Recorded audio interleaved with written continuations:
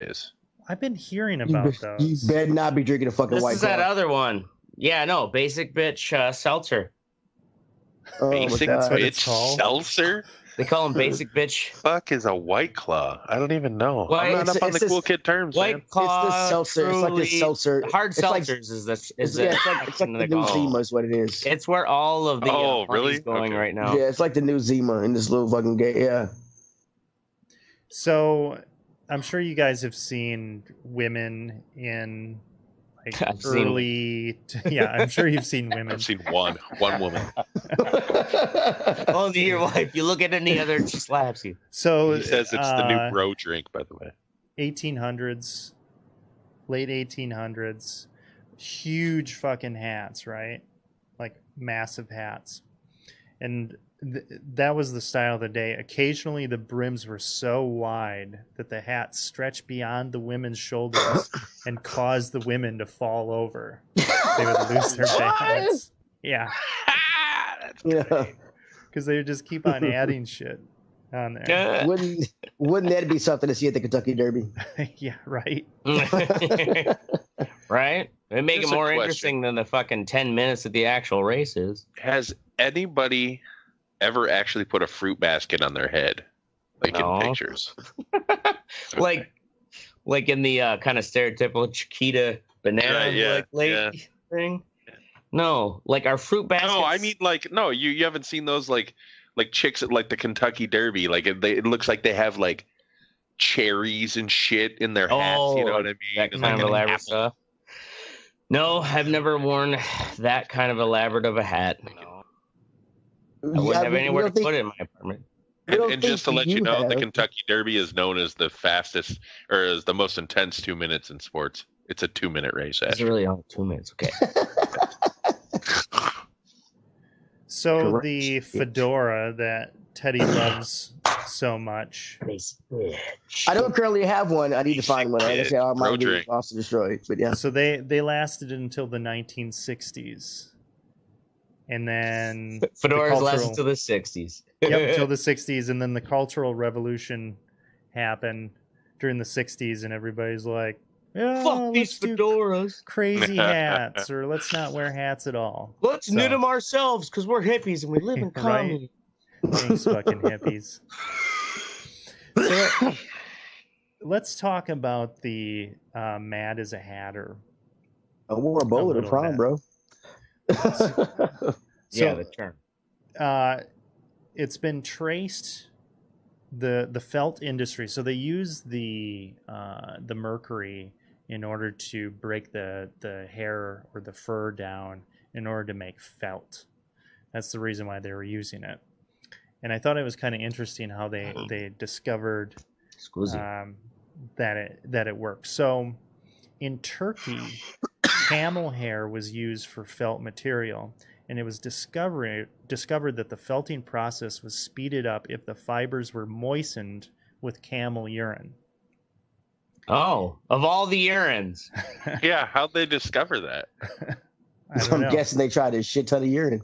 It is said It's that in France, it's probably because one Muslim told them this is the secret, and like it's gotta Yeah, be right. camel urine. No They shit. didn't bother to try goat or horse or sheep or anything else in America. well, get this. It is said that in France, workmen use their own urine, but Oh. one particular workman French urine. seemed consistently to produce a superior felt. Really? This person was being treated with a mercury compound for syphilis, Oh. and an association was made between mercury treatment of the fibers and an improved felt after that. Weird. And that was why they decided mercury is That's what why they will do started it. That's the using weirdest That's the stumbling weirdest. upon that I've ever heard of. Well, it also. Why well, is his I piss guess so at good? that point, because they're giving mercury for syphilis, they didn't think mercury was as harmful as it was. So they're like, sure, let's use it for Right. this. And I mean, this was quite severe, and actually in the U.S., they had something called the Danbury Shakes. So Danbury, Connecticut has always been known as the Hat City, and it was the hat making capital of the world in the 19th century. So at the peak of the industry, 5 million hats a year were produced in 56 different factories in Danbury. Wow. That's And a lot they- of goddamn hats. When was this? What time of? So 19th century, so 1800s. Yeah. And they were using a mercury solution, and they had like a bunch of steam and stuff, so it was airborne, so you're inhaling fucking mercury all day. And many hatters with long-term exposure got mercury poisoning. Mercury poisoning attacks the nervous system, causes drooling, hair loss, uncontrollable muscle twitching, a lurching gait. I have almost all those symptoms, but Lurching gait? Lurching gait. That's weird. What do they consider lurching? Because I already have that, I think. Yeah. And people are stumbling about in a confused state with slurred speech and trembling hands, and people would think that they were drunks, actually. And they, in the most severe cases, they're actually experiencing hallucinations. Wow. So it wasn't until the 1940s that they actually banned the use of that in the U.S. But that's where that Mad Hatter comes from, is the use of mercury, which I thought was interesting. It's weird how they, like, we used to just do dumb shit with chemicals. You know what I mean? Shit. Like, well, the thing is like, remember back in the 30s? You ever seen the movie Naked Lunch or read the book? I know the book's name, but I actually have never read it. Was that the mescaline It's one? about exterminators, yeah. And back in the day, they used mescaline, which is like fucking peyote, basically. Right. To kill cockroaches and bugs and shit. So all these dudes were like going crazy. They couldn't figure out why. Oh, maybe because they're hallucinating and shit. Yeah. And gigantic fucking cockroaches coming at it. And you're under little crawl spaces and shit, you know? Right, yeah. You're all tripping balls. I'm sorry I killed your family. Please don't hurt me. Right, yeah. Yeah. Think how many houses they burned down just because they were going nuts. Jesus Christ. Lady, you had a It's roast the only problem. way, ma'am. It's the only way. It's the only way. Burn them out. So, just to close out the hat discussion, have you guys had like a favorite hat? Or, Yeah. What was your favorite hat that you had? When did you wear it? Well, probably mine would be the my Mountain Dew one. Hold on. I'm gonna fucking grab it. Right. Mine was Teddy's mom. I wear her like a hat a lot. That's fine. Mine's my girlfriend's ass. That's my favorite hat. Hey, wait! I meant to ask you. Does she eat ass as ravenously as you do? Like, is she into ass? I'm not a fan of it. I'm a fan of yeah. Oh, okay. Yeah.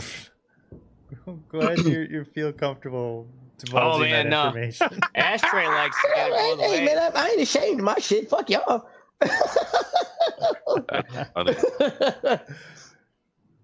Okay, go ahead. Where's your Mountain Dew hat?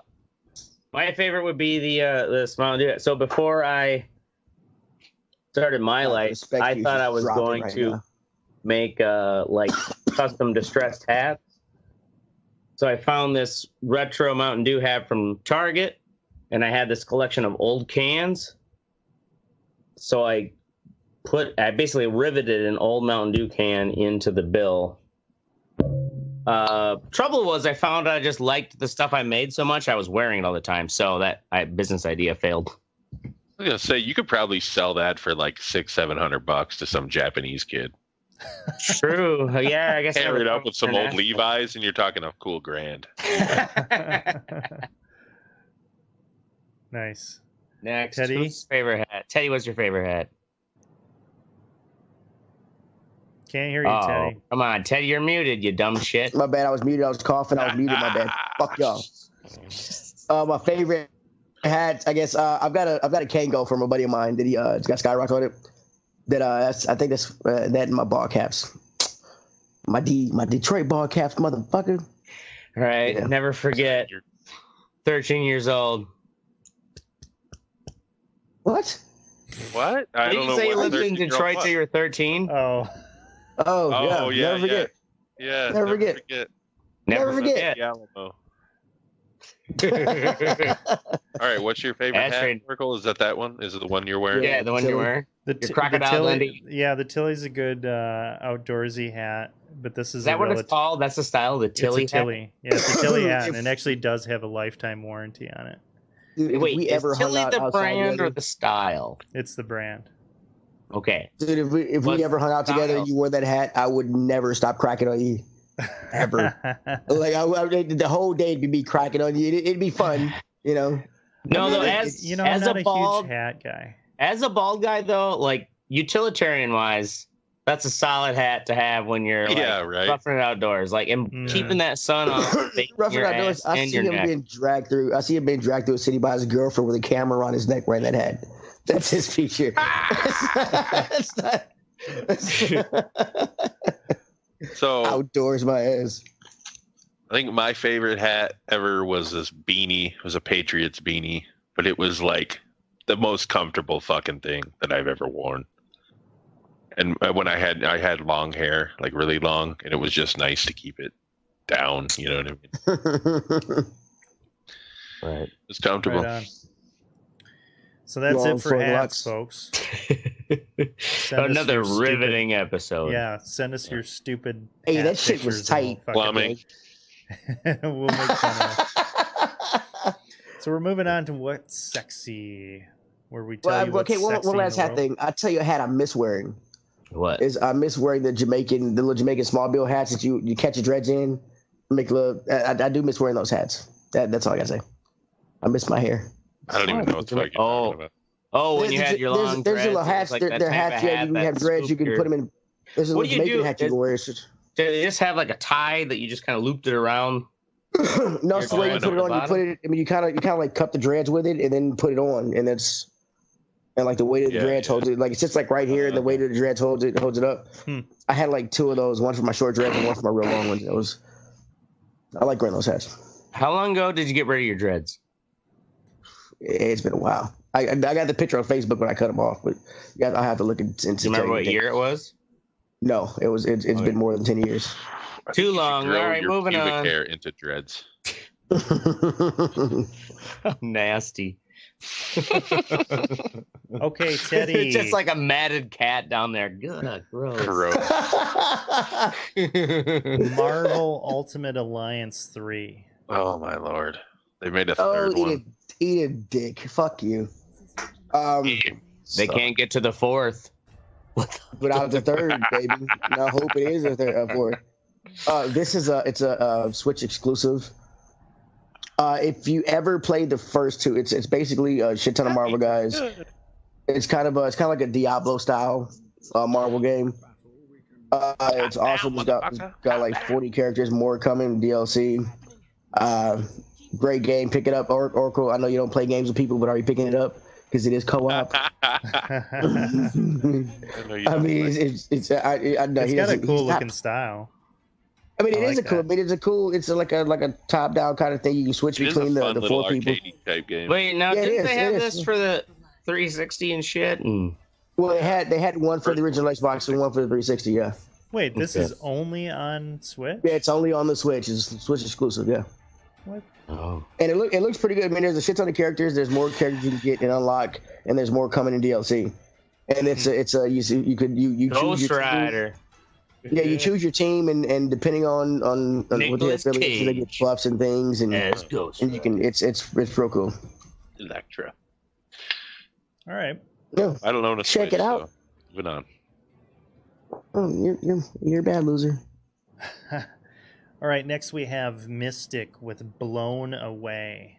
So it's this show on Netflix called Blown Away. It's like one of those reality competition shows, but it's all about glass blowing, right? And first off, I see what they did there. So some of these people are fucking unbelievable artists at glass blowing. I don't understand like the concept even behind it. But what I like about it is that most of those shows are like an hour long. This is 22 minutes or whatever. Oh, really? Just get straight the fuck into the shit. They're like, this is what you're doing. You got fucking 5 hours. Get to it. They don't like milk highlights. The backstory of each glass blower. Like, I had such a hard life. Right. You know, my mom, she broke her toe on a union job. They do, but it's one person per episode, and it's like 2 minutes worth instead of 30 minutes worth. Where it's, you know, if it was twice as long. Do you get what I mean? Like they'll be they'll tell you the reason behind what they're making this piece, and that'll be the end of it. It's not like, you know, like I used to watch the trailer looks sexy. I used to watch Face Off where they did the makeup. The makeup, yeah. And like, you know, 8 different people are always like, oh, I think I'm going home, man. Oh man, and like you can shut up. It's a competition. Go fucking do what you need to do. And this one just kind of gets down to it. Plus they have really cool names for shit. Like the hole that you put the fucking glass. Well, do they also? Well, they keep explaining the parts and the concepts process what they're doing and shit. Yeah. But anyway, so like they have the main heater kiln thing, right, where they heat up the glass. But like the hole that in the furnace that they keep putting it in to like heat the thing up is called a glory hole. And they have no qualms with saying glory hole. Yeah, because they're professionals, goddammit. Yeah. Normal people watching this are just gonna go, really? Glory hole again? Well, glass blowing has been around longer than the term glory hole as far as a dick in a hole. I'm sure. For sure. So I wonder how then did glory hole get attuned? Because you're blowing on the dick? Like you're blowing glass? Yes, maybe. Maybe that's the connection. Maybe. Because you got to blow the glass in the glory hole. Wow, this is like Ancient Aliens. I think somebody needs to get to Googling. All right, that's it. That's funny. Somebody's got to figure it out. I must know the answer to this question now. All right, so next up is me with Forza Horizon 4, Fortune Island. So I've got the Game Pass Ultimate, which includes the PC Game Pass, and part of that you get Forza Horizon 4, which is an outstanding game. I played it on Xbox. I've been really getting into it on PC, and I decided to get the DLC for it. There's Fortune Island, and there's the Lego one. I've only been doing Fortune Island so far, and you go to a completely different island, and it's a lot more rustic, I guess. There's like mountains and a lot of mud, so a lot of off-road stuff, some really cool like beach shit, and they have some cool modes in there too. And like one of them is Trailblazer, which with the Trailblazer you start off at a starting point and you do whatever it takes to get to the end point, so it doesn't like define the track for you. You just fucking whatever the capabilities of your vehicle is, you can go through the woods or whatever. And they have like riddles and things like that where there's treasure hidden throughout the island, so you're going around and finding that. And I've played the other Forza Horizons, and none of them have quite stuck with me. And this one, the driving just feels so fucking good. And once you start to acquire like cars that you really like to drive, it becomes better. I definitely have, like go-to cars. There's like, yes, I want to drive this car, in this. And I think they do a good job of keeping it enthusiastic about like mixing things up and cool challenges, like the stunt challenges and speed traps and stuff like that add a lot to it. So been enjoying that a lot. Have you guys played the Forza Horizon at all? I haven't played any of the Forzas. I've played 4. Yeah, I've played the Forza Horizon 4, yeah. Did you get the Lego add-on? I did get the Lego add-on. I haven't tried the Lego one. What's the Lego add-on? I haven't tried it. I haven't re-downloaded it. Yeah, you get it's pretty much like Lego track and Lego cars and shit. Mm-hmm. Yeah, I didn't really like it much, but I'm not into arcade. Yeah, you're more into like that. I'm more into like simulation. Yeah. I mean, it was fun. That's one thing it was fun to go with... online and race in these races, but it got old quick. You know what I mean? Right. Yes, I don't play the game for the story mode. That's right. There were stories that went with this racing. Well, there's like fast travel, man. And that's the thing is, I remember that game had like it took a while to get like good cars, and it took a while to be able to do a lot of this stuff. After a while, you can fast travel anywhere on the map if you want. Oh, really? Yeah. And then, when you have like the best fucking cars, the game just gets a lot better. But I've been enjoying that a lot.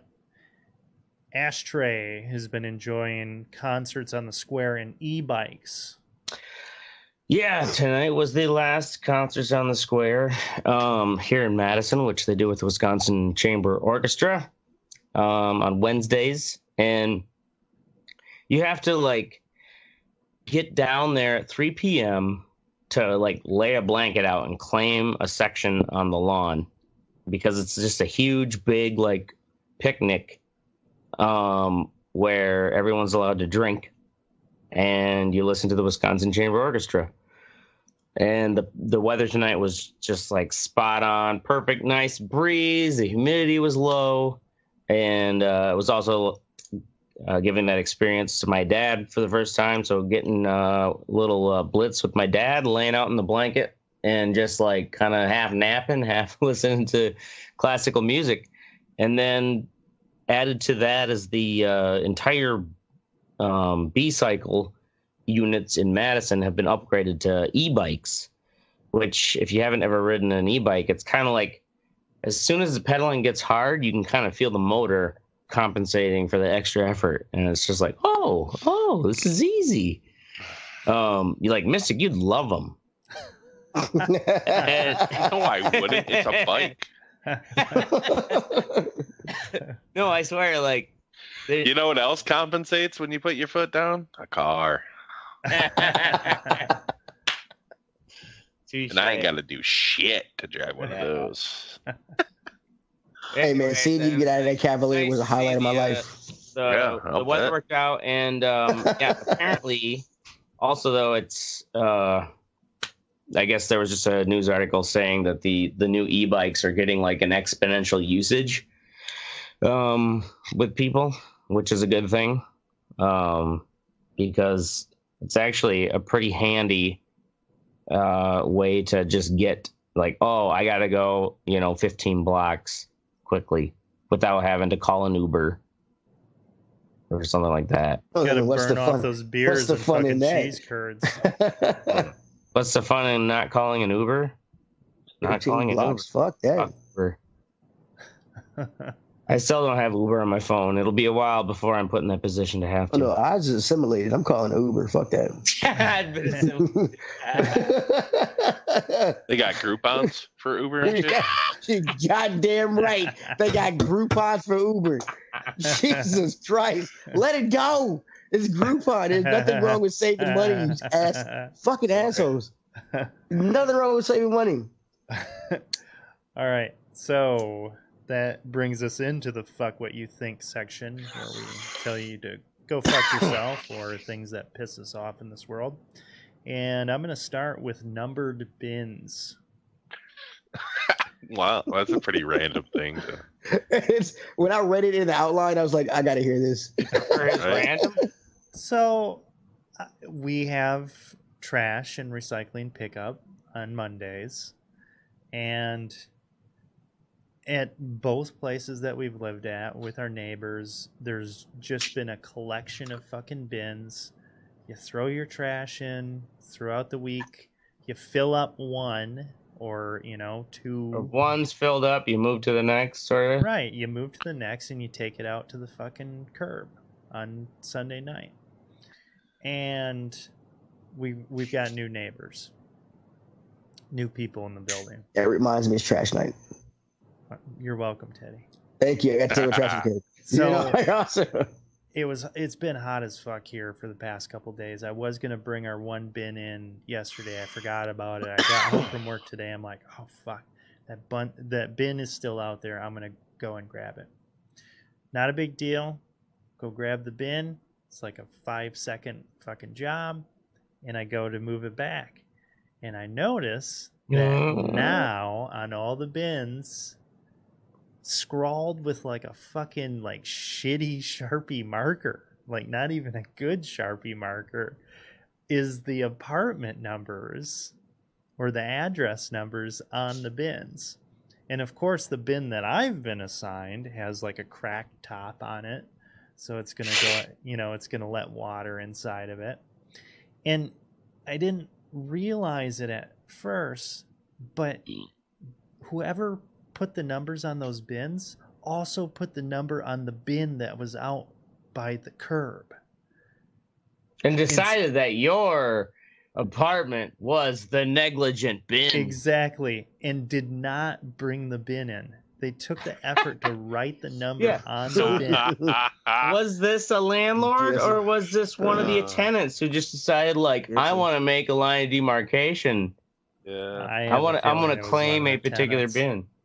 Oracle has a decision to make. Does he want to embark on this petty battle and see if he can out petty this motherfucker? All you gotta do then to out petty him is just don't take your bin. Don't put anything in your bin. Put everything else every other bin. And let people take their motherfucking bins out. Your bin as empty as possible. If anything goes in your bin, it's not your problem.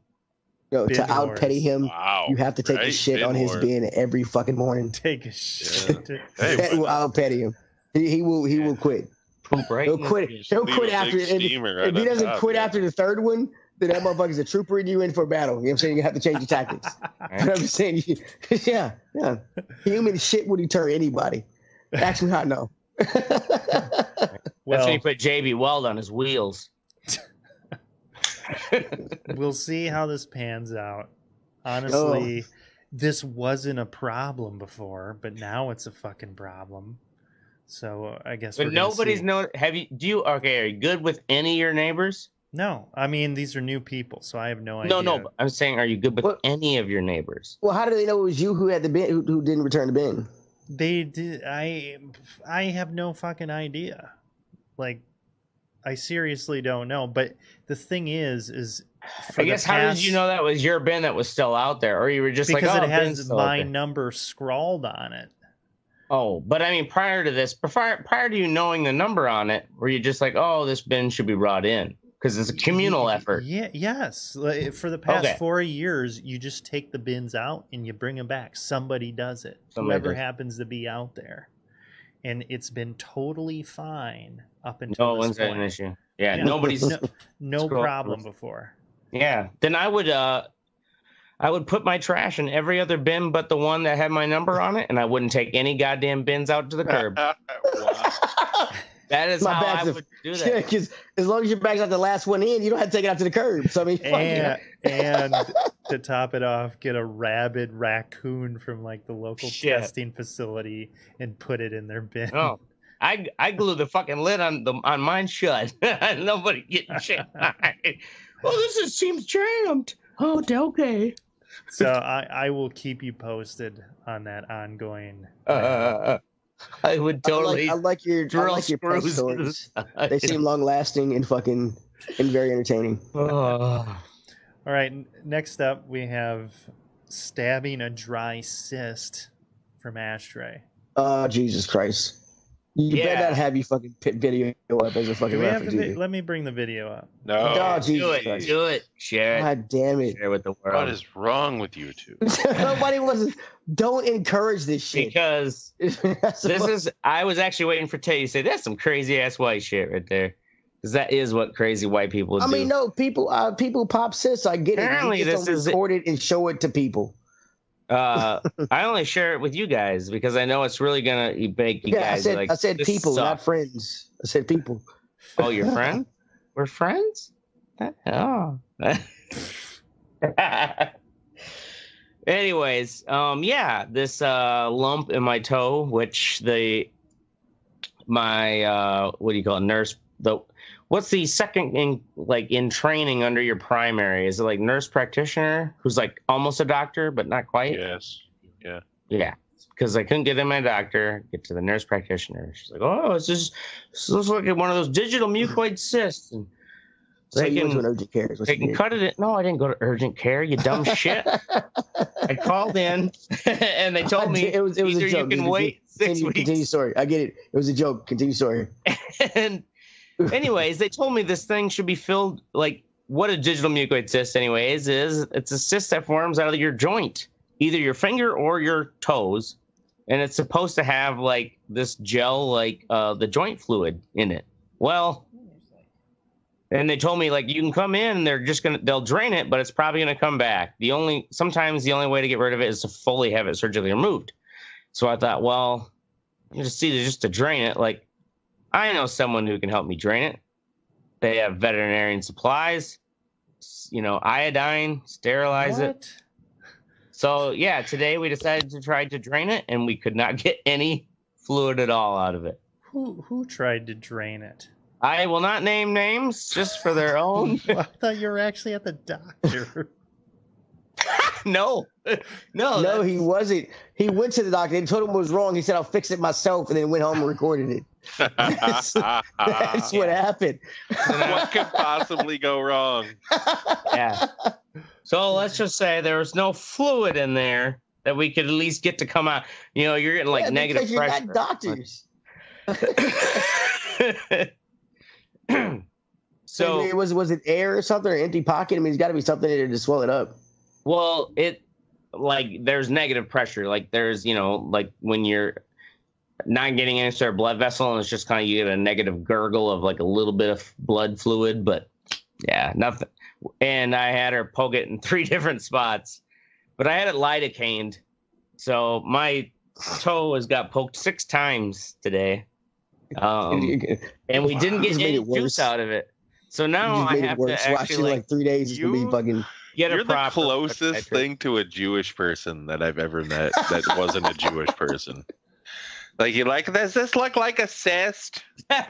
Is it bad? Is this a tick? Is this a tick? Calling into the doctor and shit. Can you pop this?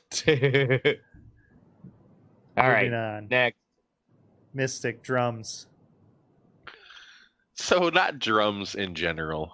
So what pisses me off is, I guess, people that think it's okay to just be loud and just crazy obnoxious. So I'm watching the Brewers at Oakland Athletics game. Now, the Oakland Athletics don't really get a lot of people there. Their stadium's maybe half full. The problem with Major League Baseball stadiums is that the broadcast has mics all around the stadium that are melded together, so it creates an ambient noise. When the stadium is full, you can't really make out any one thing.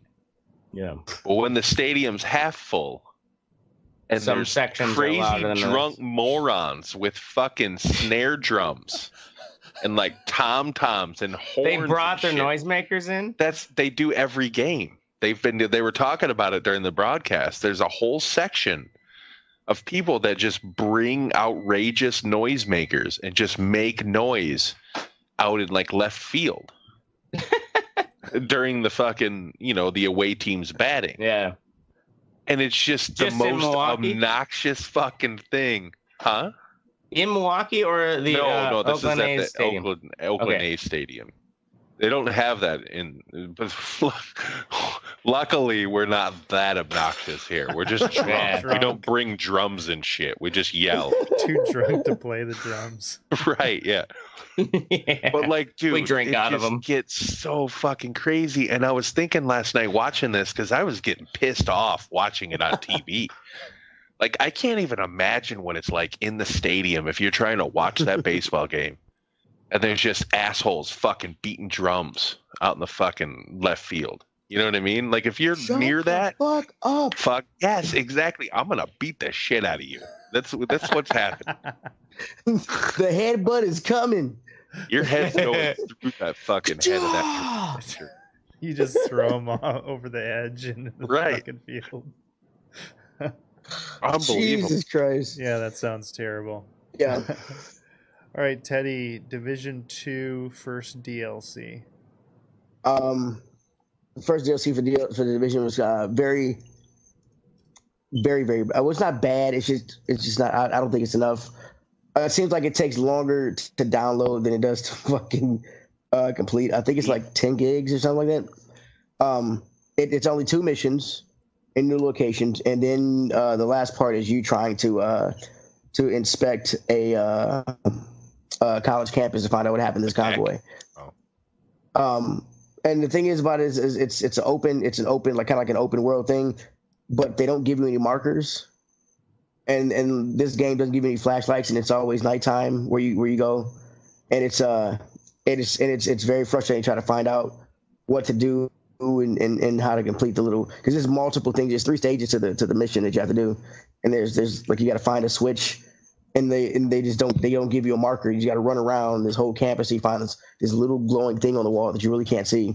And it was just I think it's poorly done. Like that. I mean the good thing is that when it was free, because they just said all the DLC is gonna be free for the game, so it was free. But I think it was they could have done a lot more. They only got like 2 or 3 good guns. They got 3 new guns, and it just wasn't enough. So kind of disappointed. So is this an expansion to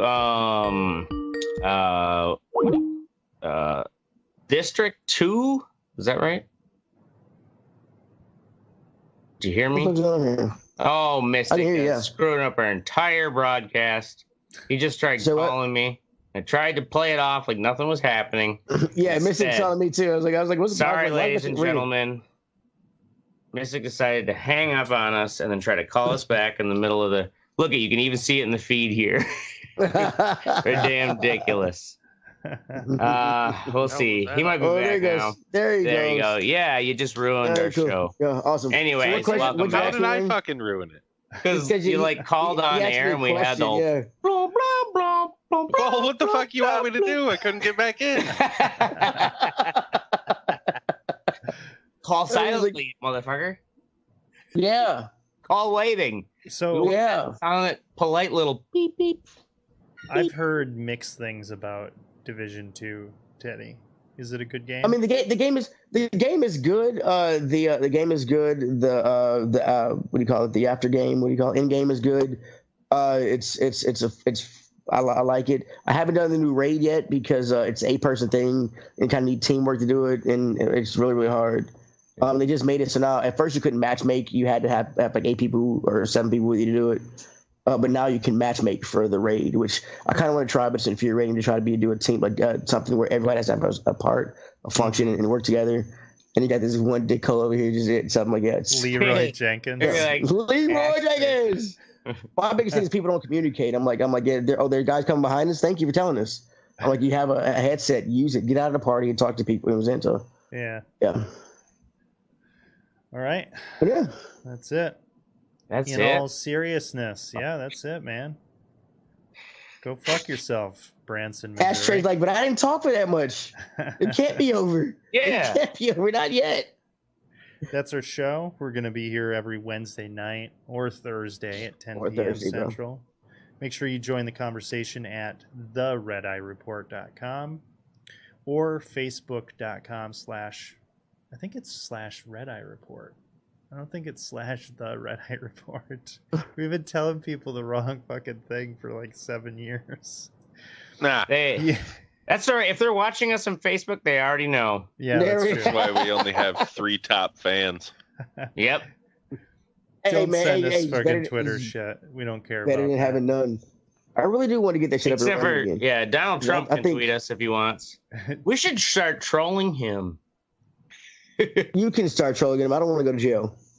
True. Yeah, Teddy's got things to worry about. He's fucking I mean, yeah, I got shit to do. You're already on parole. I got games going back. I got games coming out. I ain't finna troll the president and fucking miss out on Borderlands 3. Fuck you. He fucked up.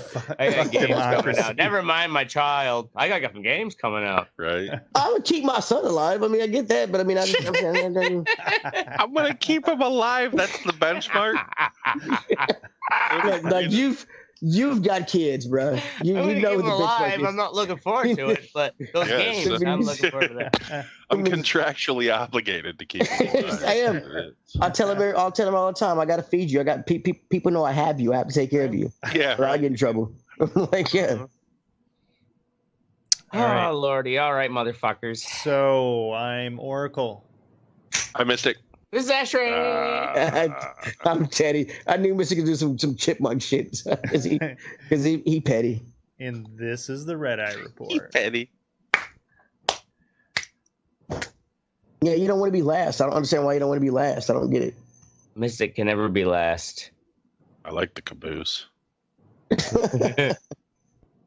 If that was the case, you'd be last, but you don't like being last. Yeah, that made no That's not sense. what I mean. Oh, dude. Right now. Roxanne! We're live. We're doing it live. Doing it. Doing it live? The fuck was that? What the fuck was that? Doing it live. Ooh, look at that delicious meat. Oh, I like the background video too. Yeah. You like that meat? Yeah, fresh. That's fresh meat. Jesus. Raw Oh, fed. hold on. Let me turn the volume down on this. It's like when people call into radio stations with their radio up super loud. Sir, can you turn your radio down? What? Can't hear you there, Tim. Oh, yeah. Anyway. All right. In this episode of the Red Eye Report, we discuss meat. We figure out that Ashtray has a much more sinister side than previously thought. And as usual, we do the bare minimum. With me this week is the meat pimp Ashtray. For months now, every Sunday, Ashtray has been the auctioneer at a meat raffle in Madison. At least that's what the plebes think. Really, it's a cover for a sexploitation ring run by the Democrats. Here's how it works. To win a side of beef, that's really code for a prepubescent Argentinian boy. You win a slab of bacon, that's a 30-something Latina with mad seamstress skills. And the coup de grace, the rack of lamb. That's an albino Persian toddler. Very rare and very expensive. Right. Thanks, Hillary. Hard to come by. It is hard to come by, yeah. It's hard to come on, too, because it's so pretty. You can Next never to see him- where you hit him. Oh, my God. Next to him is the all-seeing Oracle. Oh, The only thing Oracle knows about meat is how to beat it. Whether it's with a shovel, a cheese grater, or just his fist. Fucking tenderize that shit. Dog murderer. We've also got a fluffy teddy bear. Teddy doesn't eat meat anymore. He had a bad Yes, I do. experience with the tubes once. Young, naive Teddy was like, fuck it, I'll try it. Then that huge black sausage poked its ugly head through the bathroom stall, and Teddy realized that this wasn't going to be fun. But he ain't no quitter. He finished it off anyway. First off, I would not take any kind of meat offering in the bathroom. Secondly, I do eat meat. It's called pussy. Last and least, I'm the mystic. My favorite meat is Polish sausage, preferably ones named Pavel Strombrowski. And this is the Red Eye Report. Boom, boom, boom. That's a real, Yay. by the way. Pavel. I don't know. Anyway, talking about I meat. would go with Fievel. Meat production. Yeah, Fievel Mauskowitz. Meat production. What country do you guys think is the most eats the most meat? America. Eats the most. I would say eats the most meat. Brazil. Yeah, I said Brazil. Ew. Really? Yeah. India? Oh. What? Enlighten us. No, it's U.S. Oh, Damn right. Okay. We're always number one. Don't U.S. you and ever doubt. Australia are almost virtually tied, honestly, per capita. So just to give you on the opposite end of the spectrum, the average Ethiopian consumes just 7 kilograms of meat. A Is that day like- or a year? Is that like one A chicken year. breast? A year. Damn. Jesus. The average American and Australian consumes over 100 kilograms of meat. Don't know what that is in pounds because this is a European article. Fucking dickhead. Well, let's look that up, buddy. What Somebody Google convert that now. What do you think is the most eaten meat in Chicken. any country? Yes, you are right. Chicken. Nice. What country eats the most fish? It's 220 Country eats pounds. most fish? China. Japan. China. China. China. People. China per capita eats more fish than anybody else in the world, followed by Vietnam and Malaysia. I would think Japan would be in there somewhere. Yeah, right. Probably up there. So total 2019 meat production in the U.S. is currently projected to reach another record level of 103 billion pounds. That's up 1.3% year over year. Per capita meat is about 217.3 pounds from the 2018 level. That was 2018, so now it's about 218.6. So 218 pounds of meat on average is what people in the U.S. eat. Now, that being said, I don't know how many vegans are in this country. So we got to make up for them.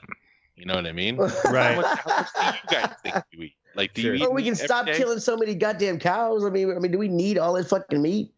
I eat meat every day. I usually do. I don't eat meat every day. I mean, but it's just... unless I'm fasting, but otherwise, yeah, I ain't holding back on eating my meat. Yeah, I kind of feel like I need to eat my meat now before You lose your teeth. You get old. Yeah, before I lose the teeth. No, before like Hey us, man, don't knock a meat smoothie, okay? us please don't have access. access to meat anymore, and we have to like just eat dead bodies or something. Like What Okay. the fuck are you talking about? We'll turn to Right. guinea pigs or rats or something like. or these impossible burgers or whatever, you know. We'll get those resourceful. Take over. I don't trust those Impossible Burgers. I think they're fucking. What's that shit? Where it was Soylent Green. Soylent That's what Green. I'm thinking Yeah, is- that's the yeah, that's what I'm body. thinking Has is, anyone dude. tried them yet? I haven't. No, I don't I want to haven't. try it. They're supposed to be good. I heard mixed. I'm like, that they're decent for as far as like it's still a fast food burger. Burger King. That's what they want you to think, bro. But I eat meat every day. Yeah, so do I. One kind or another. You know, chicken, pork. Well, okay, yeah, I eat shrimp and salmon. Yeah, so yeah.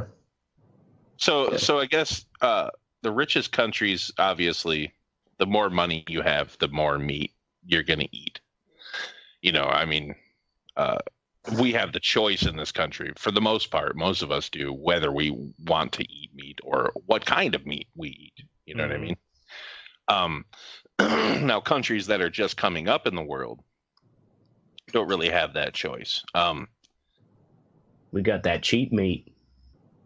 So in the 1960s, China consumed less than 5 kilograms a year of meat, every person. By the late 1980s, it had risen to 20, and now it's up over 60.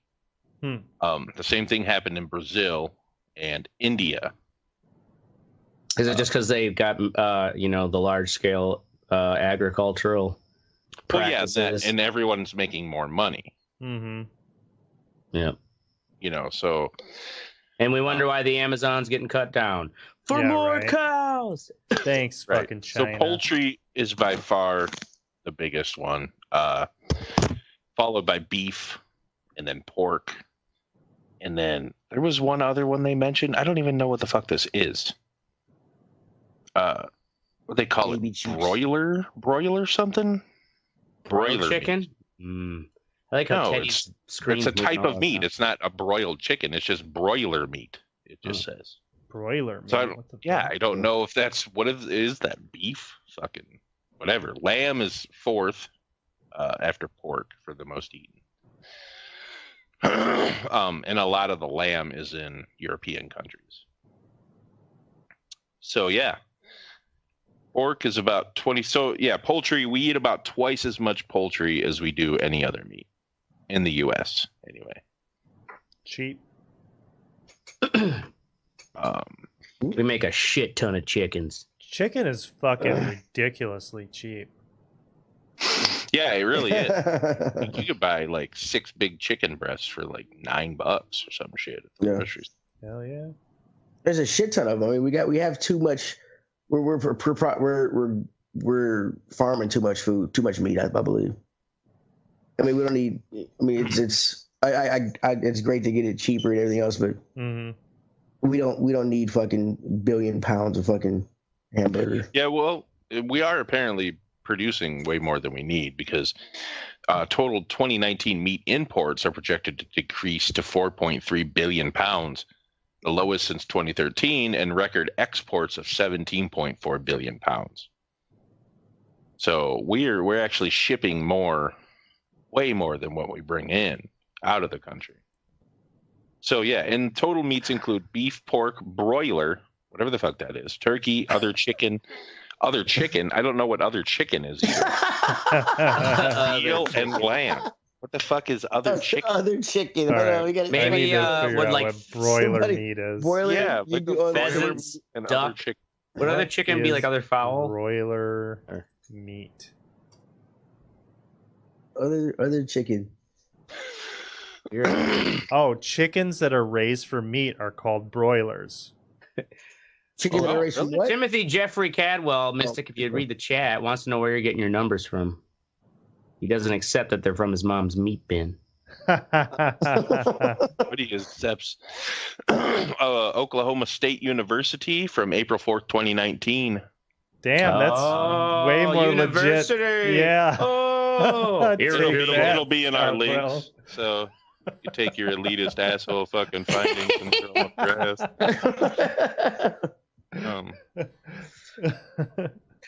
Welcome to the Red Eye Report. Yeah, welcome to the Red Eye Report. Willkommen. Where were we? So anyway, I forgot totally where we were. Talking meat. Okay, let's just while I gather my thoughts here. What's your favorite meat? Everyone go around. Ask Trey your favorite meat. Favorite meat. I like all the meats, really. Although, okay, because I have to pick a favorite. Prosciutto. Like a specific kind of Really, the really thin, super dried ham. It's kind of weird. Right. Oh, I love that shit. Cool. It's expensive because it's not really cooked or baked, but it's actually dried out like a thin, almost. It's not like the consistency. It's like it's a thinly sliced Italian ham, is what it is. Yeah. You gotta try sometime. It's pretty good. I mean, it's good. Yeah. Oh, I've tried. Oh, it's good. Oracle has. I'm talking. Anyways, what's your Oracle? I like a good I like a good barbecue ribs. Fucking love that. It's easy to make. Just throw it in the oven. Put some fucking barbecue sauce on it. It's fucking delicious. Yeah, gay. Whatever. Cool. Okay, Teddy. Teddy's judging your fucking I'm judging game. you fucking meat. Me just give me a nice. You don't talk about rib game around black people, dude. Yeah, give me a nice fucking 16-ounce fucking prime rib, nice thick au jus, and some creamy horseradish, dog. It's over. Boring. It's over. Whatever. Man. Anybody could say that. But nobody said it but Teddy. Fuck you. Next. I think just regular ass bacon. Yep, Timothy, the broiler chicken meat is also chicken. So do you like your bacon crispy or do you like your bacon soft crispy and fatty? Crispy, man. If you eat your bacon limp and fatty, you're gay. That's how they test. No, I like it crispy. I'm like, crispy bacon, I think bro. BLTs are like a perfect fucking sandwich. I love BLTs. Yeah. Like nice juicy around. Just before it gets crispy. Really? I love chew to it. Yeah, I gotta get that crunch in it. Gotta get that crunch in it. That's gross. Yeah, it's got to be crispy. Not burnt, just crispy. Yeah, just crispy. Have you guys had what the fuck is it? It's like pork side or whatever. It's like really thick bacon. Like pork belly. Yeah, pork belly. Yeah, it's very popular down here in the South. I went to a Japanese restaurant and got the pork belly ramen, and a bowl came out, and the whole bowl is surrounded by top with a swirl of fucking pork belly, and I had chopsticks. I'm like, how the fuck am I supposed to do this? Yeah, the big old chunk. I'm like, what the? So what'd you think about that? Was it good? So I mean, pork belly is good. All it is thick bacon. Just like you said, it's thick bacon. Yeah. So yeah, It's yeah. just But it's got super that thick, layer of fat that if you sear that shit, oh my god. oh yeah, it That's just what's melts so in your good mouth, about bro. Yeah. Yeah. Good. Probably not good for you. Yeah. Yeah, I know, but it's so good. I don't even know where we are here. What Yeah, We were right? still waiting Like for you to collect yourself. Yeah, I don't know. I didn't collect myself. Like I said, I'm cooking. We started talking about that's bacon, right. started drooling, and that was it. Yeah. So, what about Barbecue sauce. I heard there was a shortage of pork in China right now because that African swine flu. Oh yeah, that's right.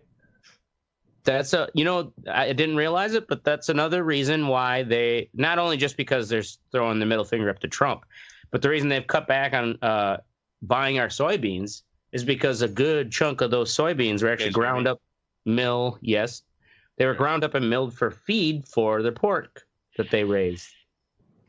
Now all these pigs have died.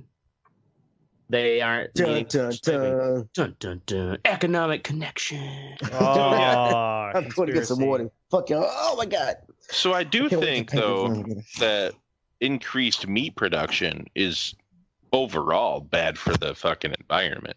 It is. Well, they 'Cause, don't I they mean- say that like that's a huge part of Right. global warming. Well, not just global warming, Yeah. but you got to make more crops to feed all these fucking Mm-hmm. animals. It The takes way resources- more. To raise them. Right. The resources to raise them by far outweigh the benefits of eating them, Mm-hmm. but they taste so good. That's I the know. problem. Like, Yeah, They that's what I'm didn't taste saying. so I would good. say Like- this, Doug. If God didn't mean for us to eat animals, He wouldn't have made him out of meat. good God. Like my wife totally wants. She grew up vegetarian, and her sister like fucking has been doing this vegan, not total vegan, but like vegetarian diet, and like posting about it every day. And so she's like, "Oh, let's try it." So I tried the smoothies. You know what I mean? Like smoothies are good. You put some spinach in there. Got some fucking flaxseed meal for the for the nutrients and shit. It's not bad, Ashtray. Shut up. But then like there's like these recipes that we got from this cookbook, like whole bowls, and it's basically just vegetarian like meals. You know what I mean? Right. Mhm. Lentils But like and beans. I and don't. shit. Yeah, exactly. I just don't know that I can give up all types of meat. Right. Yeah. Like No. like chicken, I could easily give up, and turkey and shit like that. But red meats, I fucking love red meat. Mm-hmm. So it makes you human. Steak, big ass fucking marbled up fucking porterhouse. Oh my There's god. going to come a time in 20 years, I think that meat is going to be pretty rare that we actually eat it the same way. And we're just going to be weaned off of it. And we're going to talk about the glory days. And Yeah. be like eat Yeah, like we're one telling our steak a grandkids. fucking Not year or if the whatever. butchers union can say anything about it. Right? Yeah. Rise up, save our meat. I can't run out of meat for my meat raffle. Yeah, right? Shit. Yeah, so tell us how that works, by the way. I've been curious. The meat raffle, which I also learned is technically illegal. Even though it's a Wisconsin tradition, we still all do it. What's Yeah, 'cause you kind of have illegal? to but, have a fucking license to sell that shit, don't you? Yeah, it's like you can't, or I guess the law is that you can't buy meat from a grocery store or a deli and then resell it like on your own.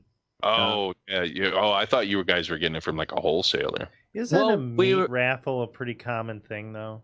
It is a common thing, Yeah. and so it's kind of like I've they never heard just of a look meat the raffle. other way here in Wisconsin. It's a common thing in Wisconsin. Ever. I'm honest with you, Never heard. Teddy. Here, I've never heard of it either. Like I've never heard of fucking. I They want think- some fucking meat, Yeah. baby. Woo! Apparently, Fuck some this. no one really knows, but they think the origins come from like during food rationing in wartime, where that like people would Okay. pull together their small ration of meat, what was available, and then raffle it off so like one family could have a big meal. Although I'd be like, I ain't giving up my little bit of meat. Yeah, This is my fucking little bit of meat. This is my Just ham. so some other else can win. I already ate it, bitch. So, anyways, we get 5 Sounds different like something cuts they of meat. do on what's that show? Trailer Park Boys. Trailer Park Boys, yeah. Boy thing. Selling meat in the parking lot of the mall.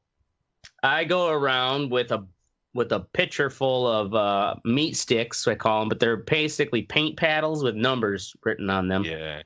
And I sell them for $1 a piece. Go around the entire bar, hustling my meat sticks, pimping my meat sticks. And you have a big wheel, right?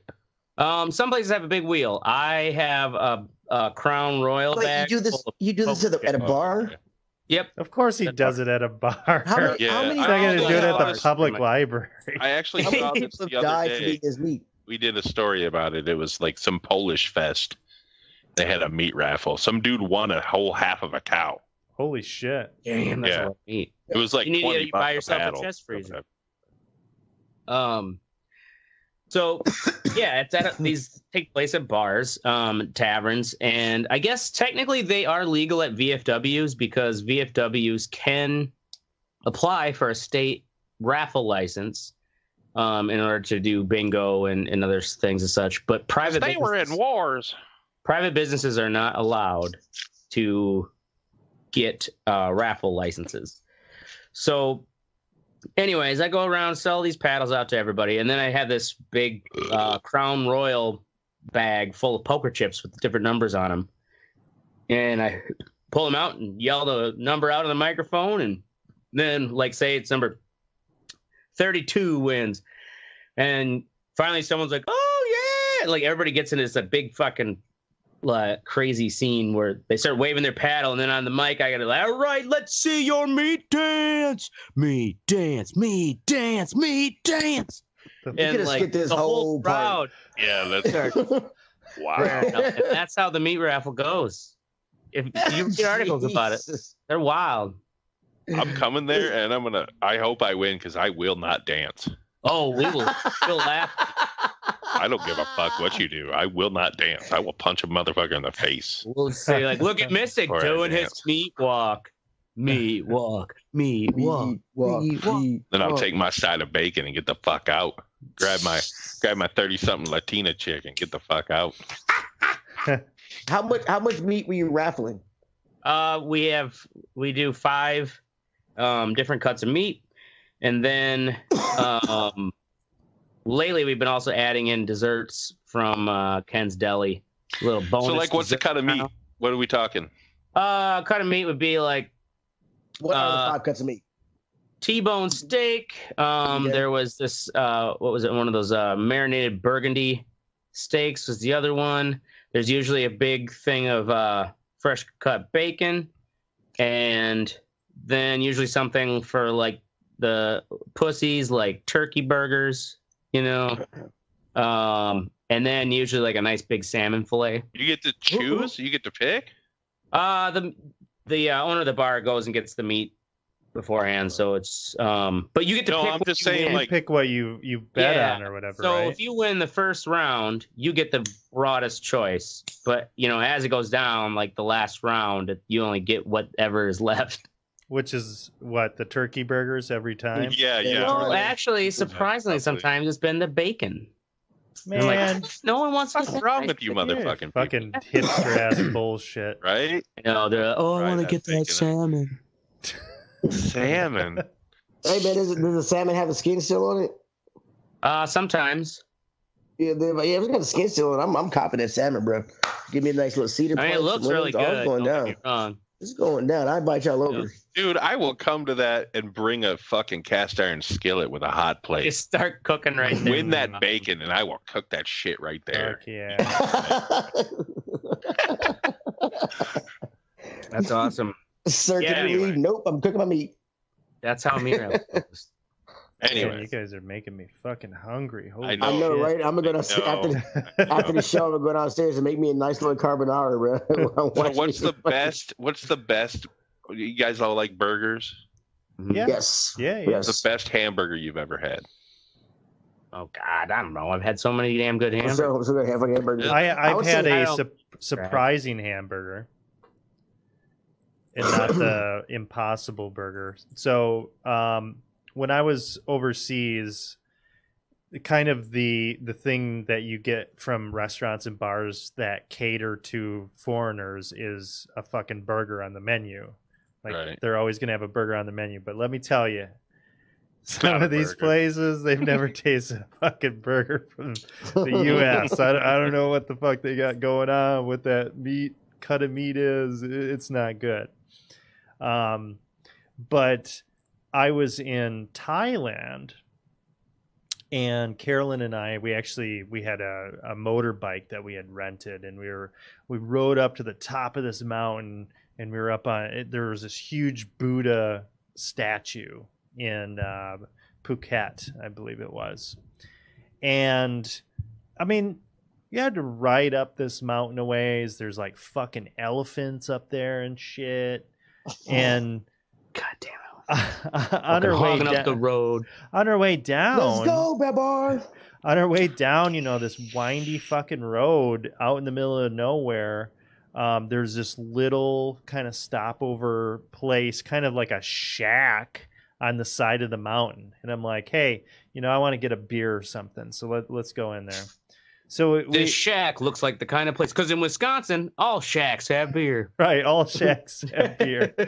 So we go in there, and I shit you not, it was one of the best motherfucking burgers I have ever had. On this mountain top shanty thing in Phuket, Thailand. Fucking good ass burger. They make burgers in Thailand? Yeah. And it was good as fuck. What you ate was a ground up man boy or girl boy. Hey, you know what? I don't really care. It was delicious. Call it the sticky Thai patty. It was good. Delicious. So that's my surprising burger. Yeah, I don't know. That's all I have, really. Any other comments before we move on? So do you guys, what do you really think is the impact of this new kind of impossible meat? What do I think's the impact? Yeah. Soylent Green. I think it will be actually what I think will be interesting is finding out what the vegetarians think of it. Like, will they consider it meat and boycott it, or is there going to be how can they consider it meat? It's fucking beans and shit. Well, what is it? What is it made? What is the root ingredient that they make it with? It's made out of like beans and I don't know. I listened to like a Freakonomics about it. It's all completely plant matter. Oh, okay. So it's all plant matter. Yeah, it's not one of these cultured things that you're. Yeah, it's supposed to, but it's supposed to. Oh, like is there a different one then when they're actually there's a different one where they actually grow like proteins. This is not that. Oh, okay. Yeah, this is a completely different. I know thing. Burger King has one. I should try one. Yeah, they have the Impossible Burger. Yeah. I honestly, I think that shit's gonna totally. I'm telling you, 5 years from now, if they get that, if they can up, that's awesome. I'll eat salads and cheese. Because you could definitely see that they could. I don't want to fucking. The scale of the process, would probably be something you could much more manageable without using as much land, right? As actual cattle. Anytime we're trying to pass off a food as another food, we are fucking with the natural order of food. Yeah, but Boca burgers are still around. What the hell's a Boca burger? What? Those are the first veggie burgers, like a bean patty. Yeah, they're like one of the original veggie patties. Yeah, it's like a bean patty. They're kind of gross. They're like coasters. Yeah, they are gross. But I'm saying, like, they didn't throw off the whole order. I've never had one. They didn't usher Teddy's in just the a conspiracy Antichrist. theorist. He's just a conspiracy theorist. I mean, like, I don't. If I don't want to eat, I mean, if you don't want to eat a burger, don't eat a fake fucking burger. I don't get it. What is the point of eating? What's wrong with that? Because if you don't want to eat meat, why do you say the same thing about robot sex? So you could say the same thing, Teddy, about quitting smoking cigarettes. Yep, and vaping. If you don't want to smoke a cigarette, just don't smoke a cigarette, right? Yeah, but what's the point of getting a vape to try to wean yourself off of it? What if I don't want to eat meat anymore, but I fucking love hamburgers? Meat, right? But you don't want to. Okay, well, that's environmental impact. It's an addiction to somebody. buddy. Yep. Just saying. What fast food has the best burger? Burger King. No way. I haven't been to Burger King in a while. Really? I think Hardee's does. Or Hardee's. Oh, yeah, okay. Hardee's. That or Culver's. Culver's is really good. I still have not tried. I like Culver's burgers. Jack in the Box is renowned. The edges are all crispy and shit. It look weird. Yeah, that's the best part. Their lemon ice fucking shits though are fucking awesome. I think Wendy's on a good day. Yeah, is pretty good. You get the fuck out. Wendy's, bro. I don't know about that. On a good day, man. It's got to be a good Square day. burgers, man. Really? Oh yeah, square patties. Give me those corners. Oh my god! Just like White Castle sliders. Checkers ain't bad. Greasy Checkers, shit. We don't have Checkers around. I've never had Checkers. But you got to risk it. You really got to risk your life to get some good Checkers, Doug. They don't have Hardee's around here. I do like Hardee's. They're only in the ghetto. They're only in the ghetto, bro. You got to. They don't. And they're only drive through, so you can't. You got to sit there, fucking like watch around and shit. Yeah. Culver's butter burgers can't run inside real quick. Yeah, butter burgers are pretty fucking. Yeah, good. Culver's is, I think, one of the best. Their cheese curds are if I had to choose, dog shit. I do Hardee's. I love the way they sear the Culver's burgers. Mm-hmm. Yeah. Those weird crispy eggs. All right. So you learned all you needed to about meat, ladies and gentlemen. Fucking eat it. Next, we're gonna do the What's Sexy. This is where we tell you what's sexy, and you listen, motherfucker. I want to talk about John Bolton. He's a sexy dude. Not really. I think it's sexy that he got fucking got a sexy caterpillar on his face. I think it's sexy that he got fired. Only for the fact that he seems like a vindictive asshole. Mm-hmm. And he may come out with some kind of fucking tell-all situation about Trump here. And that'll at least be entertaining. May not, get anywhere, but it'll be fun. Nothing else is stuck, but yeah, it'll be another. Hey, exactly. Yeah, fodder for comedians. Well, and also that'd be an easy way to cash in on a big chunk of money. Oh fuck yeah! He's already talking book deals. You know he's doing. You know he's talking book deals. Mm-hmm. He's got an NDA, I'm sure, but I could break that bitch. Right. Yeah. Right. Fuck, everybody else did. Use half of what you made to fucking get a lawyer. Anyway, that's it. He's gone. Caterpillar Face is gone. Teddy, free Super Metroid. So the out of the blue, fucking with the new update 9.0 on the Switch, they came out with fucking a Nintendo SNES Entertainment fucking emulators. Got some cool games. I'm playing Legend of Zelda right now. I can't see that shit. Legend of Zelda, Super Metroid. When I first started modern systems, I looked for that ROM, and it was so hard to find like a real ROM. It was always something somebody fucked with. You could never find the original, and now I got it for free. Really excited. But it's free. That's nice. Yeah, it's as long as you play for the you got to pay for the I think it is. I think the emulator is free. And then so you just need to have Switch Online. Yeah, Switch Online. Yeah, and it's $20 a year. No, $20 a year. Yeah, $200 a year. $20 a year. Okay. Sorry, I got very incensed. That would be a little excessive. I mean, but it started out with some of the first 10, 12 games on there. Pretty awesome. All the Marios are on there. Yoshi's Island, Pilot Wings, pretty cool. So more shit to play when I'm airplane. Word. Yeah, I don't know. I don't give a shit about old games. Dude, these games. I mean, the old fucking Super Mario World still holds up. I mean, fucking Legend of Zelda: Link to the Past still holds up. Super Metroid still holds up. I mean, the games they started out with are real strong. The thing is, though, man, I've seen it before. I've seen that one. Yeah, I know. You know what I mean? It's kind of like I played those games. I know how they end. It's a nostalgia, right? But it's a nostalgia thing for me. So I got one of these. Just masturbate. Yeah, one of those mini PlayStations as a birthday gift. Oh, you got one of those? Well, it was a gift. But so can't say no. I mean, it's a cool idea, but it's only 20 games, and I played some Destruction Derby. And it brought me back, and then it reminded me of man, remember how much analog sticks on your controller are better when you're steering a car? Yeah, it's I play this for a little bit, but it's I played all these. Yeah, I get it. I mean, it is a nostalgia thing. So if you ever want to Like if you're like me, you want to dive back into some old shit. Like the Super Nintendo was one of my favorite systems. I loved it. That and the Sega. I love the 16-bit battle. They came out with some good games. Yeah, and, I guess with the 2D systems, too. So. Like with the original PlayStation, those fucking graphics are ugly as fuck. Yeah, they're ugly as fuck. Yeah, the original PlayStation sucks. It doesn't hold up. A lot of those games don't hold up, but the 16-bit games hold up better than those do. I mean, they come out with a lot of stuff that looks like that nowadays. Yeah. Well, so and it was like, it was kind of its whole era. That was the prime time for all the 2D adventure scrollers. Yeah, it was.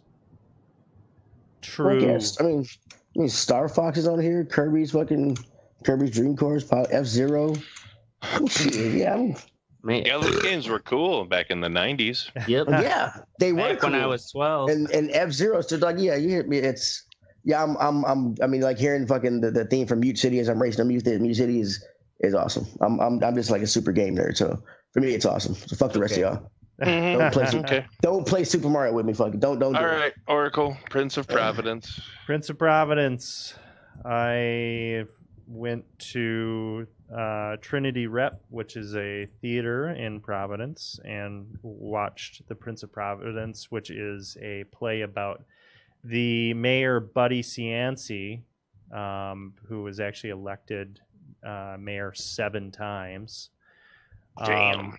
Even after he assaulted somebody with a log from his fireplace and burned his eye with a cigarette. 28 years? Yeah. He was, so that's like that. That's like that dude from Toronto. Remember that died of cancer? Yeah. Or is dying of cancer? So he wasn't that level. Coke, did cocaine and then still got elected. So I mean, it's good, and it really told like the whole story. So have you guys heard of the Crime Town podcast? Nope. It's pretty popular. But anyway, the first season was about Providence and about Buddy Cianci. But the thing is compared to other corruption cases and shit that you hear about, his shit wasn't that bad. Like he was just a very like outspoken character, and the thing about him is Providence was a dump before he started making the changes. So all the like really cool, awesome things in the city have a lot to do with him, and he's the one that brought them. And it was really cool at the end of the play. He's on trial, and he breaks the fourth wall and just starts like the guy playing Buddy Cianci, and he's like his spirit, like saying like, look at you motherfuckers, like this Trinity Rep wouldn't be around if it wasn't for my support. Like I've bailed out, 3 directors. I'm the reason why. And then he's like, go grab the plaque with my name off the wall. And they actually go out and grab the plaque off the wall, and it's got his name on it. And just kind of change like his legacy and how he's viewed in the city. It was really fucking good. It was 3.5 hours long. So holy shit. Yeah, it was a long play. Did they give you an intermission? They did give an intermission, but it was impressive how much they actually covered, and it was cool. It was really cool. So Prince of Providence. Good Word. Shit. All right, Ashtray. I don't even know what that is. So just go ahead. The other people drama. Like, yeah, sure. Hearing stories from friends of friends where it's like you don't know the people at all, but they tell you this ridiculous story, and it's like you just can picture it in your head and laugh at it because it's also like not someone you have to then be around. Because old Fat Mary, who is like a character in one of my coworkers' lives. Fat Mary. Fat Mary, yeah. She oh, Fat Mary, keep on rolling. Oh, exactly, because they have this area called the garage where they all hang out at, and they're all like people who are in their 30s and early 40s. And Fat Mary's been married for about a year, but she like doesn't like her husband or whatever. And this party's going on the weekend up into the wee hours, and the owner of the house walks out into her garage where they all hang out and party at night. This is like 7 a.m, and there's old Fat Mary rolling on the ground with one of the like neighbor kids, which is like a bunch of people in their early 20s, like some dudes in their early 20s who've rented a house, just down next to them. Is fucking old Fat Mary, and they're rolling around on the old dog bed. Oh my God. Wasn't even, they have, she's like, my friend's telling me this story. So she's like, there's couches, there's cars outside. Like, there's plenty of places, and I'm like, shit. When I get Randy in someone's basement, I at least lean him up against the wash machine. Like, you don't need to lay down in the dirty old dog bed. And so then we started singing the song of Fat Mary keeps on rolling, rolling, rolling on the dog bed. Oh my God. So is the this owner fucking Trailer Park Boys? Or it what? sounds just like Trailer Park Boys. The owner said she stood there till they noticed, like, for a while, because she's like, I'm going to shame them. Like, you don't fucking do this in my garage, because they know her husband. And it's kind of like, if you're going to have an affair, like, don't do that shit here. Especially like fucking Fat Mary sleeping with the 21-year-old doofus next door. Wow. So that's the story about Fat Mary. So we just heard a story about a friend of a friend of a friend. Yep.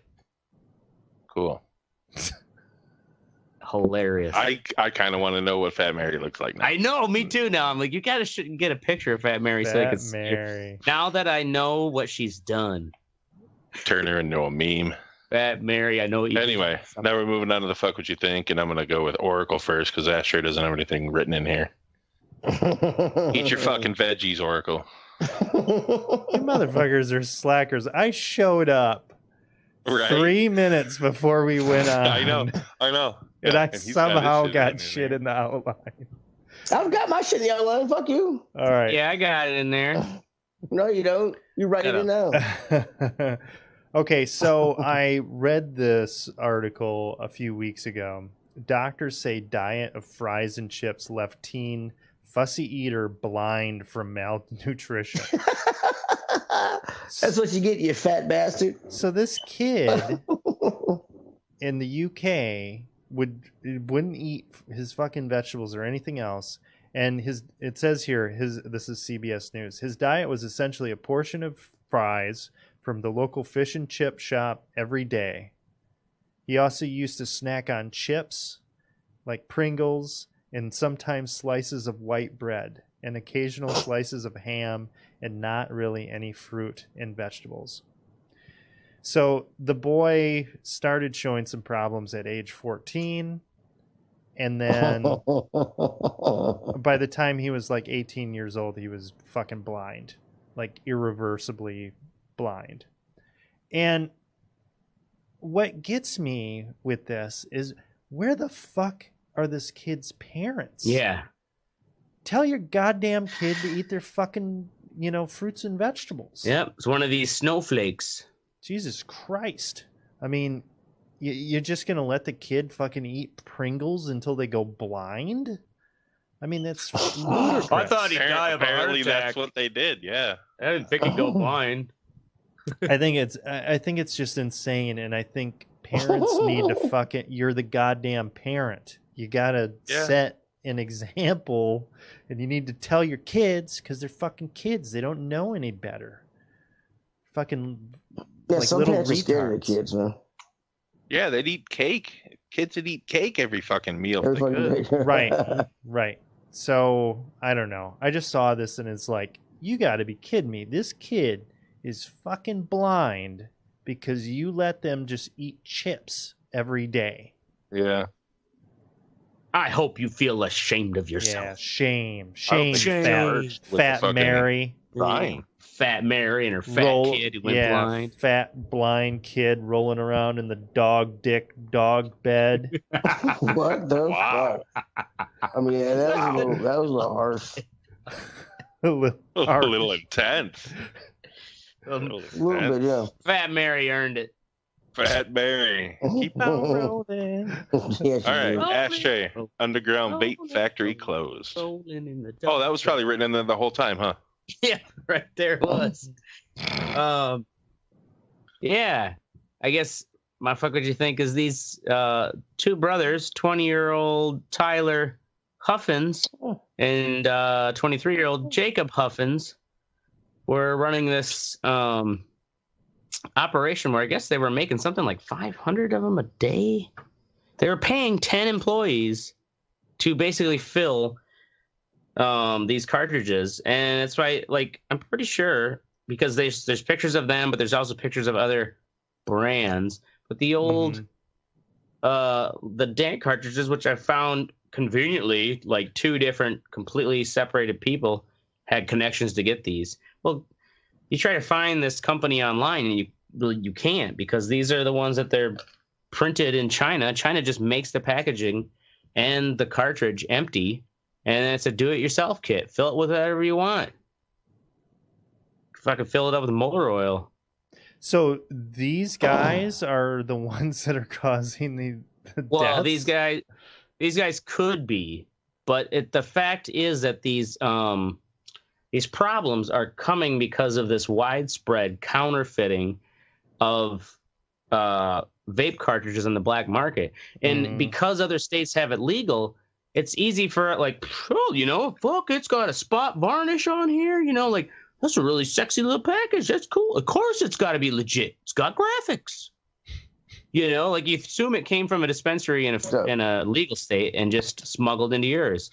But no, they're coming in empty from China, and people are filling them up with whatever.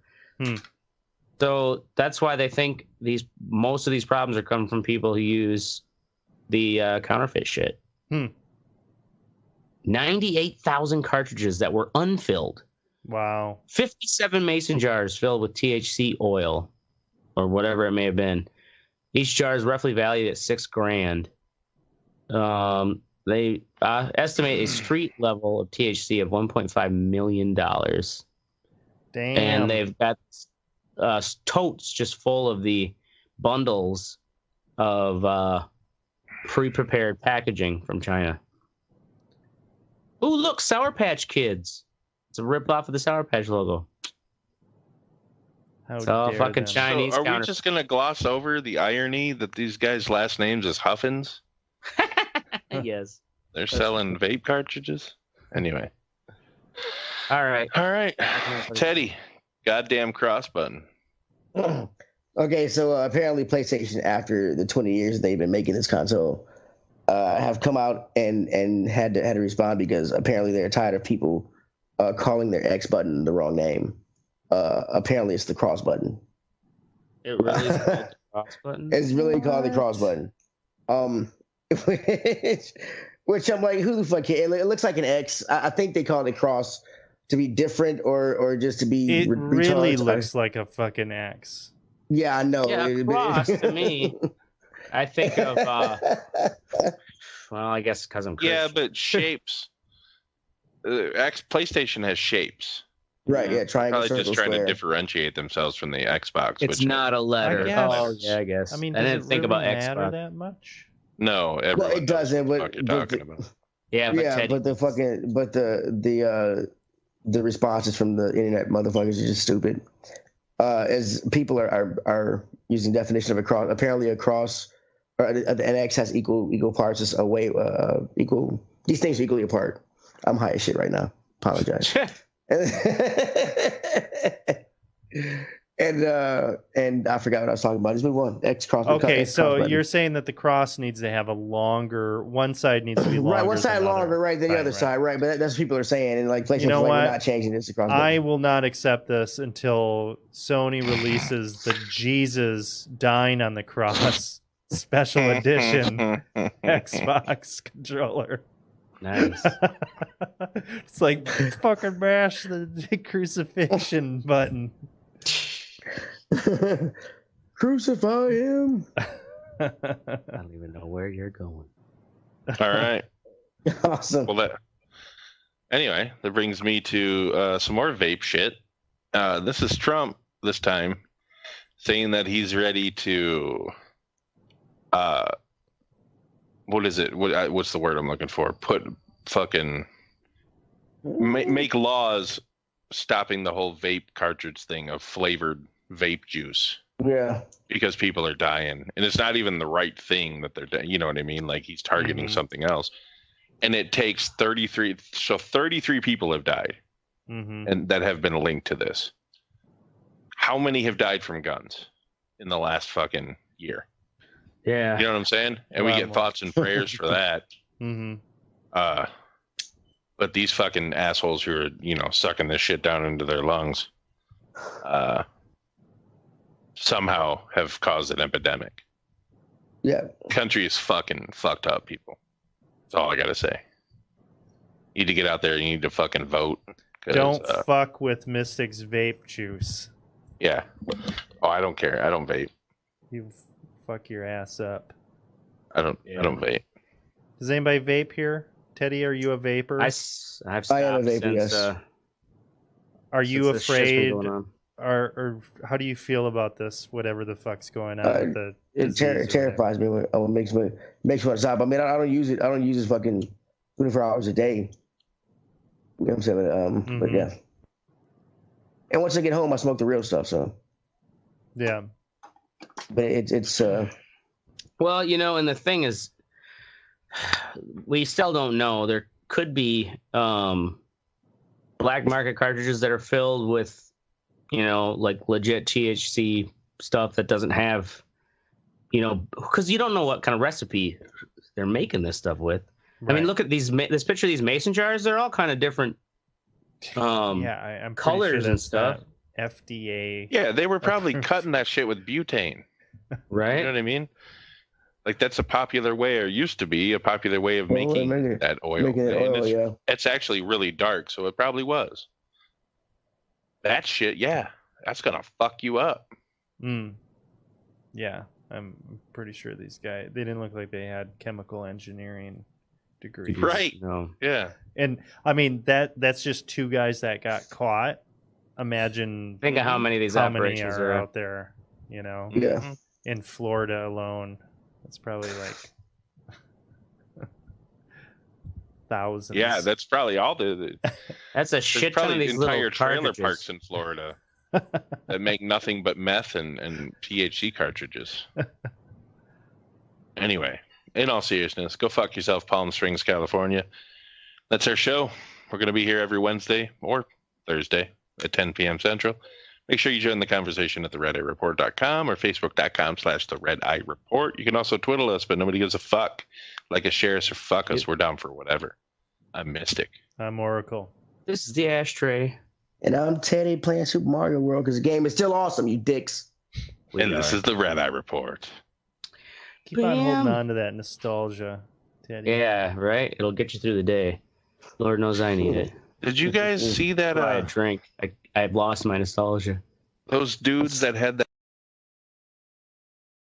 But look how gross that is. I'm not gonna look. All right, we're doing it live. Doing it live. Fuck it, we're doing it live. Hats. What are you wearing, Mystic? Hats. Nothing. Nothing. God, you couldn't even wear your thinking cap. Oh, literally. That was good. That was a good one. You gotta give it up. That was fucking good. That was fucking good, man. You gotta give it to him.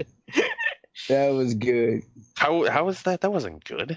That was fucking good. It's only because you were the butt of it that you're like. Yeah, that's why. Like, yeah, fuck you. Exactly. That wasn't good. Want some ointment for that sick burn, bro? Won't you shut up before I drag my Slimer across your face and leave a wet mark?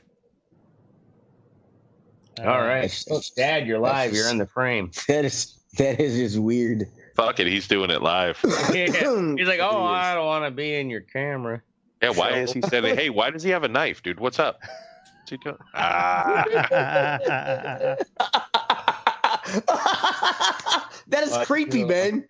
Jesus Christ, that's creepy. Because the lighting behind is it does make him look creepy. Like, you're ready to get axe murdered, and it's gonna be on video. That is creepy, man. We're going viral, boys. We're live on the Facebook. Oh, there is me. There is you. Use on candy camera, motherfucker.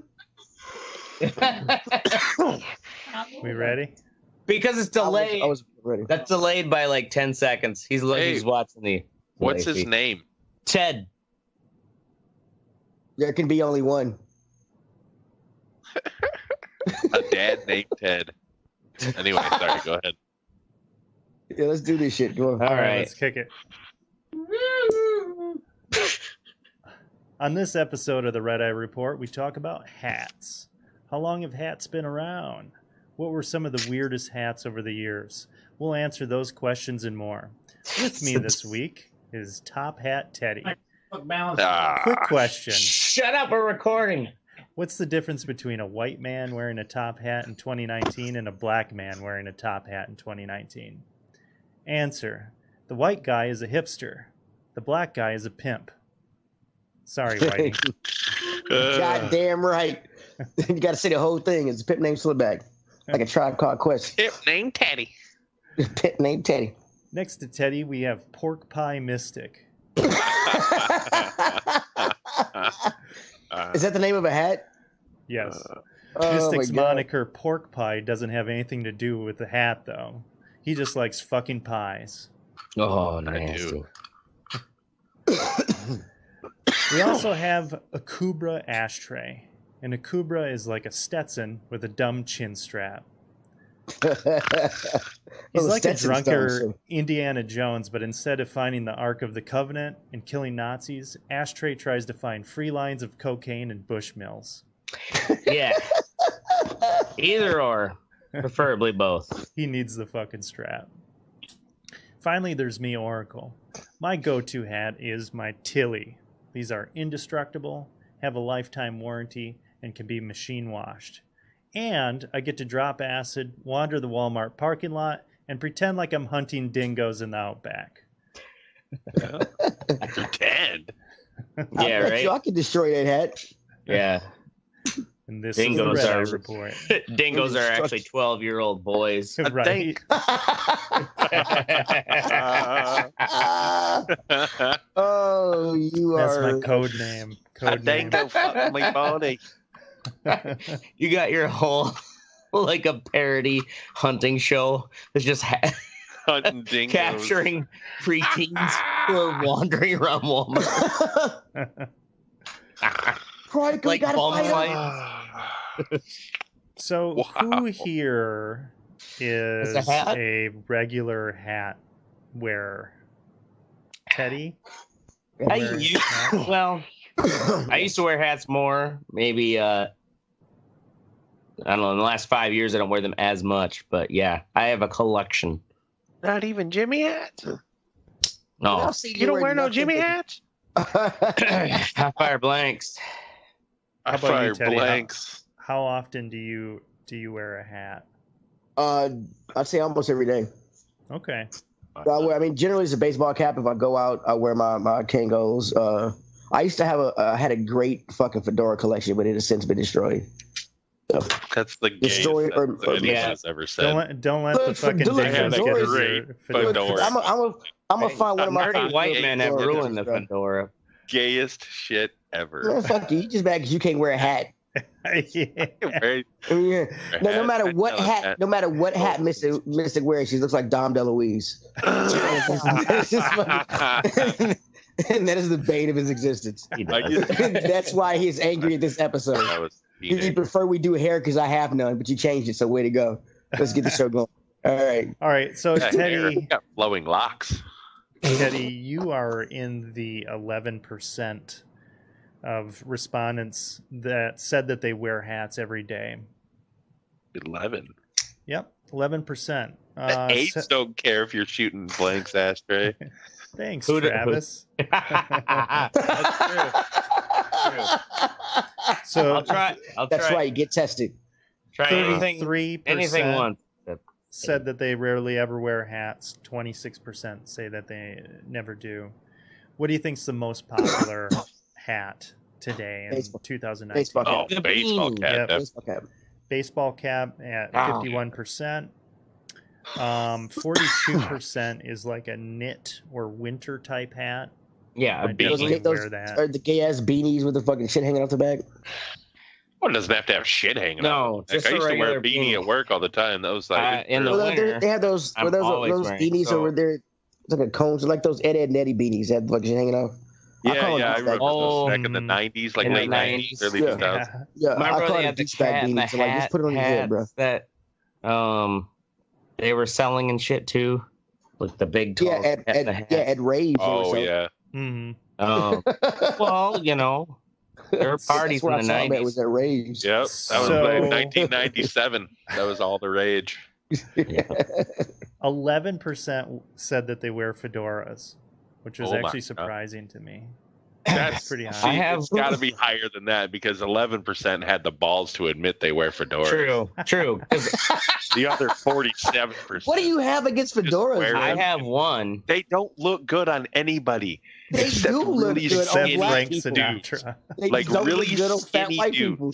Skinny No, they dudes, look you good gotta on be. black Teddy, people, man. I guarantee you they don't look good on you. I'm I sorry. guarantee. Okay. Stick to Okay. the Kangles and Guess what? baseball caps, bro. Guess what? I'm gonna Sounds get me a something fedora weird. and I'm gonna rock that bitch in front of you. Just All watch. right, you rock it all you Watch. want. Doesn't mean you look good in it. I don't know what to tell Just you. watch. I'm gonna rock that bitch.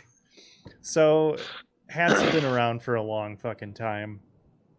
And they have recorded like cave paintings that show something that looks like a hat from like 30,000 years ago. The first civilization that really adopted a lot of hat stuff, and I was looking into some hair things. A lot of hair stuff and wigs were actually the ancient Egyptians. Of course. Yeah. I was just thinking, you know what? Also, probably what's the oldest civilization that actually took notes or made pictures? Yeah, The right. Yeah. Egyptians. The Of course. You know what? I bet you there were some cavemen who put some dumb shit in their hair, but they just didn't make pictures or Right. write it down, so we don't know. I mean, I'm pretty sure somebody made a a hat out of a leaf or something to protect Sure. yourself from the sun or something. Yeah, I mean, it's just definitely. like, they The just recorded it. Egyptians actually had some pretty elaborate stuff because they would shave their heads, or Wouldn't they do that weird thing where they have like a weird ponytail? It was like just one chunk. yeah. So they would do stuff like that. They would shave their heads. They would have wigs and all kinds of crazy shit. So here's some other interesting facts about hats. So London black taxis were all made tall so that gentlemen could ride in them without taking off their top hat. Oh, all right, all right. Mm. The more you know. Makes sense. Guess who's gonna win cash cab now? This guy. So staying on the top hat line, John Hetherington wore one of the first top hats in 1797 in the streets, and he was arrested for scaring people. He ended up in court and paid 50 pounds of sterling. What is that on your head? He's a Right. devil. He's a devil. I'm going to get into this God. a little bit more, but have you guys heard the term mad as a hatter? Yeah. I've heard of Mad Hatter. I've so the heard it. Mad I've heard Hatter, from Alice in Wonderland. Wonderland, right. So that's actually taken from real life. So when they made felt for hats, it involved using mercury, which is toxic, and prolonged exposure can cause damage in the nervous system, tremors, and dementia. And so people that made hats, a lot of them had like all these mental, neurological fucking disorders because of it. Haberdasheries ain't nothing to fuck with. Right? Vikings never Just like wore Wu-Tang. horned helmets. I know that might be a Like, little how do they know disappointing. that? No, really. Were they there? Maybe it was In written 11 down. It was like part of 1144. their lore. No Look, Hans- orange. Shoot, Hans sent out a memo. What was the Everybody just got reason? it. They did not wear or fucking. What was the reason why they didn't wear horned helmets? I heard in my head. I heard orange helmets. I'm like, how do they know that? Yeah, they're wearing hard hats. They probably didn't know what the color orange was. But you're saying they did not wear. They did not. So that was just made up by Hollywood? Mm-hmm. And in Fargo, North Dakota, there is a law that forbids dancing while wearing a hat under the penalty of jail. What happened to make them make that fucking law? Yeah, what kind of a hat massacre? What happened? Kung Lao was there. You know what? The union dance hall closed down and nobody danced again. I'm saying, what did this motherfucker do? Go ahead, I was sorry. actually surprised when I looked into the baseball cap to find that the baseball cap is actually from baseball. And what we know today as a baseball cap is a variation of a yachting cap.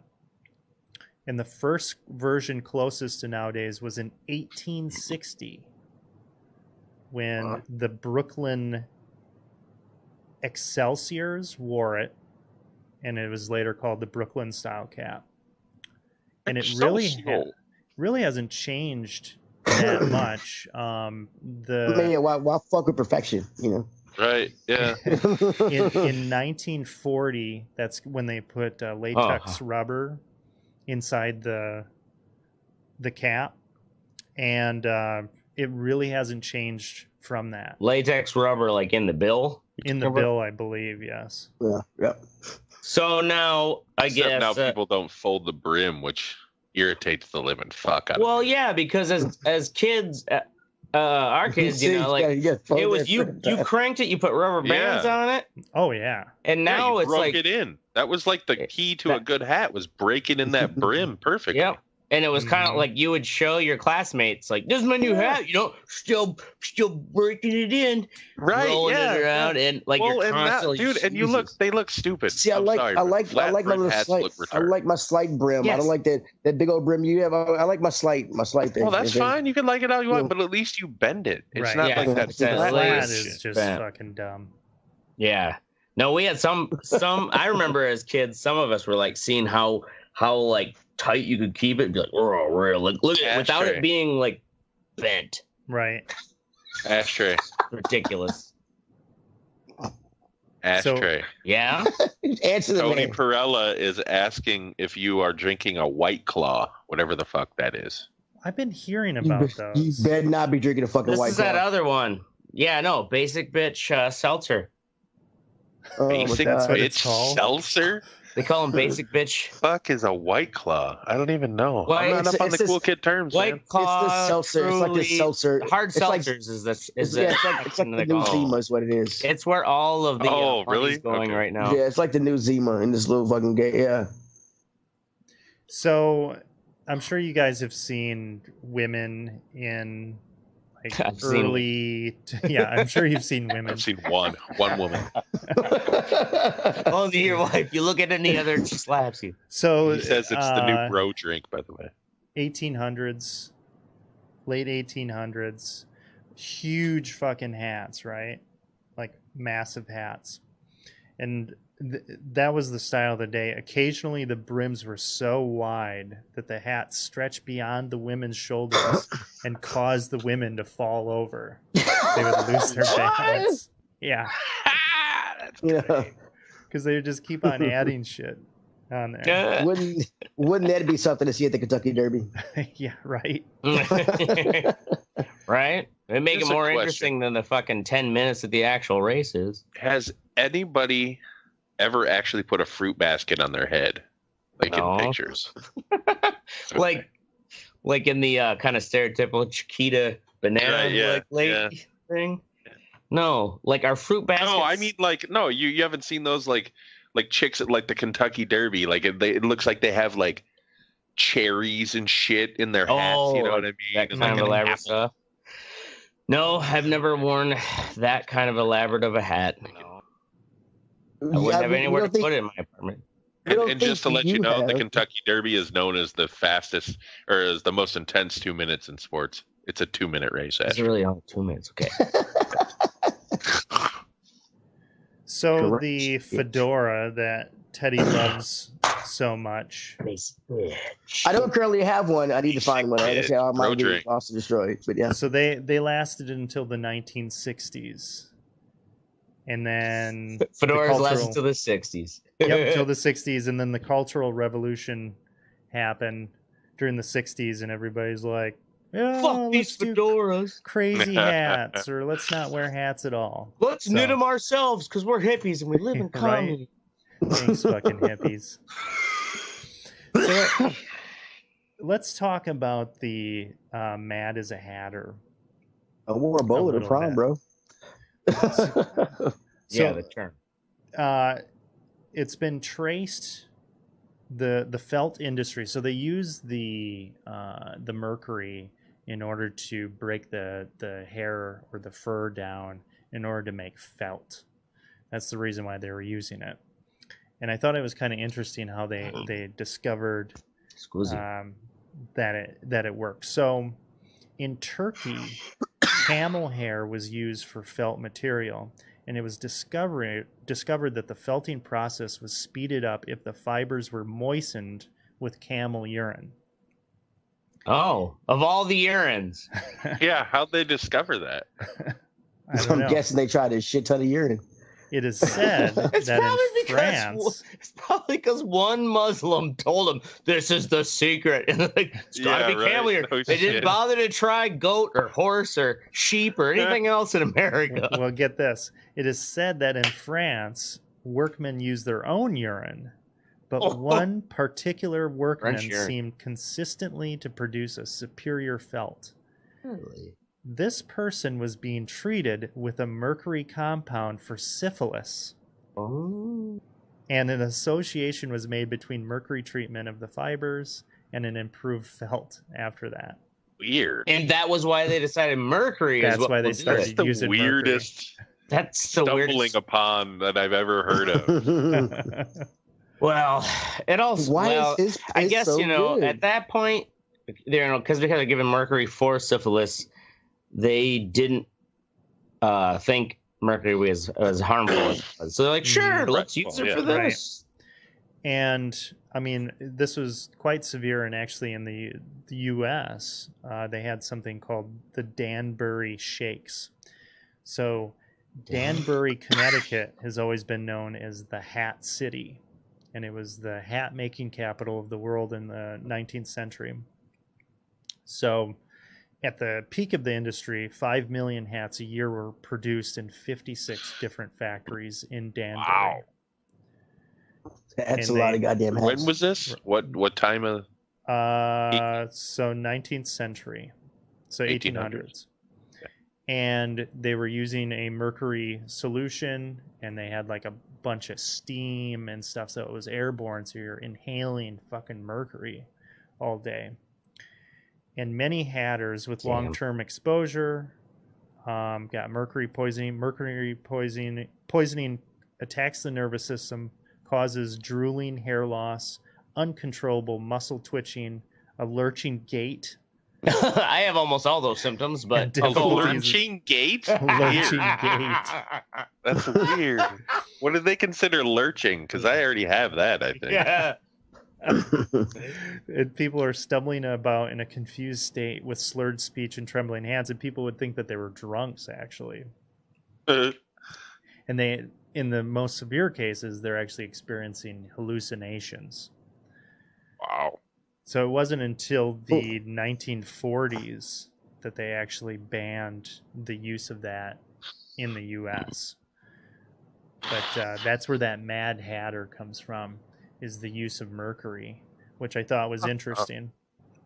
It's weird how they, like, we used to just do dumb shit with chemicals. You know what I mean? Shit. Like, well, the thing is like, remember back in the 30s, you ever seen the movie Naked Lunch or read the book?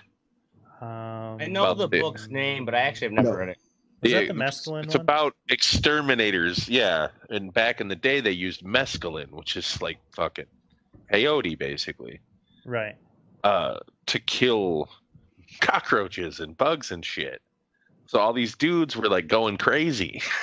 They couldn't figure out why. Oh, maybe because they're hallucinating and shit. Yeah.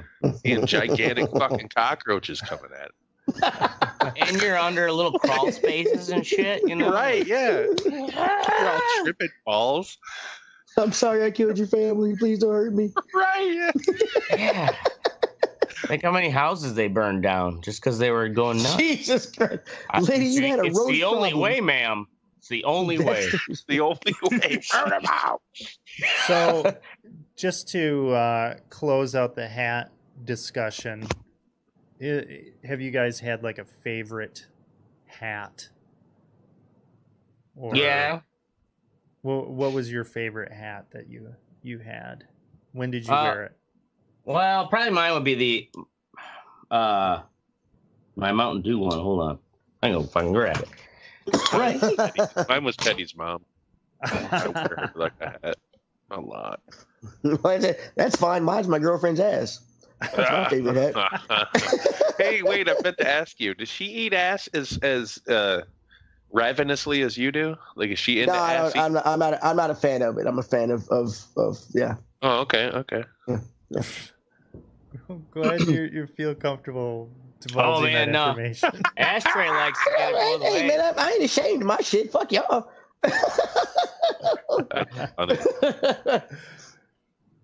Okay, go ahead. Where's your Mountain Dew hat? My favorite would be the Mountain Dew. So before I started my life, I thought I was going to make like custom distressed hats. So I found this retro Mountain Dew hat from Target, and I had this collection of old cans. So I basically riveted an old Mountain Dew can into the bill. Trouble was I found I just liked the stuff I made so much I was wearing it all the time. So that business idea failed. I was gonna say you could probably sell that for like $600-700 to some Japanese kid. True. Yeah, I guess. Pair it up with some old Levi's, and you're talking a cool grand. Nice. Next, Teddy? who's favorite hat? Teddy, what's your favorite hat?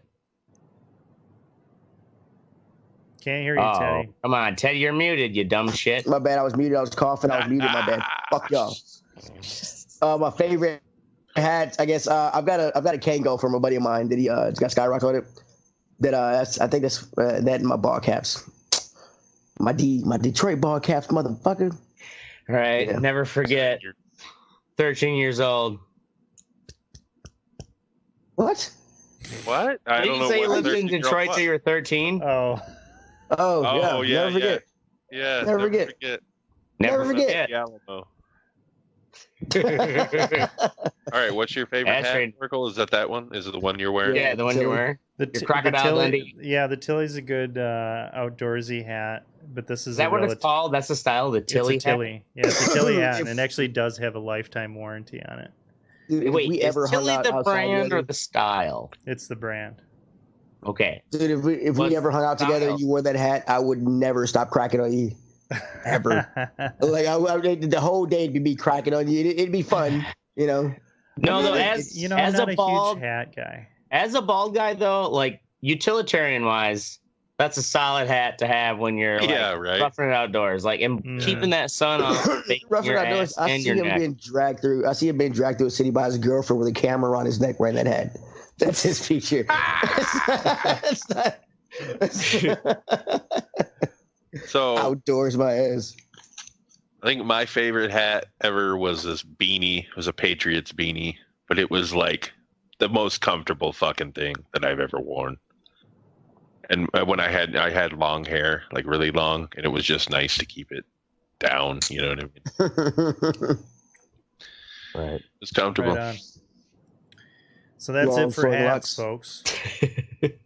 Another riveting episode. Yeah, send us your stupid. Hey, that shit was tight. Plumbing. We'll make fun of. So we're moving on to what's sexy, where we tell you what's sexy. One last hat thing. I'll tell you a hat I miss wearing. What? I miss wearing the little Jamaican small bill hats that you catch your dreads in. I do miss wearing those hats. That's all I gotta say. I miss my hair. I don't even know what the fuck you're talking about. Oh, when you had your long dreads. There's little hats. Like they're hats. Yeah, you can have dreads. You can put them in. There's a little Jamaican hat you can wear. Do they just have like a tie that you just kind of looped it around? No, it's the way you put it on. You put it. I mean, you kind of like cut the dreads with it and then put it on, and like the weight of the dreads holds it. Like it sits like right here, and the weight of the dreads holds it up. I had like two of those, one for my short dreads and one for my real long ones. I like wearing those hats. How long ago did you get rid of your dreads? It's been a while. I got the picture on Facebook when I cut them off, but I have to look into. Do you remember what year it was? No, it's been more than 10 years. Too long. All right, moving on. Hair into dreads. Nasty. Okay, Teddy. Just like a matted cat down there. Good, gross. Marvel Ultimate Alliance 3. Oh my lord. They made a third one. Eat a dick. Fuck you.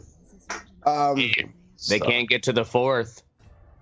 Without the third, baby. And I hope it is a fourth. It's a Switch exclusive. If you ever played the first two, it's basically a shit ton of Marvel guys.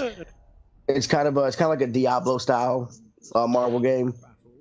It's also just got like 40 characters more coming DLC. Great game. Pick it up, Oracle. I know you don't play games with people, but are you picking it up? Because it is co-op. I mean, it's got a cool looking style. I mean, it's like a top-down kind of thing. You can switch between the four people. Type game. Wait, now didn't they have this for the 360 and shit? Well, they had one for the original Xbox and one for the 360. Yeah. Wait, this is only on Switch? Yeah, it's only on the Switch. It's Switch exclusive. Yeah. What? Oh. And it looks pretty good. I mean, there's a shit ton of characters. There's more characters you can get and unlock, and there's more coming in DLC.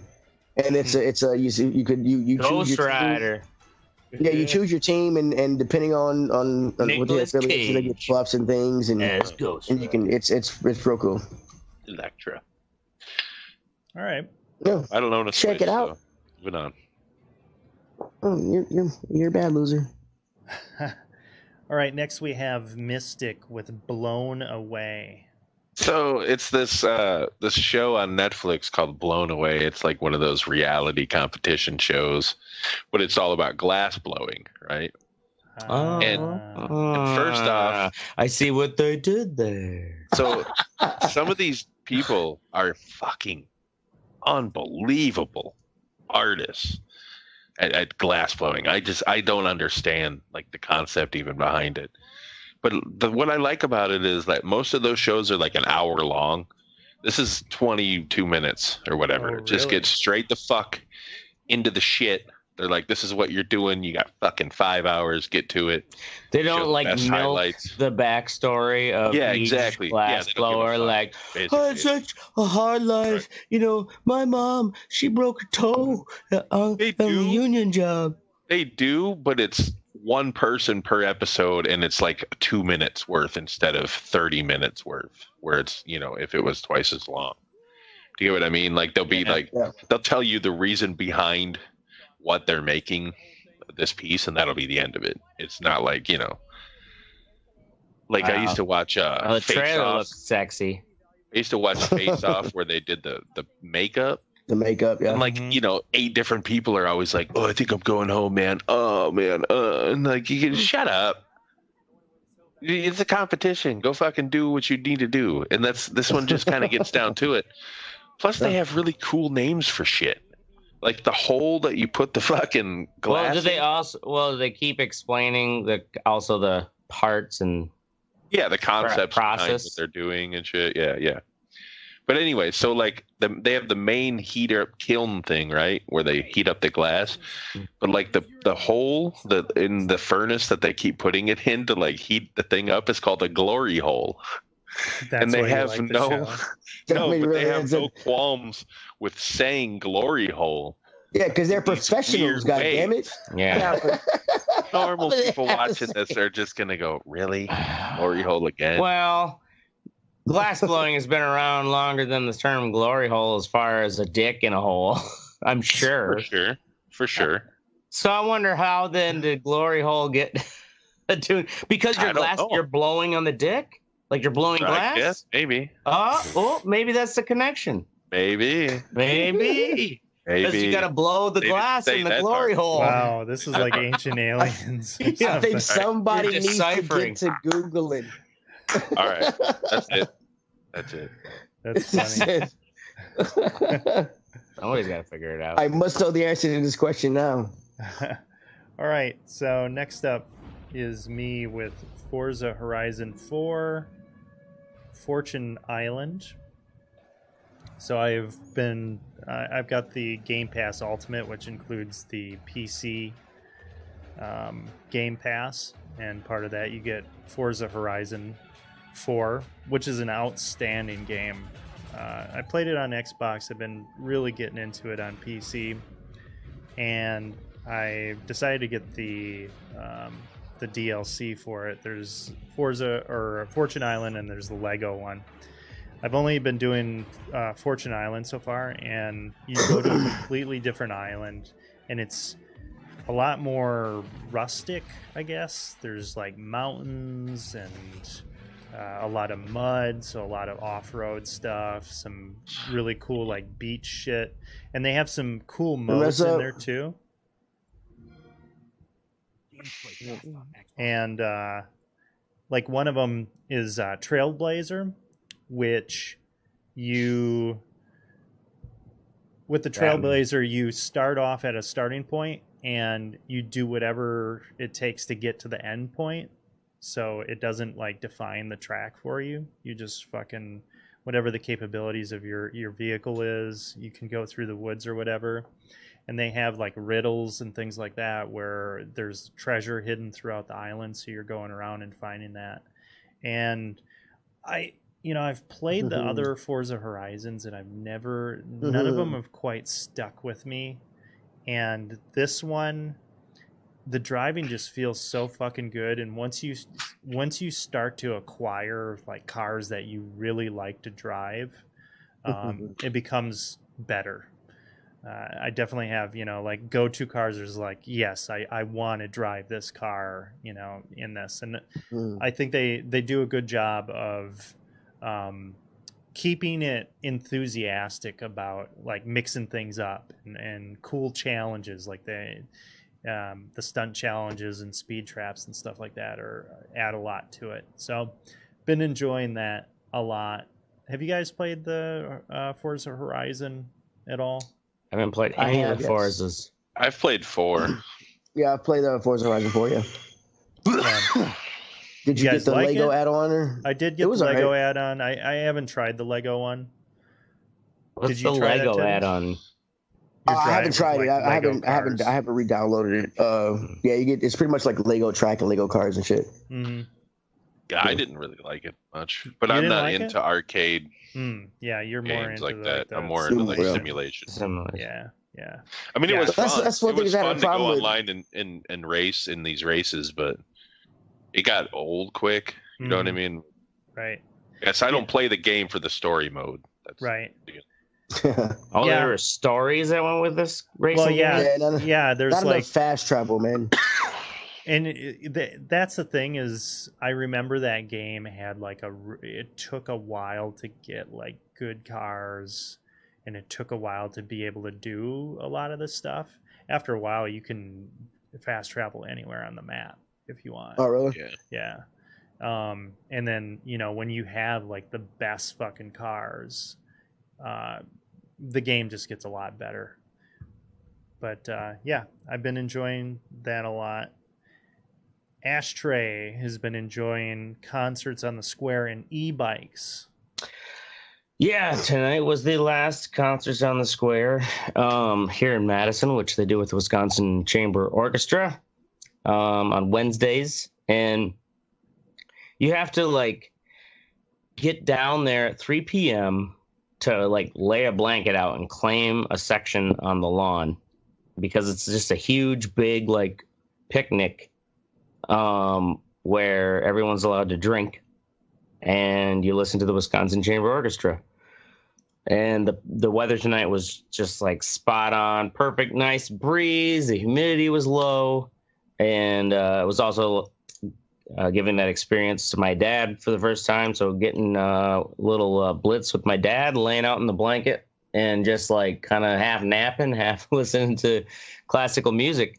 And then added to that is the entire B-cycle units in Madison have been upgraded to e-bikes, which if you haven't ever ridden an e-bike, it's kind of like as soon as the pedaling gets hard, you can kind of feel the motor compensating for the extra effort. And it's just like, oh, this is easy. You like Mystic, you'd love them. No, I wouldn't. It's a bike. No, I swear, like. You know what else compensates when you put your foot down? A car. And I ain't got to do shit to drive one of those. Hey, man, seeing you get out of that Cavalier was a highlight of my life. So the weather worked out, and apparently, also though, it's I guess there was just a news article saying that the new e-bikes are getting like an exponential usage with people, which is a good thing, because it's actually a pretty handy way to just get like, oh, I gotta go, 15 blocks quickly without having to call an Uber or something like that. You gotta burn off those beers and fucking cheese curds. What's the fun in not calling an Uber? Not calling an Uber. Fuck that. Uber. I still don't have Uber on my phone. It'll be a while before I'm put in that position to have to. Oh, no, I was assimilated. I'm calling Uber. Fuck that. They got Groupons for Uber and shit? You're goddamn right. They got Groupons for Uber. Jesus Christ. Let it go. It's Groupon. There's nothing wrong with saving money, you fucking assholes. Nothing wrong with saving money. All right. So that brings us into the fuck what you think section, where we tell you to go fuck yourself or things that piss us off in this world. And I'm going to start with numbered bins. Wow, that's a pretty random thing. When I read it in the outline, I was like, I got to hear this. Random? So we have trash and recycling pickup on Mondays. And at both places that we've lived at with our neighbors, there's just been a collection of fucking bins. You throw your trash in throughout the week. You fill up one or, two. If one's filled up, you move to the next, sort of? Right. You move to the next and you take it out to the fucking curb on Sunday night. And we've got new neighbors. New people in the building. That reminds me of trash night. You're welcome, Teddy. Thank you. I got to say what trash is. So it's been hot as fuck here for the past couple days. I was gonna bring our one bin in yesterday. I forgot about it. I got home from work today. I'm like, oh fuck, that bin is still out there. I'm gonna go and grab it. Not a big deal. Go grab the bin. It's like a 5-second fucking job, and I go to move it back, and I notice that now on all the bins, scrawled with like a fucking like shitty Sharpie marker, like not even a good Sharpie marker, is the apartment numbers or the address numbers on the bins. And of course the bin that I've been assigned has like a cracked top on it, so it's gonna go, it's gonna let water inside of it.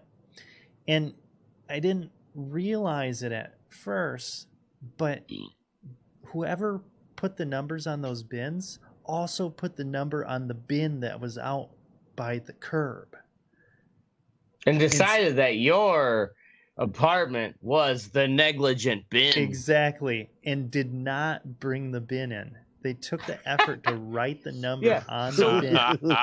Was this a landlord or was this one of the tenants who just decided, like, I want to make a line of demarcation? Yeah, I'm gonna claim a particular bin. Oracle has a decision to make. Does he want to embark on this petty battle and see if he can out petty this motherfucker? All you gotta do then to out petty him is just don't take your bin. Don't put anything in your bin. Put everything else every other bin and let people take their motherfucking bins out. Your bin as empty as possible. If anything goes in your bin, it's not your problem. Yo, to out petty him, you have to take a shit on his bin every fucking morning. Take a shit. That will out petty him. He will quit. He'll quit. He'll quit after. If he doesn't quit after the third one, then that motherfucker's a trooper and you in for a battle. You know what I'm saying? You have to change your tactics. You know what I'm saying? Yeah. Human shit would deter anybody. Actually, I know. That's when he put JB Weld on his wheels. We'll see how this pans out. Honestly, this wasn't a problem before, but now it's a fucking problem.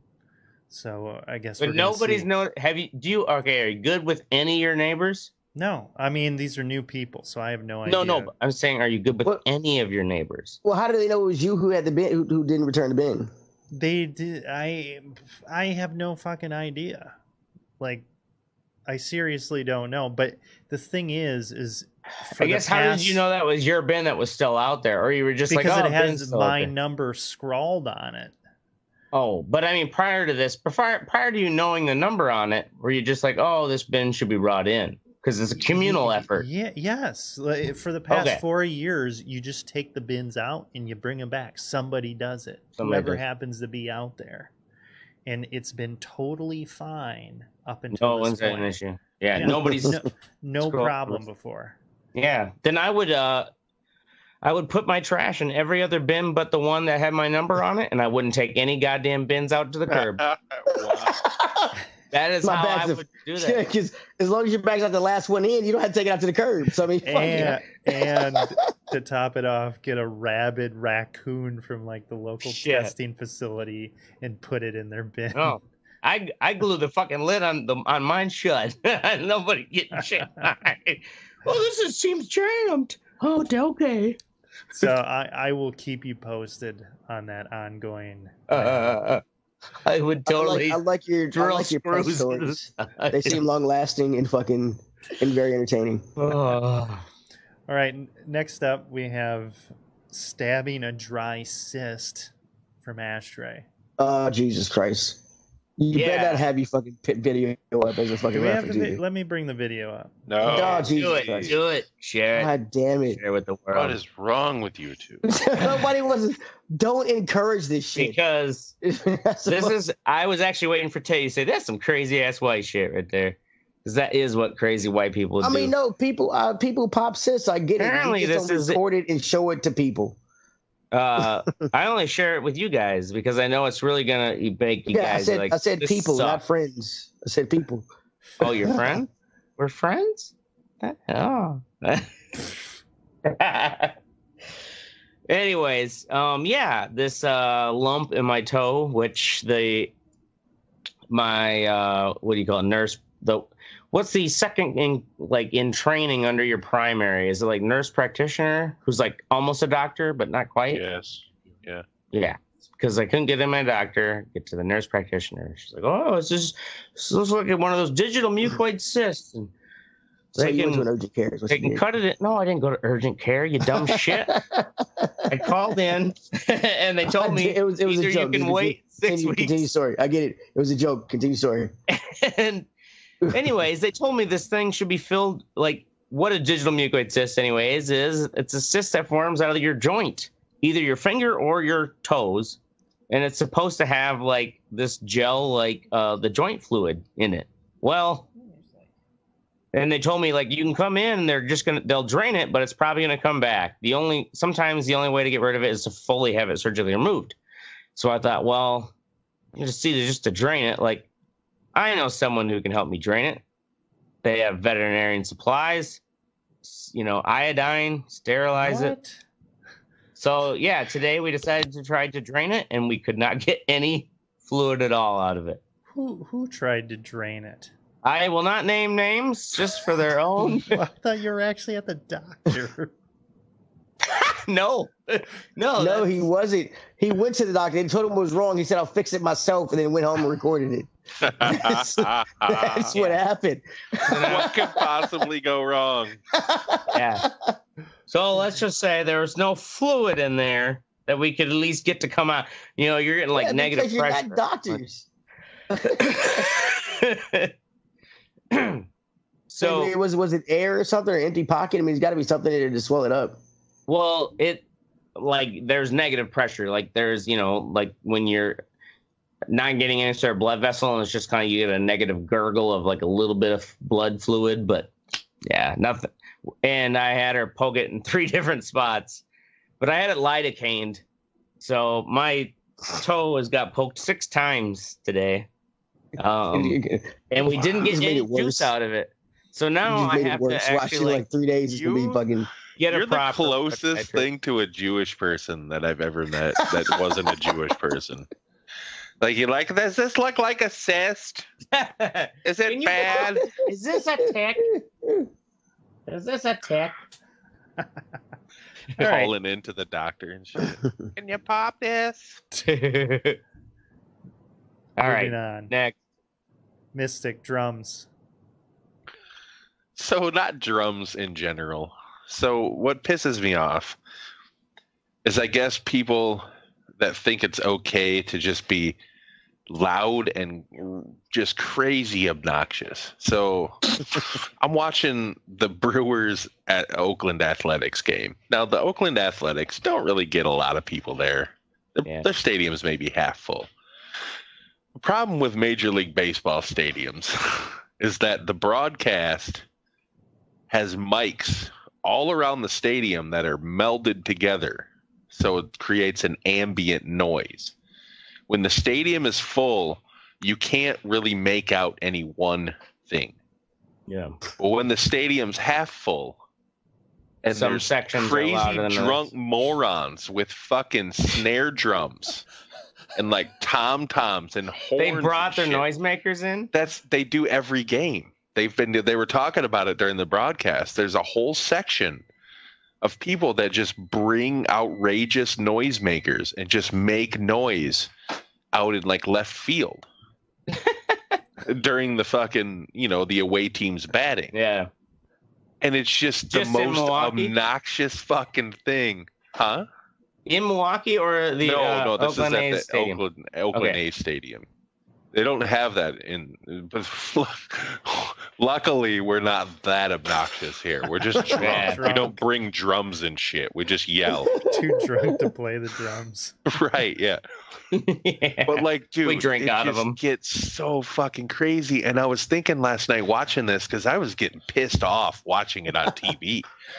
Like, I can't even imagine what it's like in the stadium if you're trying to watch that baseball game. And there's just assholes fucking beating drums out in the fucking left field. You know what I mean? Like, if you're near that, fuck up. Fuck yes, exactly. I'm gonna beat the shit out of you. That's what's happening. The headbutt is coming. Your head's going through that fucking head of that. You just throw them over the edge into the fucking field.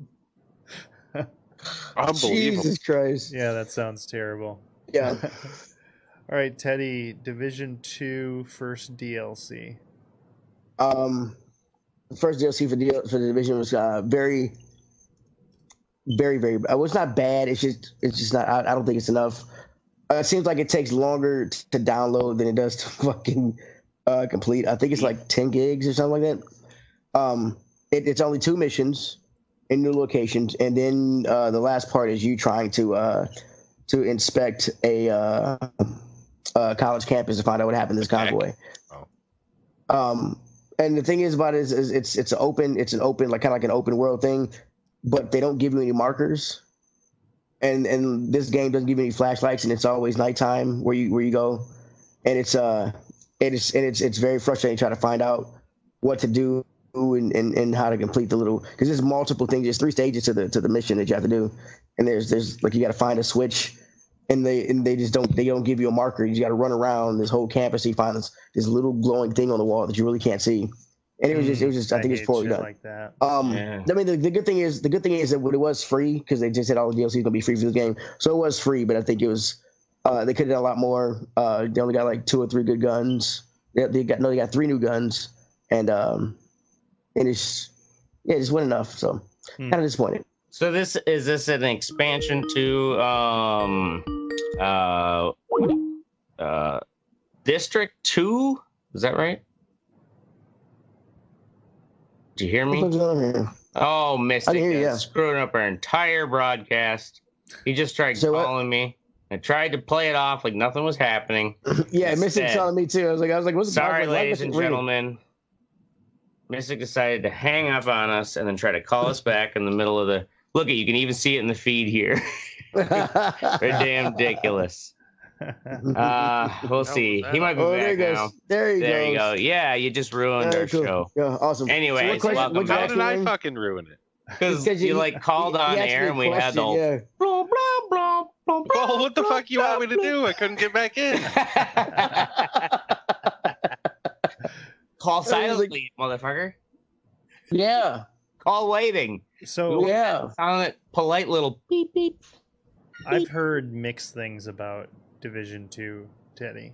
Is it a good game? I mean, the game is good. The game is good. The what do you call it? The after game. What do you call it? In game is good. I like it. I haven't done the new raid yet because it's an 8-person thing and kind of need teamwork to do it, and it's really really hard. They just made it so now at first you couldn't match make. You had to have like 8 people or 7 people with you to do it. But now you can match make for the raid, which I kind of want to try, but it's infuriating to try to do a team like something where everybody has to have a part, a function, and work together. And you got this one dickhole over here just did something like that. Leroy Jenkins. Leroy Jenkins. My biggest thing is people don't communicate. I'm like, yeah, there are guys coming behind us. Thank you for telling us. I'm like, you have a headset, use it, get out of the party and talk to people. It was into. Yeah. Yeah. All right. But yeah. That's it.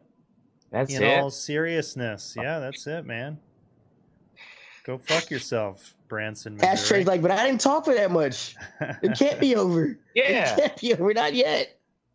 That's our show. We're going to be here every Wednesday night or Thursday at 10 p.m. Central. Bro. Make sure you join the conversation at theredeyereport.com or facebook.com/ I think it's /Red-Eye Report. I don't think it's /The Red-Eye Report. We've been telling people the wrong fucking thing for like 7 years. Nah. That's all right. If they're watching us on Facebook, they already know. Yeah, that's why we only have 3 top fans. Yep. Don't send us fucking Twitter shit. We don't care about better than having none. I really do want to get that shit Except up and for, yeah, Donald Trump can tweet us if he wants. We should start trolling him. You can start trolling him. I don't want to go to jail.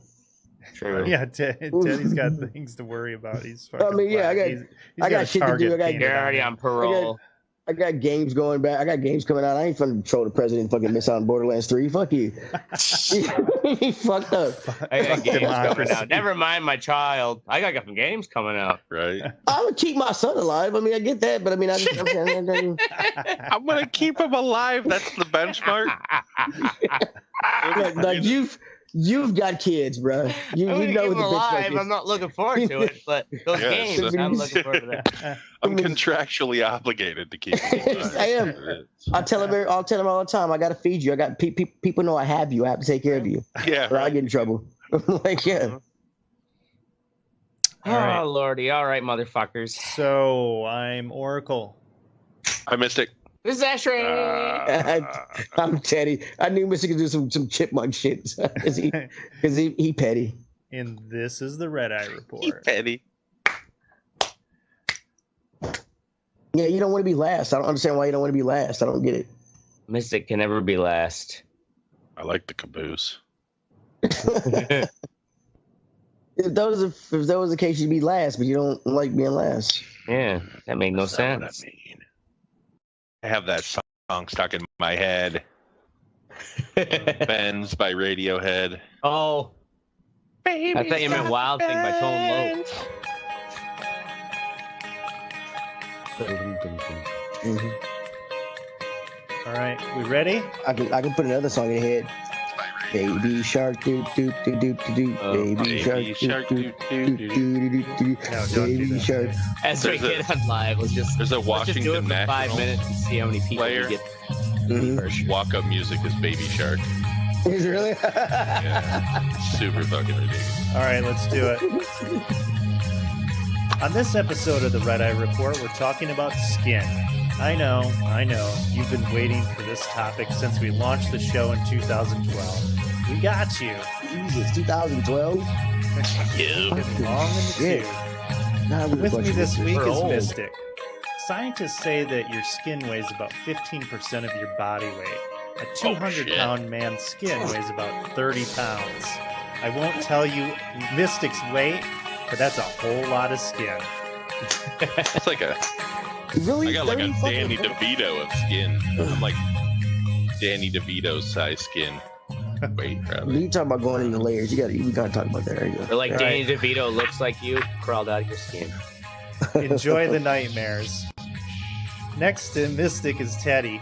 Teddy has the darkest skin out of all of us.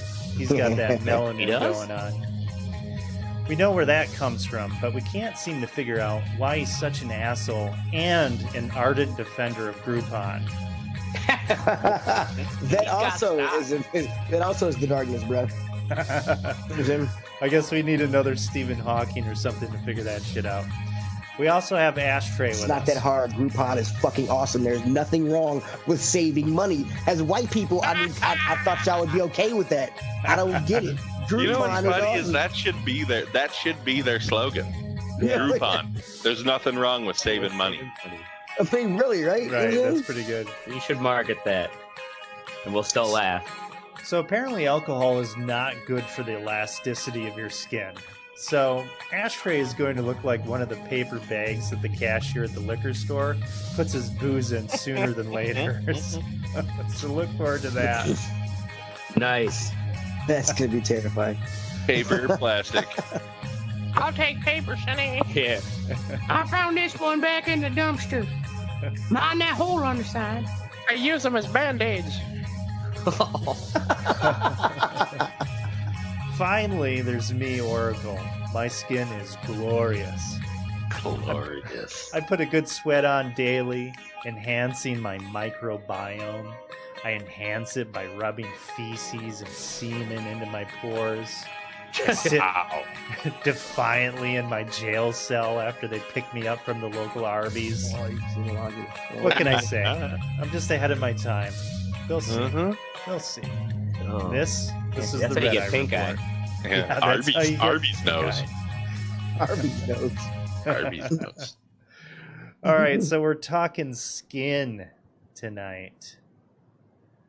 And As you can tell by the fish behind Oracle. yes, I'm currently skin diving. This would be the perfect time to have porn going on behind you. You talking about skin? Show some, bro. Hey, you are right. talking to the wrong guy. You need to get Yeah, you get a Ashtray a point. fucking green screen. I Yeah, that's guarantee it. there would be porn on that motherfucker 24/7. Every time a car goes by in that glass ashtray, I think the cops are coming to get you. Oh, anytime now. Yeah. Aren't there some days where you just wish you could just like, let's just go to jail and just have everything be cared for? No. No. I'm black. No, Yeah, right. absolutely not. Why? Teddy ain't leaving that motherfucker. Thank you. Obviously never Thank been you. to jail. I would learn to love it. Yeah, Yeah, I don't think you would. Yeah, you would learn to love it because there'd be 4 guys holding you down. Yeah. you be DJing dudes' weddings every weekend. And Yeah. That's right. That's funny. All right, so your skin, it has 3 distinct layers, and it's an organ. It's your largest organ. So there's a waterproof top layer, the epidermis, a middle layer of tougher connective tissue, hair follicles and glands called the dermis, and the Is that the inner white meat? layer. Yep, that's the white meat. And then we have the inner layer, the hypodermis, which is mostly fat and connective tissue that supports the skin structure and attaches it to muscles. Yep. Like I was saying before, skin color is determined by melanocytes, which secrete a pigmented substance called melanin. So the more of that you have, the darker your skin is. Yeah. Now, we probably have heard those things in health class, but I was able to find some other interesting things about skin once I started digging. So Shit. Digging under the skin. like I mentioned before, your skin accounts for 15% of your body weight. So, an average American Especially woman my muffin top. weighs 168 pounds and carries more than 25 pounds of skin. That's a lot of fucking skin. That's a lot of weight. Not when Yeah. you're in my basement. So what you're saying is I could shave some time off my laps if I just take my skin off. Now, your skin... I think the resulting scabs would weigh more, and you look hideous. Unless you're going for that Deadpool look. No, this is kind of crazy. So your skin renews itself every 28 to 30 days. So new cells are created. Is this episode going to make me want to stop sucking on titties? Oh, you just wait, Teddy. Oh, my God. You're going to definitely go wash the sheets on your bed after this. Yeah, right? Okay, so it starts and the cells start working their way up.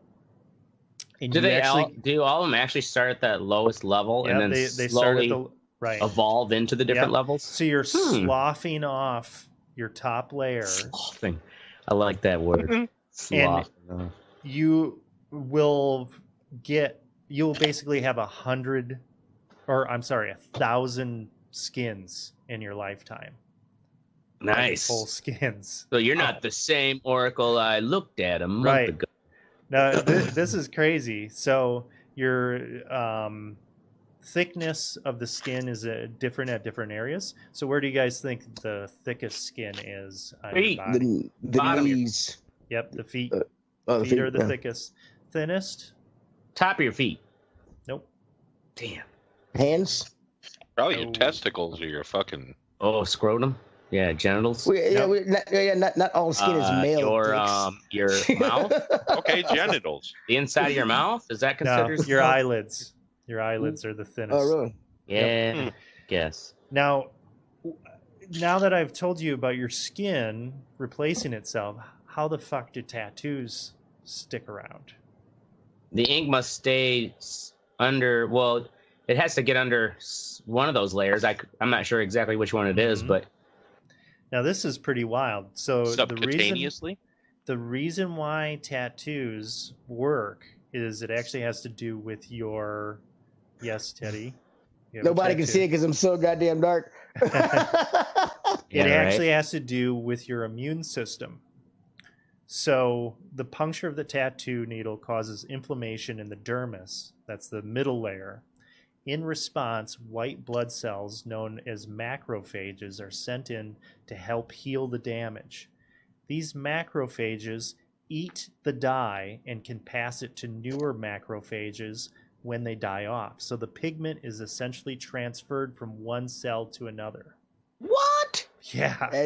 That is dope. So the color in your tattoo is actually constantly moving from one cell to another. It's not just... I guess I just thought it was hanging out down there. It's inherited.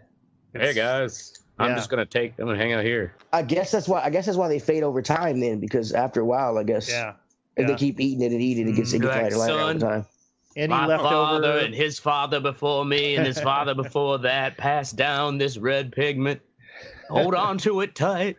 Any leftover pigment is soaked up by the fibroblasts, which are longer lasting skin cells that don't regenerate as often. So only lasers designed for tattoo removal are strong enough to kill off the macrophages and fibroblasts. So that's some fucking... Oh, wait. So when it's faded, it's those long-lasting ones that are still holding it, basically? Yeah. Interesting. Or at least contributes to it. So that was something that I absolutely didn't know at all. Fibroblast sounds like something that, like, some drug company made up. Sounds like a Metamucil spin-off. Yeah, exactly. You need to drink more of this to build up fibroblast. Yep. Crow milk. I was just getting ready to say crow milk, you son of a bitch. Fucking Jose Canseco is fucking selling you fucking fibroblast. Yeah. They just show this really horrible rendition of a baseball bat coming out of his butt. Rattles on the cement. Fibroblast! All right, so you guys have probably heard of the microbiome in your gut, right? Yeah. So that's kind of a new way of thinking about health. Well, actually, your skin has a pretty intense bacteria microbiome going on. They used to say that it was like double the amount of bacteria to your skin, but now they think that it's a 1-to-1 ratio. So you have just as much bacteria in your skin as you do skin cells. Oh, so that means that would mean that it would account for half of our skin's weight then. Well, they may not essentially weigh the same, but Yeah. I know what you're saying. Yeah, I mean, it's got to account for a good. It's got to account for something. I mean, it's got to be. I mean, good amount of weight. If 2 pounds of your body. So what you're saying is I could lose. You'd think that after I shower, yeah, I'd weigh less. But I've seen shit where it said that like the shower is like the perfect place that hot steamy place, like the perfect breeding area for certain bacteria on our skin. I've heard. Well, they have found that bacteria is actually pretty fucking good for your skin and for your immune system. Yeah, that's why we can't kill it all like we've been doing for the last 50 years. Yeah, that's why they tell you never to put hydrogen peroxide on open wounds like that. So basically, like what I did when I was a child, like exactly. Well, because it didn't hurt, not like rubbing alcohol. Well, it kills every bacteria, even the ones that are trying to help you heal. So it actually hurts in the long run because it's going to let more bad ones in. Because I told them that at the fucking thing when I had that infection in my foot. I was like, oh, I just cleaned it with fucking... with hydrogen peroxide. They're like, no. That's what I still would have done. No. She's like, don't you ever do that again. Don't you ever. Like, whoa, all right. Right? So just for that, we're taking your foot. So I guess alcohol is better? Is that why they rub the skin with alcohol before they stick you? Yeah. I've also heard that hydrogen peroxide doesn't kill as much as people thought. I heard it was the other way around. I think it just kills. I think it just kills everything. Is the problem is it's killing off all the bacteria that are trying to help you too. Yeah. Well, and that actually gives me a good segue into certain diseases like diabetes affect the bacteria on your skin. Yep. And a major complication of diabetes is sores or ulcers on the feet that never heal. And they suspect that high blood sugar, which is known to change the skin structure, likely encourages a specific subset of bacteria to grow. Yep. So you don't have as many good guys protecting your skin. That's why diabetics storming the gates. Lotion in between their toes, either because in between your toes are the perfect breeding ground for bacteria, bad bacteria, and that lotion will just fucking amplify it. It's like giving them steroids. Yeah, and on average, there are 14 species of fungi that live between your toes. Yeah. That's why I don't lick feet. It's one of the big reasons why I have good policy. Yeah, but you lick an asshole, right? Right. But that's one of the reasons why I have psoriasis is because of the diabetes. My blood sugar was so high for so long that I can't fight it off anymore, basically. Yeah. So actually, wow, you're just giving me all of these opportunities to talk about these medical problems. Look who's the expert now. Well, anyway. Is this the second subject in a week that we've done that Mystic has been an expert in? Yeah, so what are you going to do next week? Fucking. We're going to do how much we care about our friend and don't want him to have a heart attack. Yeah. All right. Well, blood pressure. The signs of a stroke. On the bacteria train, so it is very much connected to your gut. And one thing as well, so we're talking about your skin as an organ. Well, when your skin is inflamed, that is also an indicator, and you need to check about other organs being inflamed as well. So if you have long-term psoriasis and it goes untreated, you can also have problems with inflammation of your internal organs. Like your liver or something? Yeah, because it's a goddamn organ. It's a fucking huge organ on your body. So I guess that's what she said. Yeah. So is it wrong to pour syrup all over this organ? Over that organ, yes. Yeah. Over the one in my bed, no. All right, so let's gross Teddy out some more. Yeah, you can't gross me out, bro. Bring it. Okay. Yeah. So ass. Can't gross him. Bring it. Over 50% of the dust in your home is actually dead skin. Yeah. Nice. Yum. Every minute, your skin sheds over 30,000 dead cells. So that means during sex, you eat a whole bunch of the other person. So we're essentially so during sex you're essentially a cannibal. You are really into cannibalism, dude. Yeah, it's weird. He's just looking for an excuse. It's a bit weird. It's a bit weird. Yeah, right. It's a little weird. I'm basically eating you. Yeah, right. We'll rip off a toe. Here we go. This is just a hop away from cannibalism. See, we're not that different. Boil up a finger. We're not that different from some animals and insects. A body hair will grow from 2 to 6 years. What? Oh, like one body hair, so long as it's not pulled. Yep. It will go from 2 to 6 years. Sweat is odorless. It's the bacteria that makes the BO. Mm-hmm. Now, with sweat is actually really, they're finding that it's really beneficial for you to actually sweat. Yeah. Because what it does is it moisturizes, it brings water into the skin, and it also brings up this bacteria and kind of helps, have a healthy biome going on your skin. So they say you all of a sudden have a biome full of fucking jock itch. Well, you need to fucking wash. You need to wash yourself. I mean, yeah, right. Bro. But they say that if you get a good sweat on, it's basically like having an antibiotic kind of protection, an extra layer of protection. If you have a workout or whatever, or some people, so they've had sweat lodges. Oh, they yeah. have fucking people dying in those and shit. Saunas and shit like that. But now, a rabbit hole that I went on looking into this is now some people are doing fucking infrared.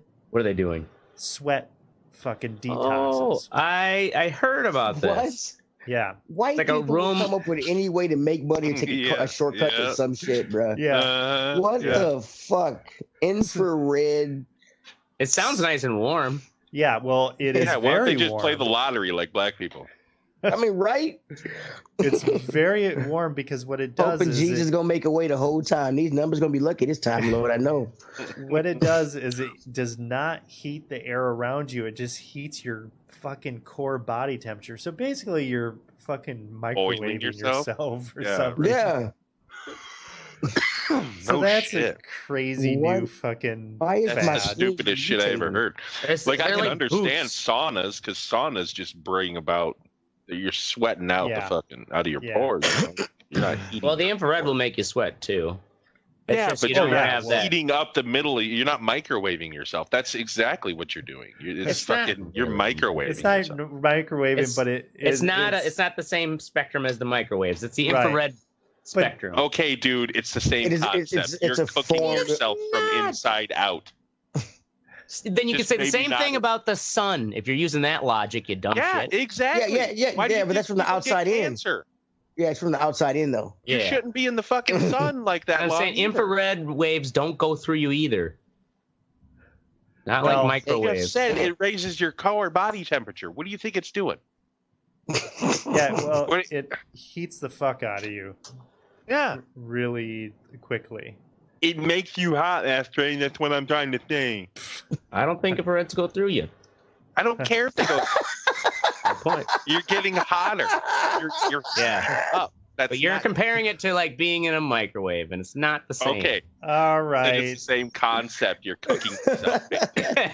Fucking Christ. Jesus Christ. So the last thing that I found that's interesting that they're looking into is they're starting to study this bacteria that's in our skin, and they're saying that the bacteria in our armpits actually produce a distinctive odor that we can recognize in ourselves.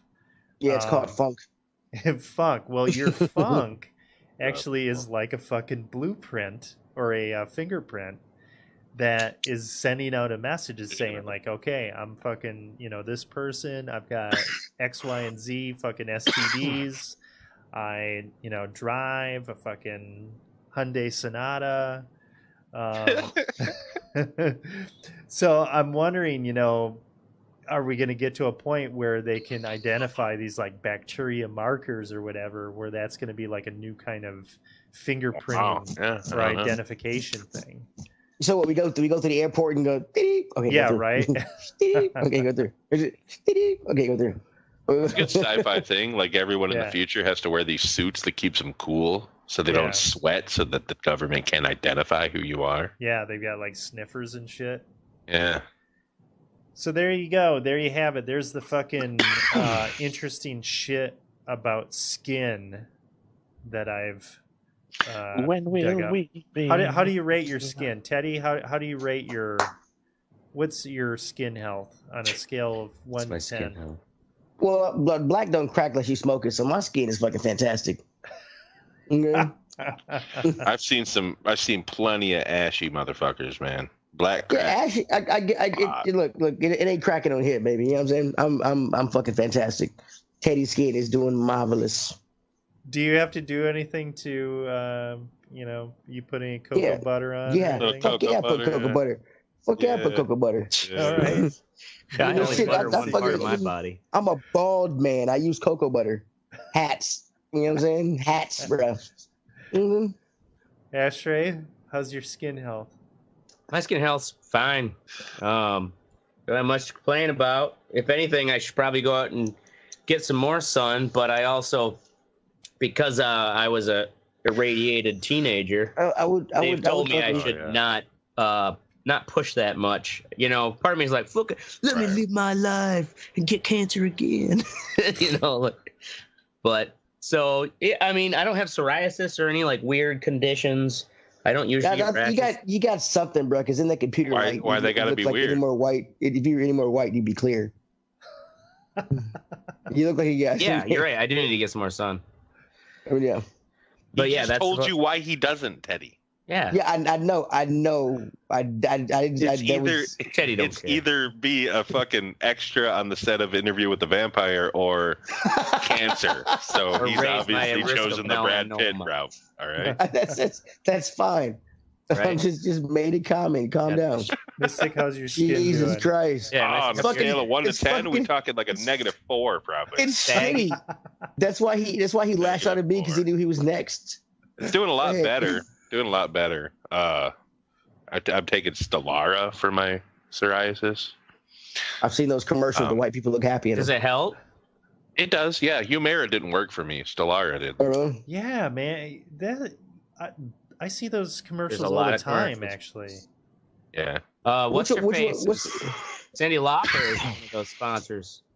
I've got a question for you. What's the commercial with the lady that every time she looks at something, you see grass growing out of it? Is that what Humira? I think so. Something in grass. Yeah. Is that what psoriasis is like? Does like clothes and stuff make you feel like it's itching or something? That's eczema. Eczema is like a same concept, but psoriasis is just your skin. It's not the same concept. Your skin starts to create more cells, like the cells. Was that? I was just holy fuck, dude. Anyway, the cells reproduce faster with psoriasis, and that's why you get the little bumps and shit. And they don't know how to stop it other than using those drugs. But eczema is like your skin fucking just scratches like crazy. I would have fucking gigantic red patches all over me. Would they ever stop, or would they just keep on growing bigger? No, they'd probably just keep growing. Really? Yeah. Damn. Yeah. Yeah, don't get diabetes. Well, no, I mean, you can get diabetes all you want, but take care of yourself after you get it, because that's like, the problem. Join me. That's the problem. You didn't take care of yourself? No. And if I had taken care of myself, I wouldn't have a fucked up leg, and I'd have psoriasis. And I'd probably still have high blood pressure. And pain in the ass family. Be morbidly obese, but sometimes planned for is more important. Yes. Yeah. That is a very good way to put it. Priorities. All right. So we're moving on. Moving on to the sexy portion of the show. We're going to start off with Mystic. Bad times at the El Royale. Yeah, it's a movie. I don't know. You guys ever heard of it? I've seen it. I've seen it, dog. It came out in theaters with what's his face, Hemsworth, and a bunch of other people, right? Dude, Yeah. That chick could sing, bro. Yeah, she could. Jesus Christ. So Teddy's seen it. Okay, like I didn't. There's a twist at the end. That fucking that kid. That like. It kind of it made it really good. I thought it was a good movie. You talking about the girl? No, the fucking. Don't give it away. The desk dude. The desk guy. Okay, I know you're talking about. Oh yeah. Yes, dog. Holy shit. Yeah. Like it was a good movie up until that point, and then I was like, damn, that was cool. So is this like a small hotel, fancy hotel? Yeah, it like used to be back in like the. It's not in Vegas. It's like Tahoe. But it was in like I mean, it's in Nevada. Lake Tahoe's in Nevada, so it's 50s and 60s. 50s, 60s, yeah. And somebody fucking hides money in one of the rooms at the beginning, and then gets shot. So like nobody knew it was there. So like this is like 10, 15 years later or something like that. I think it was 10 years later. Like all these people show up here, and like one of them's looking for the money, and then like a bunch of shit goes down. Basically, it's kind of just like in the wrong place at the wrong time. Two or three different people in the wrong place at the wrong time. Yeah, it's a pretty good movie. The whole thing about the hotel is it's on the Nevada California line. So half of the hotels in California, the other half is in Nevada. Oh, really? Yeah. Yeah, and it's kind of it's. So like you can gamble legally in the Nevada side. Yeah, but you can't on California side. But you can only drink alcohol on the California side. So like it's like different shit. Wow. Why can't you drink alcohol on the Nevada side?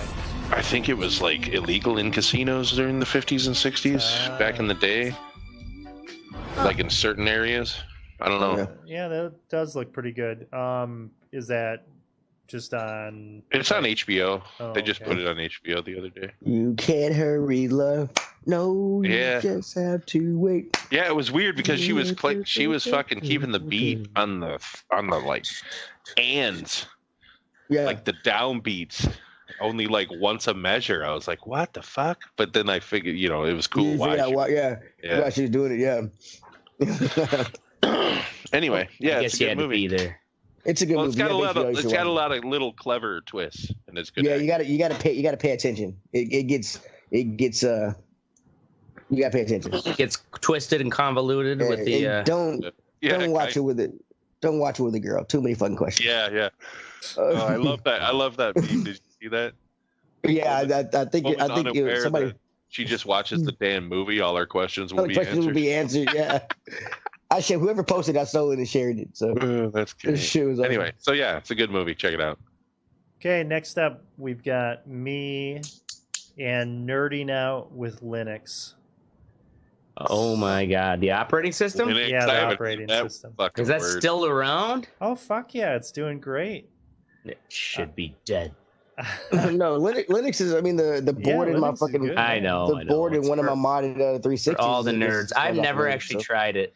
So I ran Raspberry, Linux on my Bitcoin mining machines when I had those, and I've got another project with like a streaming audio stream, and I want to run it on Linux because the thing about Linux is when it updates, it doesn't have to restart.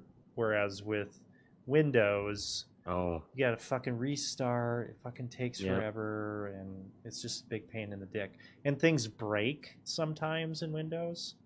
So I was fucking around with that. And if you have a Windows install and you have like 25 gigs and you make a bootable USB drive, you can run 2 operating systems.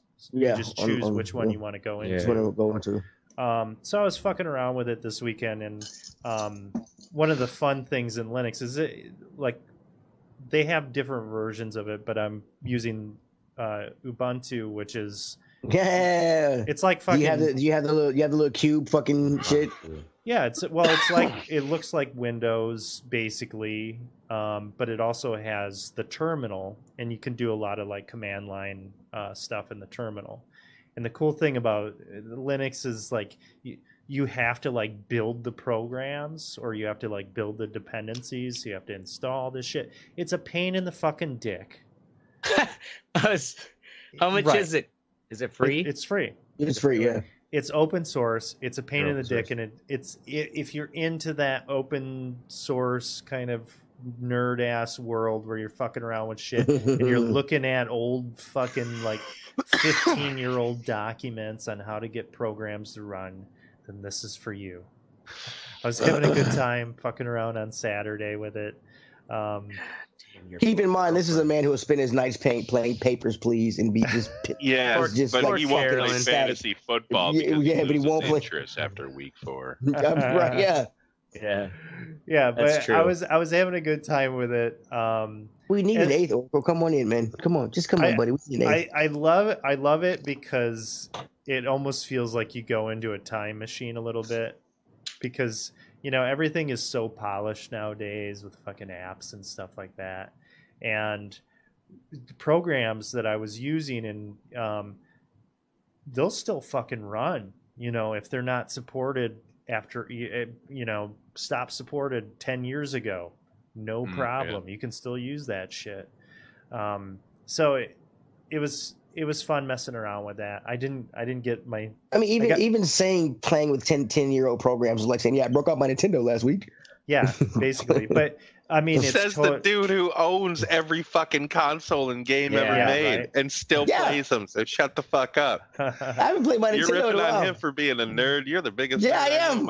Yes, I am. That's what we do, man. You stay freaky, Oracle. You keep going, buddy. Thanks, Mystic. So yeah, I was having fun with that. I'll continue. I totally got my ass kicked. I was pulling my hair out by the end of the fucking day. Yeah, but that's part of the process. So fun. Yeah, any kind of coding. You get more interest in that kind of stuff. Why isn't this working?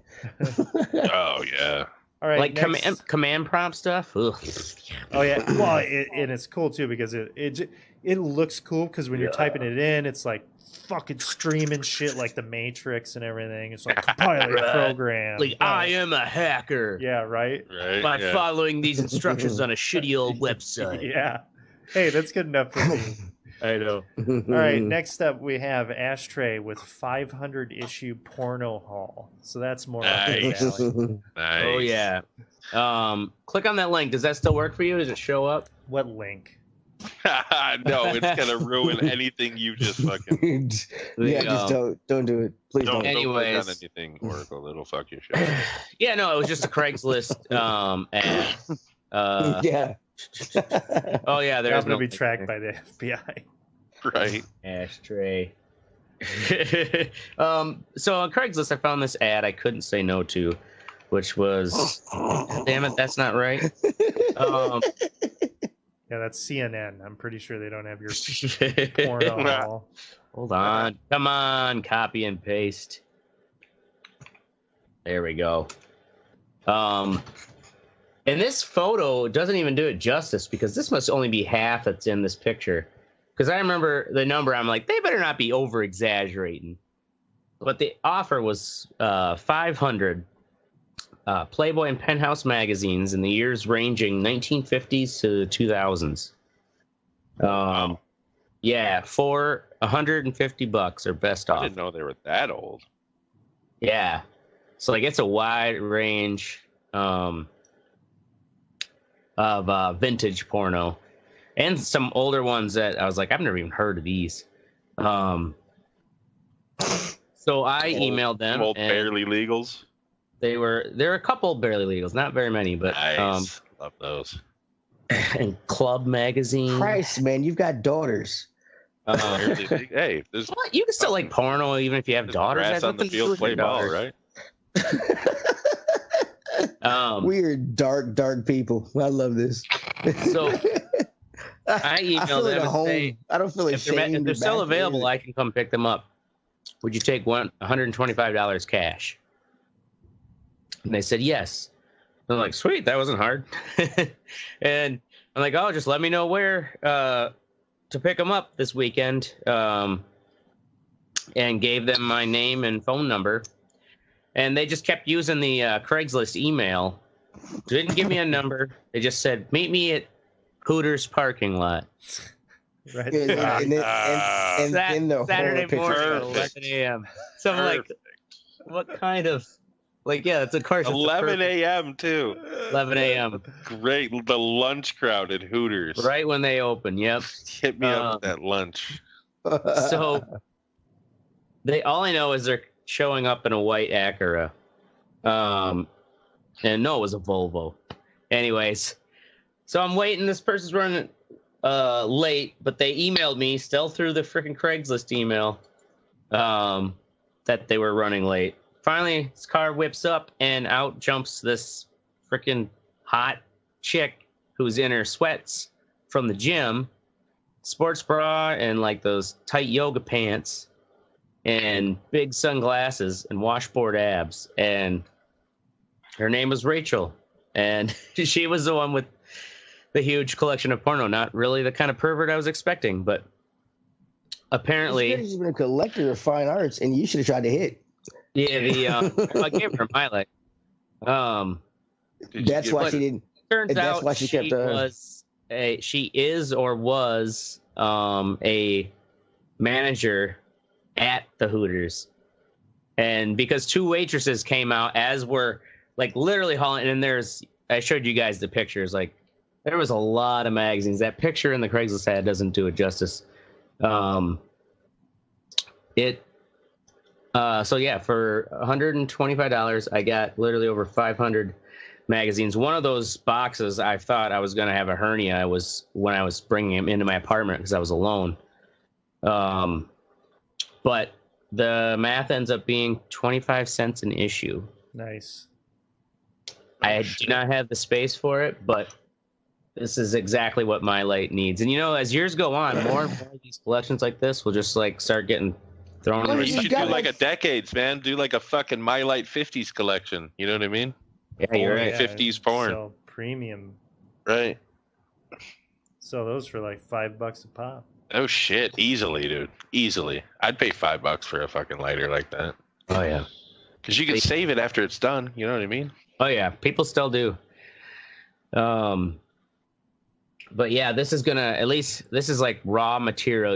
It's like me. I'm like the old Rockefeller it's like buying an oil well that like, there's probably still an be oil a lot of oil in there, but like no one's using it right now. And like I don't have. I might not get pumping it all out, but I'll be able to slowly get a whole lot of resources. Like a little storage unit, man. And just start buying up vintage porn like that. You have shit for fucking decades. Oh yeah. Nice. Investment. So exactly. It was a My Light investment. So cheap. Dude, I would start doing Zippos or like cheap ass Zippos. That's what people have been telling me too. Maybe I could do it. Yeah, as like a bigger upsell at like the liquor stores where they could be behind the counter, controlled easier. The bar. Yeah. I know I'm not gonna deal with fucking Etsy cheap, anymore. shiny. Did I tell you guys that I got this? Yeah, fucking Etsy. Fuckers. Narcs. Fucking Bic. I like Etsy, man. I got this box off Etsy. This shit's awesome. Etsy. Yeah, but it's not a box with a Bic on it, I guess. Like I think Bic probably just has like they probably have some legalese right to like any sort of art on their particular type of lighter because they also own the rights to that trademark design. But did you get kicked off Etsy? Yeah, well, I didn't get kicked off, but I got basically my posts, which had been sitting up there for a couple months. Like I wasn't putting any money into like advertising and like really trying to push it because that's another way Etsy makes money. Is if you want your stuff to sell, you also have to like pay them money so that more people gets featured or whatever. Mm-hmm. Fuck that shit. Like, people are, they've been telling me for years I need to try Etsy. Fuck them. Should have known better. Fuck them. I've been putting it off for so long. Oh no, none of them sold. Granted, yeah, I wasn't spamming people on my Facebook that page. shit at swap meets. Well, the whole point is don't do that. No, exactly. Is frickin' I'm having other people sling them and selling them through bars and liquor stores where you don't have no fucking Etsy or like the big police and what's this? Who makes these? Fuck trying to promote them on the internet. If anything, I may just do nothing more than just basic Facebook posts, but not even like advertise on Facebook because I don't really need to. Kind of like if you start to learn Stairway to Heaven on an acoustic guitar, a lawyer pops out of nowhere and just goes, "You got some money?" Yeah. Exactly. Okay, next up, Teddy, Transistor. Yeah, Transistor's a game. I saw something about it on E3 a while back. Turned out it's on sale on Switch for $4.99 right now. It's a action role-playing game. It's actually pretty cool. The art's real nice. The music, the music is what I really fucking like. The music is fucking awesome. The little sword you have talks to you. It's kind of weird when it comes to the terminology of the game because I can't figure out if I'm running around in a computer or they're using computer terminology. I haven't gotten that far yet. It's pretty cool. You can do like live action playing, or you can fighting, or you can do kind of like role playing. They have a little when you step into a fight area, it has a little barrier, and you can click the right trigger, and it'll bring up a turn-based thing you can do, and it comes in real handy when beating bosses. The art does look pretty cool. Yeah, it looks pretty cool, man.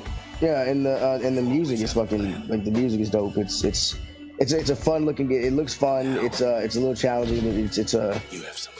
But it's awesome. I like it.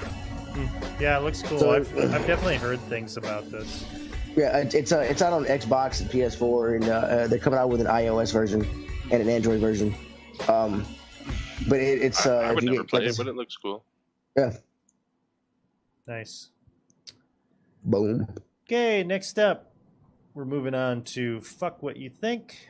That's where we tell you about things that we think should go fuck themselves, and you. Yeah. And or to hell. And you. Mystic drive-through etiquette. All right, so I see this post today. Some woman in Oklahoma who is deaf pulled up to a drive-through window at Burger King to order for herself and her two sons instead of ordering at the speaker. And the dude told her that she had to go inside. Like she had a list on her phone that like he could have just typed in what they wanted. Mm-hmm. You know what I'm saying? And instead he was a total asshole about it. And she's got him on a cell phone, on a camera, like being a dick.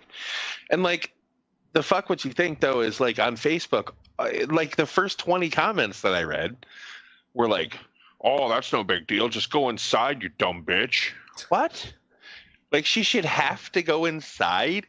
This dude, he was like, "Oh, we're too busy to take your order at the fucking window." Bull fucking shit. And the time that it took you to argue with this bitch, you could have put her order in and pulled her ahead, because what he's worried about is his drive-through time.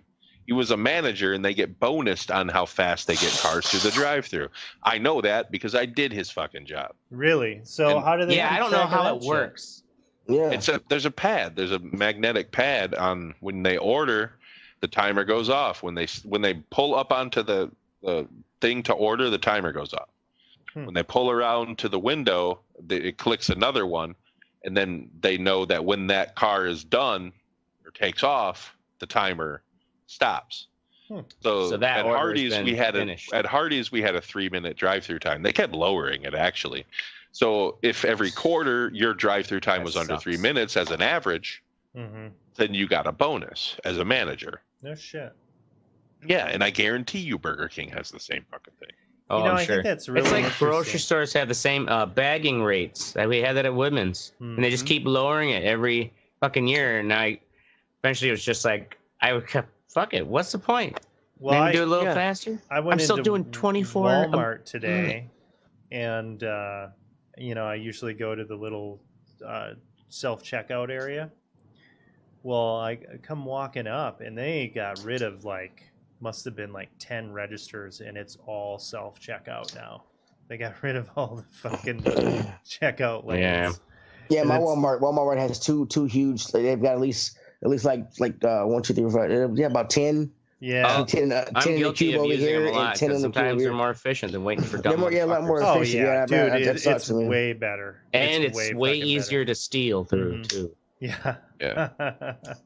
Just fucking put a different sticker on for your bulk items. Shit, those aren't chocolate covered almonds. They're regular salted peanuts. Right? That's funny. I never thought about doing that. Damn. Oh fuck yeah, I do it all the time. Nice. Now when it's not like you don't have to, it's like no human there looking at it like that's not what this is. Right? Yeah. Scale don't know. Do they have like an old lady don't waiting know. for you at the door that has to see your receipt? Right. Only at Sam's Club. Oh, They okay. check your shit out. Leave the door. Yeah, they used to do it at a Walmart all the time where I used to live in Point and shit. Around here, you're lucky to fucking not get stabbed in the parking lot of a Walmart. Yeah, they're like, hey man, if you could make it out of those stores, we'll give you a 20% discount if you can Right. make it to your car without getting hepatitis. If you don't leave with it, I'm on it. keep it. The keep it alive discount. It's a special sale. Yeah. Right. Oh my god. So anyway, fuck that dude. That's just being a dick. I'm Yeah, sorry. you just being a dick, bro. That is being a dick. All right. Speaking of being dicks, Sony, who are known to be dicks, in their Vita patch. So the PlayStation Vita has been considered a dead system for a while because they don't support it anymore. You can still go to the network store and buy games for it. Really? They're gonna make, Of they don't course, make you any can games. fucking buy games. I mean, They might not they're always work. gonna keep. I mean, yeah, but they're big in store. They all work, you son of a bitch. It was a good system. So That's I their lost mine handheld for one, right? Yeah. Yeah, I lost mine for a while, and I recently found it. So I've been fiddling with it, and I decided I was like, lose fucking. my systems. I mean, I got a lot of handhelds, bro. I mean, I know you I've got a 3DS and a Game Boy Advance somewhere in this room, and I don't know where it is. Yeah, that's why you're losing shit. You got too many. Yeah, right. Oh, this is. I don't have any. Teddy's frozen. See that? I haven't Yeah, bought a That's system in a great. while. Look at his face. Yeah, it was a good face. Yeah, it's a good one. Yeah, awesome. Oh, There's the laundry. Yeah, see? We're looking for the Vita now. We're looking for No, the I Game know- Boy I know- Advance. I know where the Vita is. I don't know what the Game Boy Advance is. Maybe it needs to load of laundry. Fucking who knows? All right, Yeah, so why don't you what's up fold with your the laundry? So the what's thing is, PlayStation doing or Sony? well, doing? they I looked up a mod and everything else. Is look at it in the. And you have to be at software version 3.7, which is 3.70, which is what it's been at for like the past 5 years. And so I get it, and as soon as I get turn my Vita on, I've got to one day I've got to update it to fucking. And I wasn't paying attention. I updated it because I thought I could still patch it, and now and that update to 3.71 fixed everything in the patch that had been open for like the past 5 years. And they're like, why? They're like, why all of a sudden did Sony decide to do this shit? Like people have been modding this shit for like a while. Yeah, like, you would why think all of a that would sudden help sales to fucking leave it open. I mean, really, I'm like, yeah, but then they Right. patched that shit. And I'm like, So you like, people broke it might- basically. I didn't break it because I don't want to. There's no exploit for it because it was called the Trinity exploit, and they patched it. So I mean, I'm like, shit. As soon as I find my Vita, they patched the shit.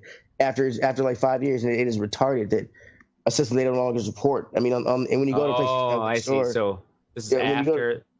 yeah, the system's been dead. Is Like, there you can- any way to The thing is, jump back to an earlier edition or no? downgrading? No, downgrading is real dangerous when it comes to I don't know that Sony is very worried about profits, though. I think they just do decisions based on how much of an asshole they feel like being that day. I mean, Sony really doesn't give a fuck about No. anybody. Because they make some dumb fucking decisions. Yeah, they do. Business wise, and they're still around. Yeah, You know what I mean? They're diversified though. If you think yeah, about they it, really are. Oh yeah, they're big more time, diversified than I would say Microsoft. Oh yeah, definitely. So Oh, yeah. I'm gonna wait to. Yeah. All those Japanese companies are though. Samsung, well, Right. they're Korean, but Yeah, but you're right. Samsung is too. right. Ugh. So Teddy, I'm gonna wait to. What's a I'm good gonna wait till fucking next- Vita game? I mean, they got a lot of. They've got Borderlands 2 on there. They got a lot of patches. They got a lot of games ported from the big systems on there. One big thing is you can do the PlayStation. I don't know if it still works, but it used to do PlayStation Now, the little handheld.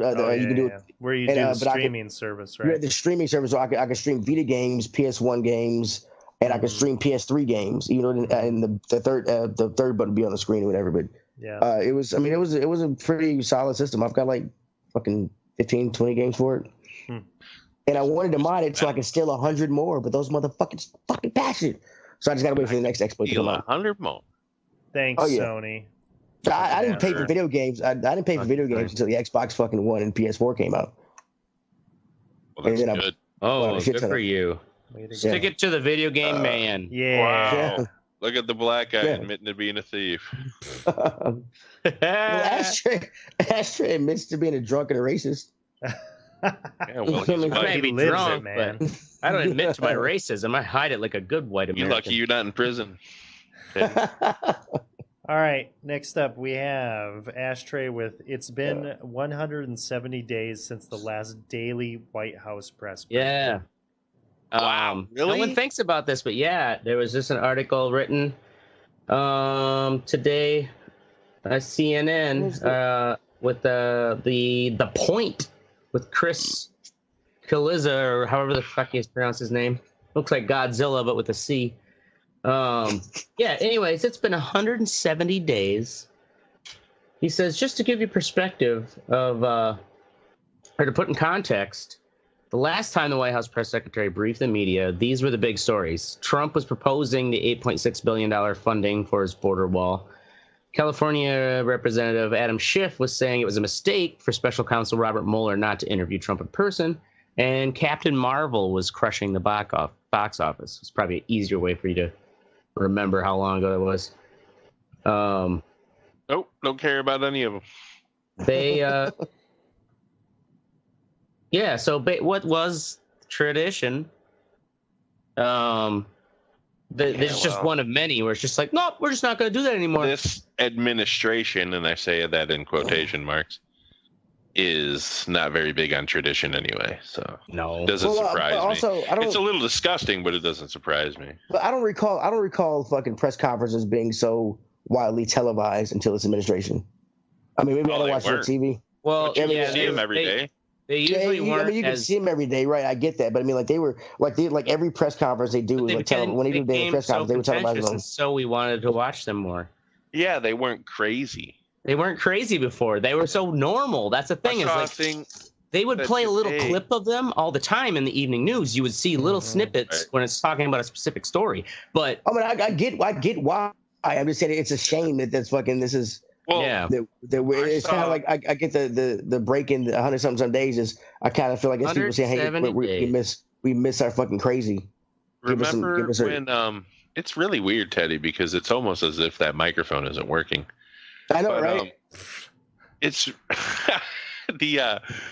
it's today is the 5-year anniversary of the biggest scandal in Obama's history, in Obama's reign as a dictator, the tan suit. Remember that? Oh, the tan. Remember when conservatives lost their fucking minds because he wore a tan suit? What? I don't remember this. What happened? You don't remember that shit? They freaked the fuck out because he wore a tan suit to some fucking press conference thing. They should have instead of like in Guantanamo. Presidents have always traditionally worn black or blue suits. Mm-hmm. Like no one has really ever worn tan, and especially Obama. You know what I mean? One black dude. Fucking piece of shit. Like they freaked the fuck out. Yeah. Right. He came in with different colored skin. The least he could do is wear the same color That's suit. the most fucked up, controversial thing they could have, that they came up with in that man's presidency. Yeah, all the scandals every that day happen. we That's get why Trump, the press conferences are we boring. get Trump trying to incite fucking violence and saying that he'll pardon them if they commit violence to get his wall built. He literally said that. Great. For shame. Anyway, all right, go ahead. Sorry. Okay. So, yeah. Oh, you got more? It. No, I just said that. Yeah, I'm bitching about it's really. Yeah. So yeah, move on. That's some bullshit. Last up, we've got me, Entitled Drivers. I've been working on my road rage over the past couple years. No, you haven't. Son of a bitch! I really have. I want to be in a car with you, just to fucking. I don't let people get under my skin like they used to. See, I'd be instigating shit. He cut you off. Mm-hmm. And Like, look at that Oregon. I'd be instigating. He's cutting you off. Be in a car with him when he's on meth. All right. Yeah, that's when he drive-bys deer. Right. So anyway, I don't know.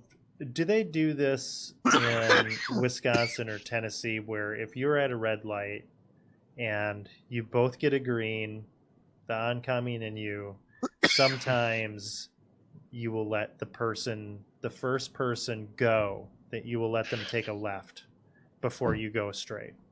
I know. I always do the right of way thing. At a light? At a light. If you're opposite. Yeah, if you're opposite. Oh, if they're cutting across from you, no, you have the right of way going straight. Hell no. Right, you have the right of way. I've never let somebody do that. Okay. So no. I will tell you. I T-boned a woman because she thought she could do that. She actually paralyzed her from the neck right down. away. Yeah, I got hit in Detroit because somebody did that. I'm like, why would you take a left in front of another car that's going the same direction you are on a 2-lane road? That is retarded. So in Rhode Island, there are some really weird unspoken driving things that happen. And one of them is hand signals are a big thing.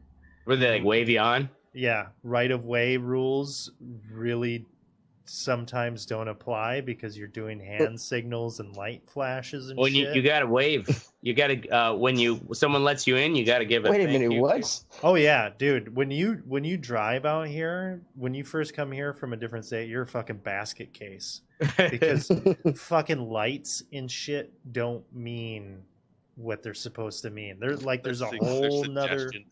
Yeah, there's a whole nother language going on out there. Really? Oh yeah. It's kind of like the real rules of the road and not the DMV. But yeah, well, I don't give a fuck though. I'm going by the DMV rules. And with the letting somebody go in front of you, that is really not like a hard and fast. It's kind of like, well, if I'm not in a hurry, or if you get more of a jump than me, or if I think that it's going to be a long time for you to go, then I'll let you go through. Anyway, I'm going through one of these intersections, and I wasn't even the first car. But the person that went, they didn't let the car take the left. They just went because the traffic was kind of backed up and shit. So they're just like, okay, I just want to get through this goddamn light. And the car pulls out. It was like an SUV, and there's this fucking woman sitting in the passenger seat, and she's just flipping off every car that has the right of way and is driving through the intersection. Yeah, that like we're assholes because we didn't let her. Exactly. Yeah. And I wasn't angry. I wasn't upset. I stopped. I actually stopped in front of their vehicle, and I just like kind of waved and smiled while she was flipping me off. So I was like totally cutting them off. Oh, so you stopped so there's no way they could even turn? There's no possible way. That's awesome. I blocked them. Dude, what is the logic behind, if you're two cars right here, what is the logic behind this one over here trying to make a left turn? I don't get that. Why? Dude, it's a courtesy thing. I'm telling you, there's a whole different. We're talking about at an intersection, Teddy. At an intersection, there's a when whole you're different set of things. Of someone who's trying to make a left turn in front of you, so it's like to your perspective, they're going right, but usually, okay. So always, I thought you were thinking of a different thing, like in the same. I'm thinking of a guy. I was thinking of somebody that was fucking on the right of me, trying to turn left in front of me. No, they're on the opposite side. Okay. Yeah. Okay. Yeah. But so this is a total kind of gray area courtesy thing.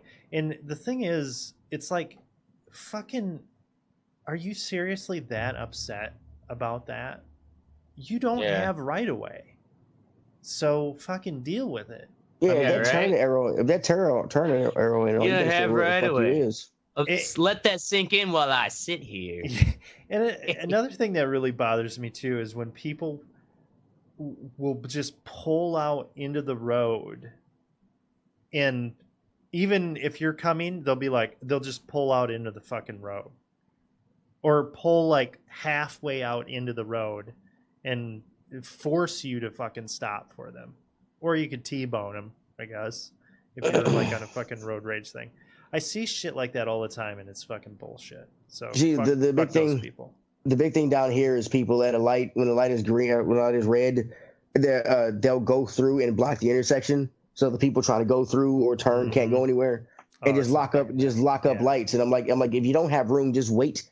You know what I'm saying? Just wait till the light goes. I mean, just wait through a light. That's the big thing down here. Things move so much more smoothly if people just follow the goddamn lights. Yeah. You know? Because, you know, that is what they're for. Right. So that's my rant. Fuck off, losers. In all seriousness, go fuck yourself. Mentor Kentucky. That's our show. That just sounds wrong. We're going to be here every Wednesday night at 10 p.m. Central. We might be here on Thursdays. Because we work, people. Right. Right. Make sure you join the conversation. Oh, I need to fucking cue the music. Join the conversation at theredeyereport.com or facebook.com/theredeyereport. I think it's /redeyereport.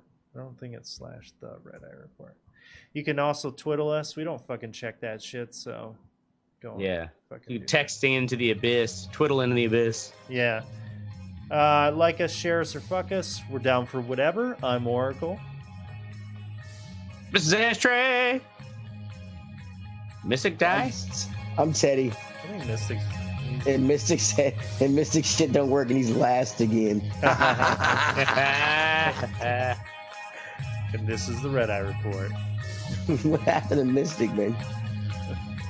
Boom. You poor bastard. Where is he? Headset issues. I'm Mystic.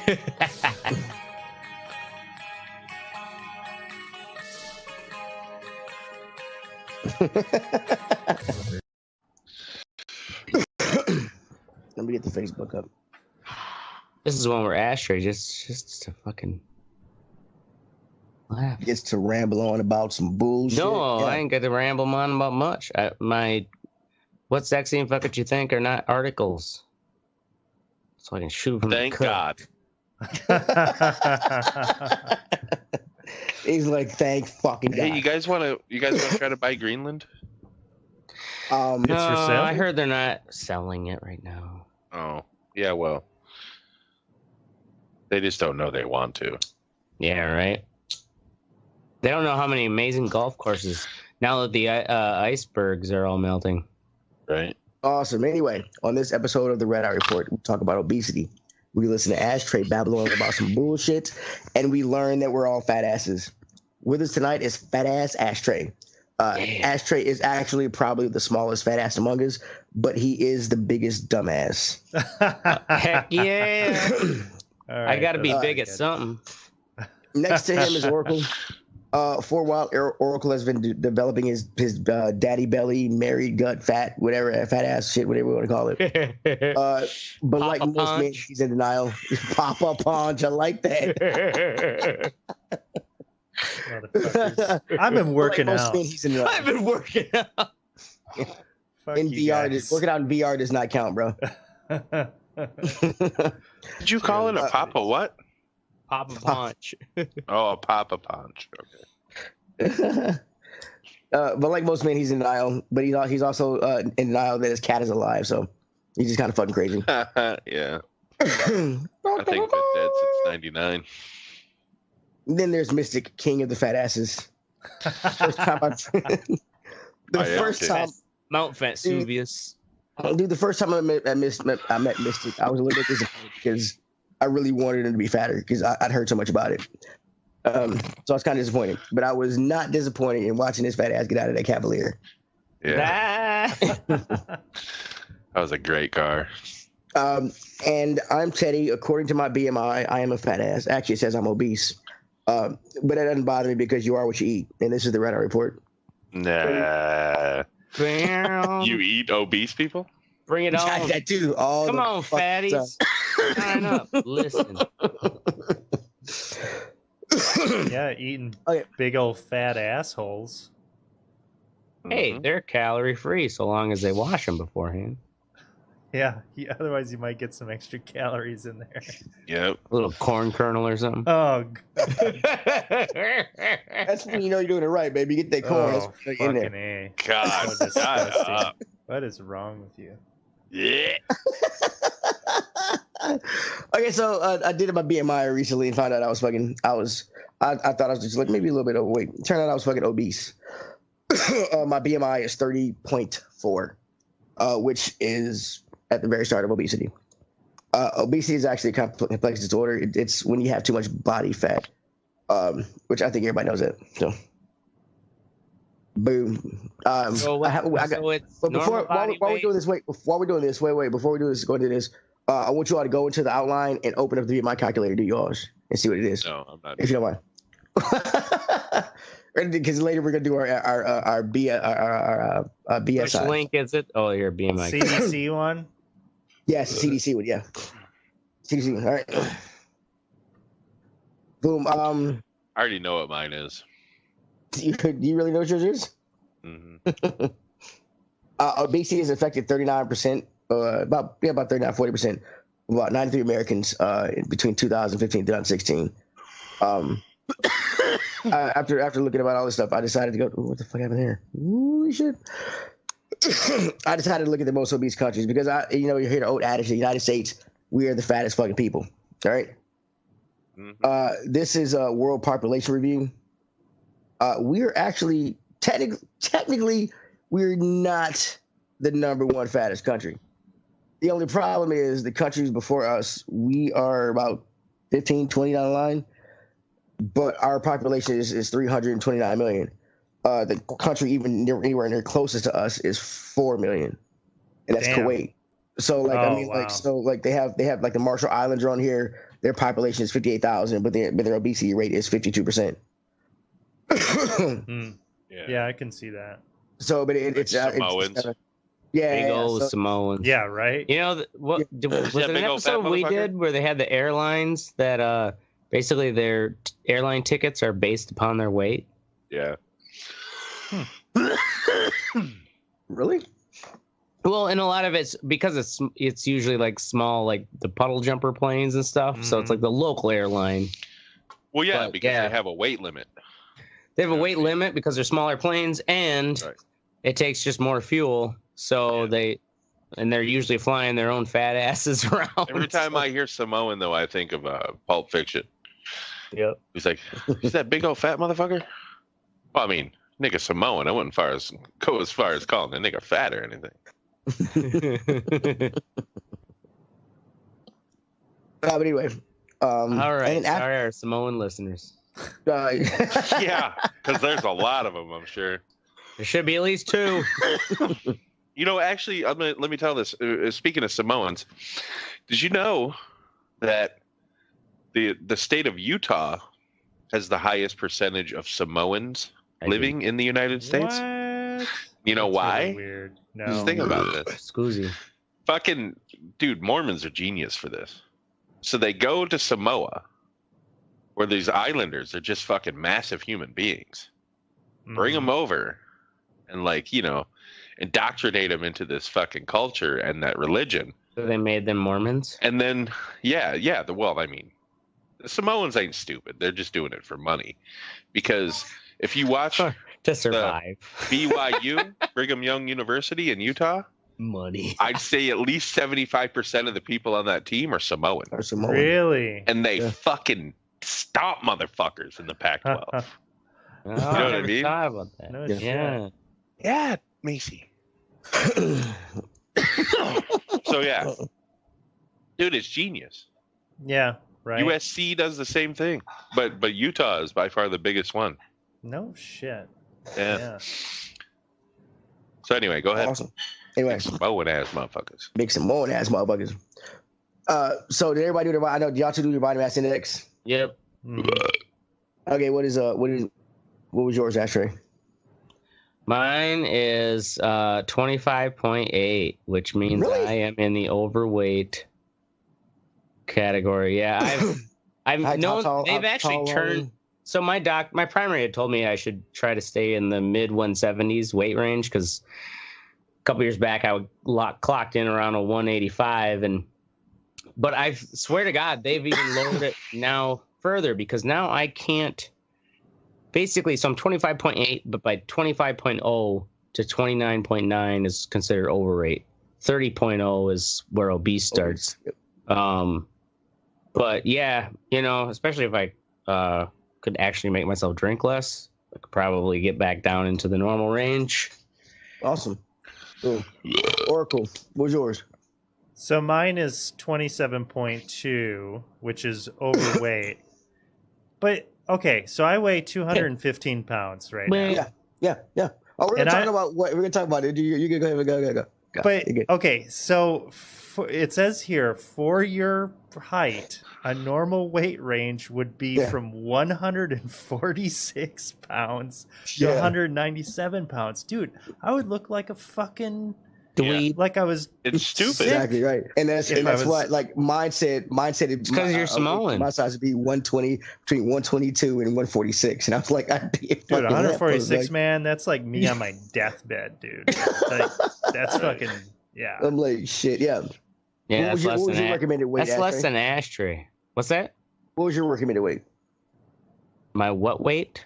Your recommended weight. Oh, recommended weight. Let's see here. For your height and normal weight range would be from 122, which I would be like coming out of the gas chamber, to 164 pounds. Huh. So yeah, that's another like basically I need to get another like 8 pounds down, 6 to 8 pounds down, depending upon the time of day. And I'd probably get into that 64 pounds. Well, actually, this thing is like the BMI only takes it to get your BMI. You take your in centimeters and kilograms. The calculator I gave you all converted to feet and fucking inches. But you take your height divided by your weight. But it doesn't take into account the muscle mass because muscle mass is heavier than fat.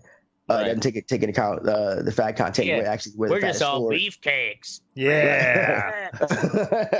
It also doesn't take into account where fat is stored. Fucking because of hormones, most guys' fat go around the waist, get their belly fat first, and because of women they get it around their thighs, ass, and fucking hips. So there's another way to do it. Do. And so that's why it's been yeah, they do.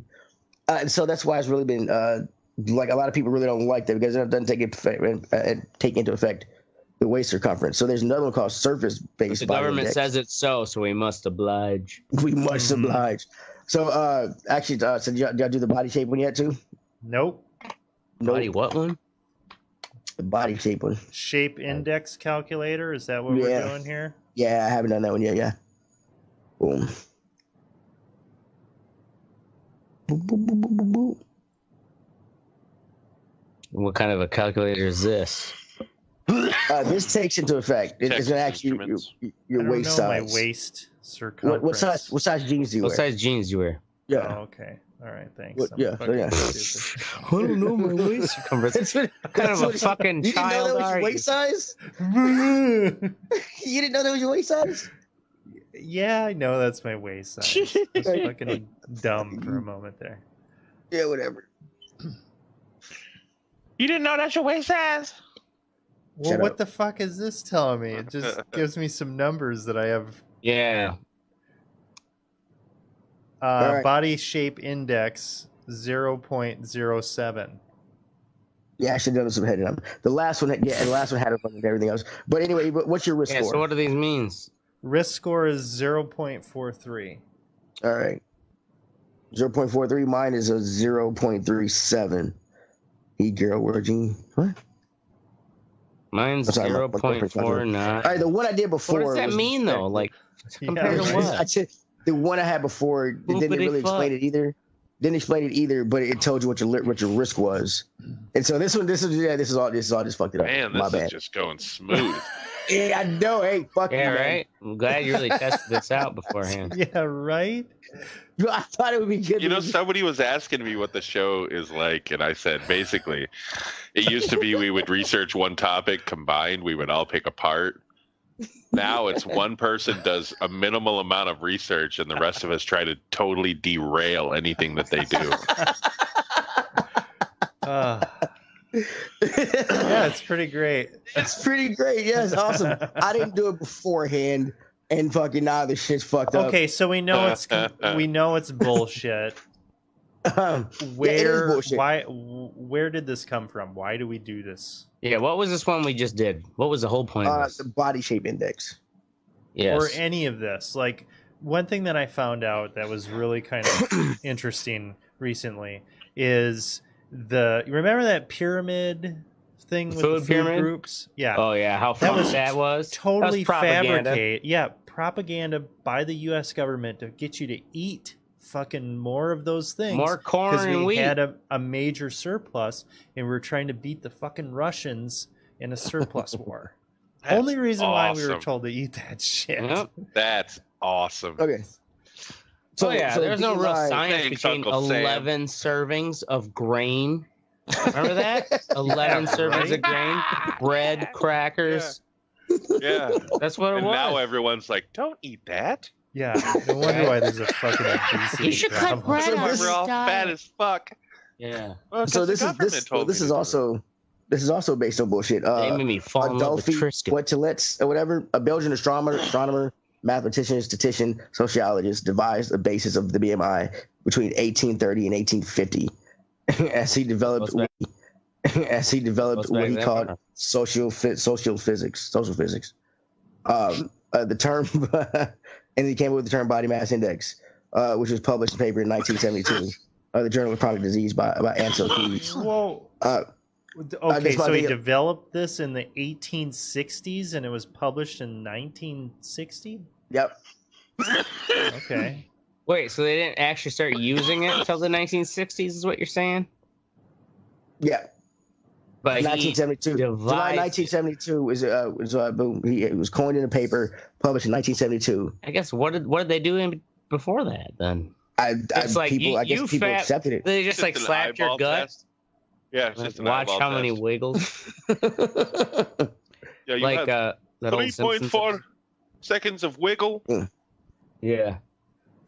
You need to cut down the 2.8 next time, okay? Yeah, but it was made for a better way to assess patients, but it didn't take into effect into taking into point the fat.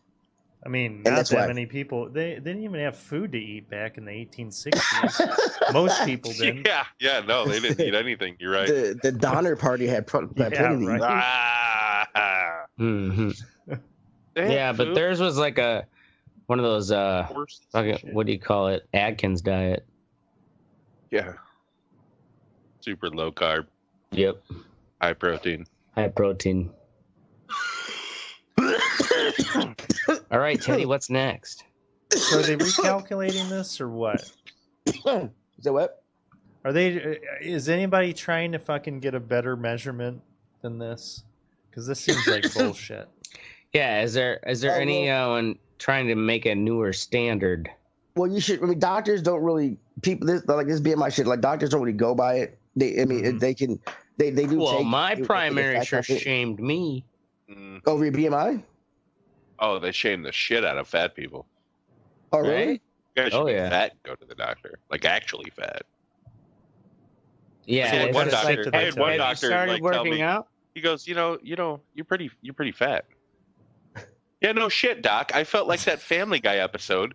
Yeah. They tell Peter that he's fat, and he's like, doesn't believe him. Oh, really? Like, what are you talking about? Yeah, dude, I have a mirror. I fucking know I'm fat. Yeah. That's why I'm here, stupid. Yeah. You can fucking help me not be fat. Like, what the fuck? So do they... All right, Mystic. So as somebody that is overweight and doesn't just have like a fucking fupa or whatever the fuck Teddy called my belly. What? Papa Punch. Yeah, Papa Punch or whatever. What are... like going to the doctor or whatever, like what are some experiences that you can say like, yeah, you guys have no idea what this is like? Yeah. Without I can't specifically. So when I went to the doctor with my foot, when I had that infection in my foot, I was telling him, I was like, man, I'm having a hard time breathing. And the doctor, who was Indian, some Indian woman, literally said, that's because you're fat. Like she's like, "You're just big." That was her exact words. Like you wouldn't know your own. Woman, fucking you wouldn't breathing. know your normal respiration. Well, the thing is that a week later or 2 weeks later, when I was still complaining about it and I couldn't walk more than fucking 10 feet without like being out of breath, they put a fucking catheter in me and a fucking medicine that makes you piss basically, and pulled 72 pounds of fluid off of me. Damn. So what the hell's that? Like, why was that? Water. What? Why were you retaining? Yeah. Your body retains water when it has internal trauma. My organs were going into septic shock, so I was retaining as much water as I possibly could, like my body was. Damn. I got Yeah. Septic shock ain't nothing to fuck with. Yeah, right.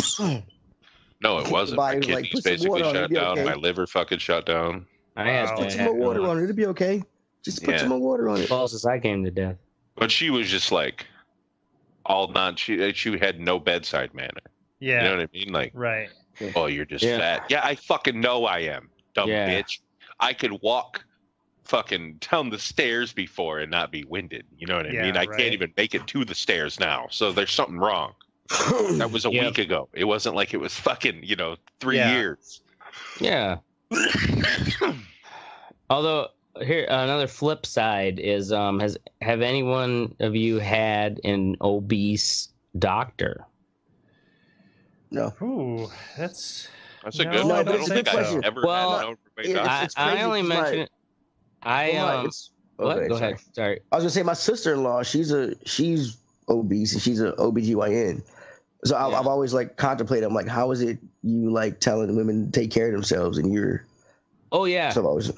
And it may very well. This might have the story I've heard, anyways, might have been also an OBGYN, and maybe that's just like a common thing. It's like fat chicks become OBGYNs, but because a friend of mine was telling me that her doctor, and it might have been her OBGYN. Anyway, she's like, it's really hard when she mentions like, yeah, I know I'm overweight. And she's like, oh, you think about exercising, blah, blah, blah. Like she's morbidly obese, and she's sitting on that chair, and it's like reeling around like Jabba the Hutt on wheels, and it's just like she's like, how am I supposed to take that seriously? I mean, is that wrong of me to judge? And I'm like, no, it's kind of right. Like Jabba the Hutt on wheels, bro. It was awesome. I don't know if she could say it with a straight face. No, she does have a point, though. I mean, it's kind of like a vegan steak salesman or something. You know what I mean? Like he's someone or like a fucking chick who's got 12 kids talking to you about birth control. Like, bitch, what are you doing? Like, yeah, right. Practice what you preach here a little. Exactly. Yeah. And so she is just like, I don't know. Like, I don't know how to take any of that seriously when like she's that big. Yeah. And I guess like I wonder if it's a thing too, where it's like, is it a protocol thing where they have to, I mean, as a doctor, like check off the boxes, make sure you ask them about this or point out that, blah blah blah. Yeah. I mean, if I was a fat ass doctor, I wouldn't say anything to anyone who was overweight but smaller still than me. I'd make a joke about it. I'd be like, well, That's true. I'm a fat piece of shit, but we're all supposed to lose a little weight. As you can see, I'm still trying to figure that out. Yeah, but, right? Yeah. Maybe you've got a little bit, you could do better than I. And I think they would appreciate that, but to just like pretend like I wouldn't. I'd put him down. I'd call him a piece of shit. Wait, even if he made a joke about his own weight? I'd be like, no, man, I may be overweight, just like you, dude. But I still drive a Porsche because I'm a doctor. Have a nice day. Right? Yeah, the difference between me and you, buddy, is I drive a Porsche. 120 grand a year, so suck a dick. Right? I paid. Now go get the jaws of life and get me out this motherfucker. Yeah. I can afford these doors, please, so I can leave the room. That's funny. No, my daughter's dentist is real fat. Really? Yeah, But I mean, he's just a dentist is a little different. Yeah, right? That's a little different. That she takes care of teeth so you can eat with her. Yeah, right. Oh, it's a dude. It's a dude. Or eat with him, whatever. Yeah. My experience. When I feel saddest, or I guess sad words about when fat people is when they can't get on a ride at an amusement park. That walk of shame. Like No, I guess don't I feel haven't bad been enough. because they knew that shit going in. Bullshit. You know what I mean? Like you didn't know that you couldn't fit on that motherfucker. Give me a break. I just want to be like everyone else. Yeah, well, stop eating Twinkies then. See, I never get pissed about that shit. You know what I mean? That's why I don't even try to ride. Exactly. I can't fit on it, so I don't even go. Don't even fucking bother. I could just see him trying to like strain to get it strapped in and shit. Like get that light to turn green, and it won't. And they're like, "Sorry, buddy, got to go." And it's like, "You got to get out and go." And it's like, "Sorry, man, you held up my ride for 15 seconds, you asshole. Thank you." Yeah. Right, we'll tell you how cool it is. Yeah, at you the just gotta end. give shit up like that. Yep. That's the price of freedom of being a fat ass. Just resign yourself to creating comfortable chairs for other people because you break them in so fast. Yep. Or stuff like that. It's true. Is that a mystic butt print I see? Yes, that's why it's worth. Yeah. Oh yeah, it's gonna be great. Let's sit in there. Right. Any normal human sits in it, and you either tip one way or the other. Man, I tell you, the crack crease on this thing is like a knife. All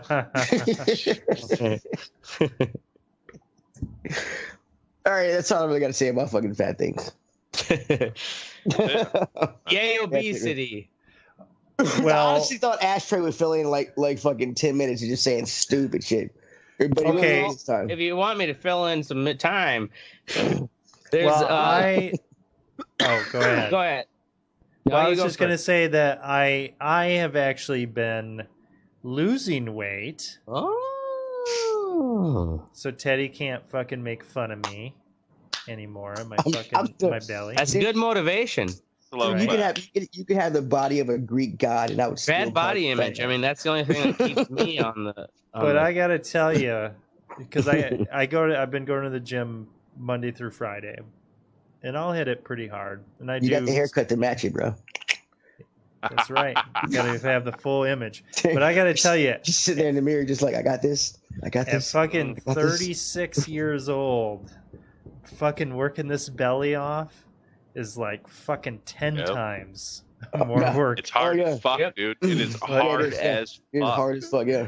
It is ridiculous, man. And we're only in our 30s. Only in our 30s. I've got a. I'll be 40 next year. Fuck y'all. A buddy of mine.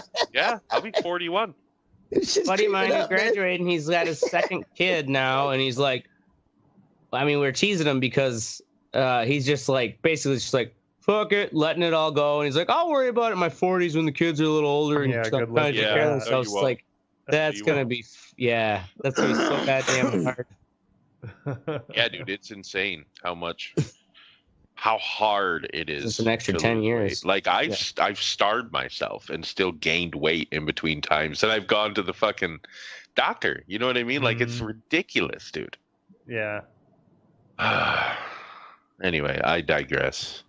Right? Is liposuction coming back? I heard some. I mean, did it ever go anywhere? Yeah, I think it was still around. It's still around. I've seen that cryo shit now, though. That fucking shit. That's a good. What the fuck is that? You should have looked that up, Teddy.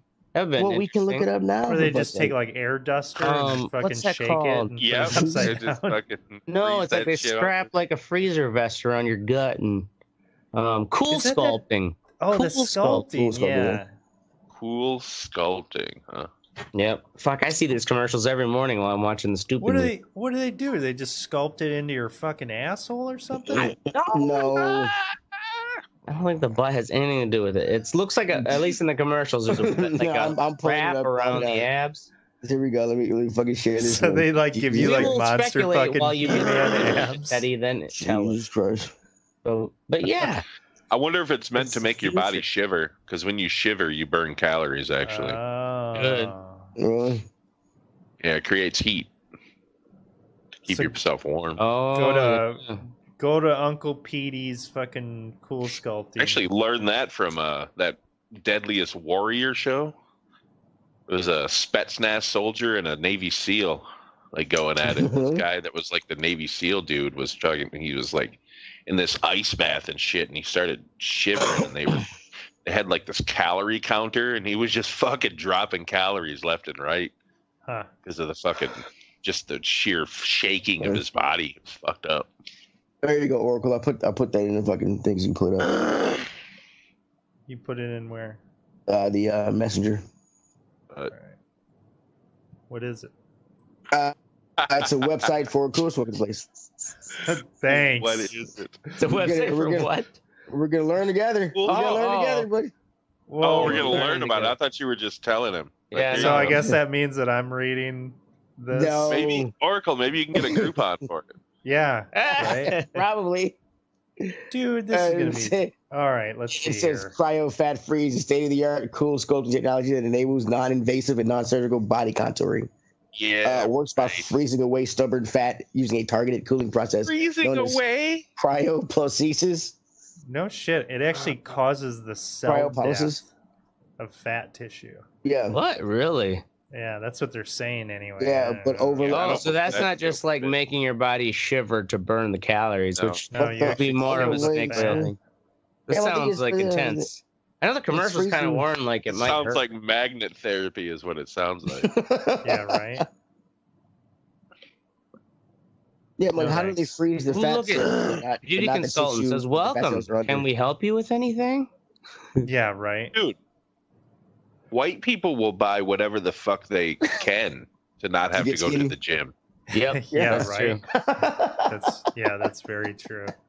You know what I mean? Like, oh, here you go. We'll just strap this to you and you'll lose weight. Yeah, sweet. All right.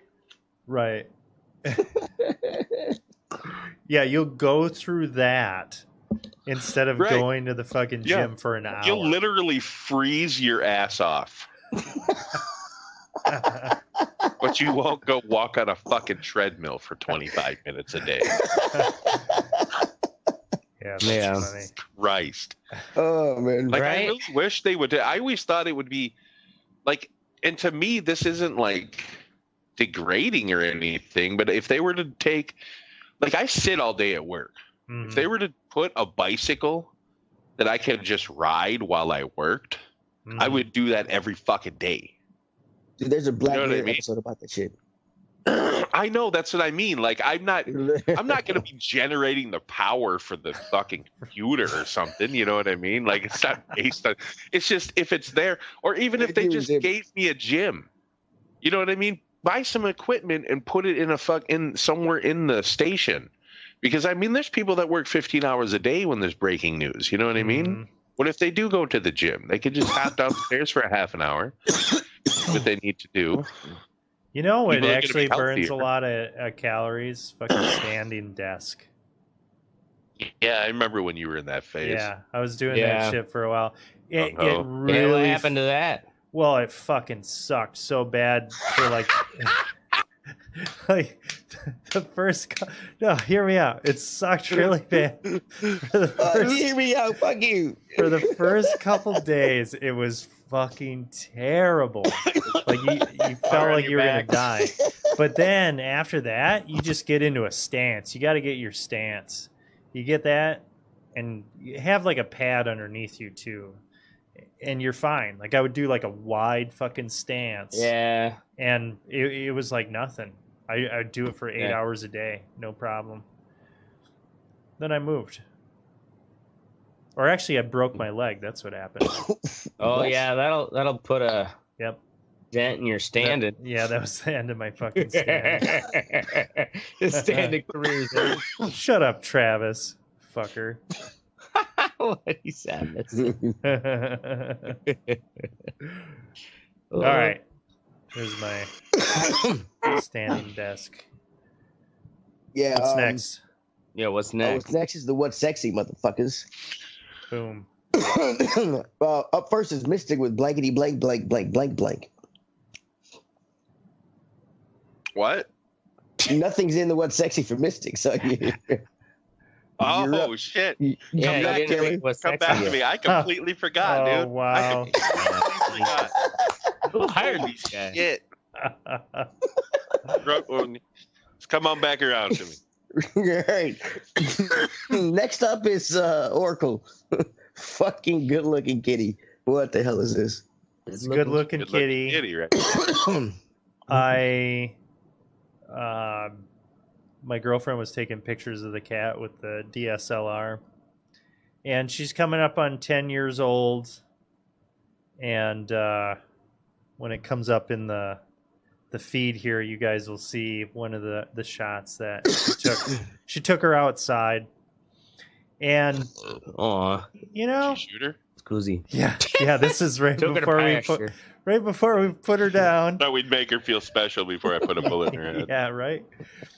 But you know, despite fucking trying to teach her to shit on a toilet and fucking beating her when she didn't do that, and fucking performing wrestling moves. That's like trying to teach a human to walk on a tightrope, and when they're not that good at it, you just beat them. You just beat I wasn't made for this.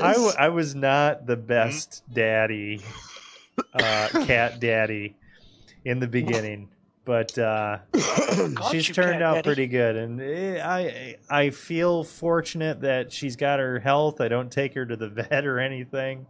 She seems to be okay. Well, she got worms and all that shit. Like he hurt, and you don't take her to the vet. You cheap bastard! You just bought a new fucking car. You cheap fucking bastard! Take your fucking cat to the vet. But she's fucking fine, man. No, she's fine. Side. She's fine because she still walks around and eats. That's why you think she's fine. I'm on the Oracle side in the sense that like it's unnecessary to take your goddamn cat to the vet every year if they're just an indoor cat. Yeah, she's doing good. I got her some oats. I got her a all little thing of oats to eat. I got her shots when she was a kitten. Like, you know what? If she gets an old age and gets some terminal disease, it's going to kill her anyways. Right. And she's fucking 10, man. She's 10, yeah. You got easily another 5 years. You can't side with him. He was ready to murder his cat like 2 weeks ago. But it died. On she was 17. You can't side with him. Y'all are both like, yeah, whatever. We're both from Wisconsin. Yeah, whatever. Yeah.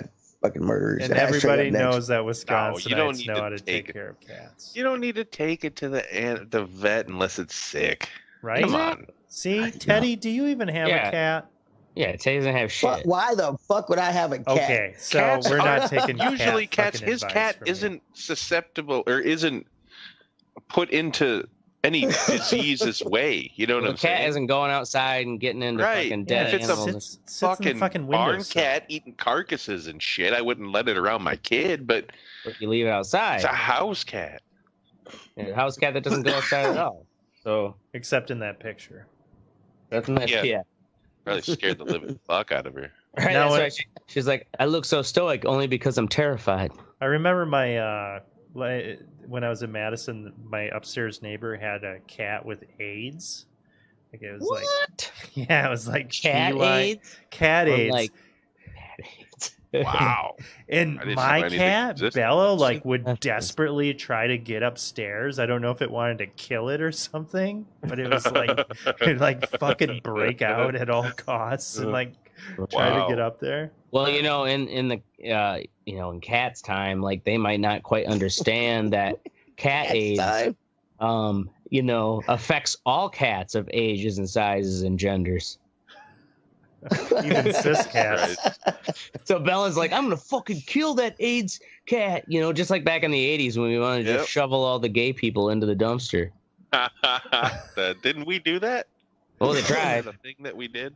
Ronald Reagan wouldn't even fucking talk about it until the last fucking when he. My daughters had a lemonade stand outside the other day, and they took the ferret outside. Oh, nice! On a leash, it was fucking having fun, man. Playing on the grass and shit. Loved it, I bet. Yeah. Awesome. $33 too, selling idiots. Damn, dude. Nice. Really? I used to sell pumpkins on the side of the highway when I was a kid. We live in a really high walking traffic area, like a coffee shop, like half a block away. That's a nice little neighborhood. They just walk right past. My daughter's out there like carnival barking. Like my 9-year-old's like, "Get your lemonade! Nice. Come play with the ferret." Was she? That's awesome. Yeah. Come play with the ferret. Oh, that would totally sell me. I'd be like, all right. My other daughter like draws murals on the sidewalk with sidewalk chalk, like Peppa the Pig and Dora the Explorer and shit like that. I don't care how nice the neighborhood is. I'm telling my son to stay away from the white girl with the ferret. I'm sorry, bro. That's not me. You've never played with a ferret. They're actually very like unique mammals. I mean, they can be messy and they will take your shit and hide them. Yeah. But they play fetch, dude. Yeah. They're rats that play fetch. They're like rat dogs, yeah. Kind of. Yeah. Oh my god. Anyway, up next is ashtray with sex cells. Sex cells. Oh, actually, no, mine was sexy. Is my late sales are getting traction to where what used to be, maybe a normal like 6 to 8 weeks time frame of refills are now definitely coming down to like 5 to 6 weeks, and that's my stoner satisfied. Oh, I'm really fucking stoner. You don't have to give specific numbers, but do you make enough each time to justify doing it? Like, are you doubling your cost, or are you just? Yeah, I'm doubling my cost. Okay. All right. Well. Yeah, I'm estimating my cost. That is $1 a lighter. What are you selling for? Selling them $2 a lighter wholesale. Well, there you go. And so, like, yeah, it's the account's going big, and it's just nice to see that like the sales are picking up without me having to actually, because if I was kind of feeling like I was not getting another distributor out and ready, but now that like the sales are picking up, it's kind of like I don't feel as such a rush to have to try to get some new box out on the corner. When at least they're selling as fast in the areas that they've got pretty good traction, because also it's a lot of these places are also neighborhood places where I know the people working there, and it's, in all honesty, it's like the guys on the counter who explain every day. They have to explain that's not a wick. And it's to take the plastic off, right? Yeah. Because it's a wick. It's a wick. Yeah. It's just like this common, or is this a fuse? Yeah. Well, you grab it and pull it, rip it. Light it, stupid. The top of the, Right. actually the top of my newest printing of warning labels, it says it's got the little diagram of like how to tear it open, but it says it's a tear string, dumbass. But anyways, like, the guys who are working the counter are the ones who are like actually, like, I'm not paying them anything, but they stand behind my product because they love it just as much as anyone, and so they're the one who vouches for it. Because there's a lot of cheapskates like, why would I pay $3 for a lighter? Well, fuck them. So, anyways, feels good. Yeah, but a regular lighter, like just a Bic, like I've paid like $2.59, right? Yeah, for a fucking Bic. I pay 41 extra cents for some custom fucking thing. Yeah. Isn't there a certain brand of My Light that's selling better than, or is more requested than the others? What's that? Isn't there like a certain type of My Light that's requested more than the others? Oh yeah, all the of course the nasty porno ones, especially the hardcore ones, where like some of them are real close-up wraps where like you're trying, like, what is that, a face hugger? Oh, that's a straight up right in the vagina. Or like direct penetration, to where like all you can really see is like the lighter looks like a penis, and then there's like this line that's like, oh, okay, that's where the vagina starts. Fuck. Wow. And people love them. They sell right away. Buys these things, dude. Man, people who smoke, drink, and do drugs. They love to have the raunchy lot life. of them. Yeah.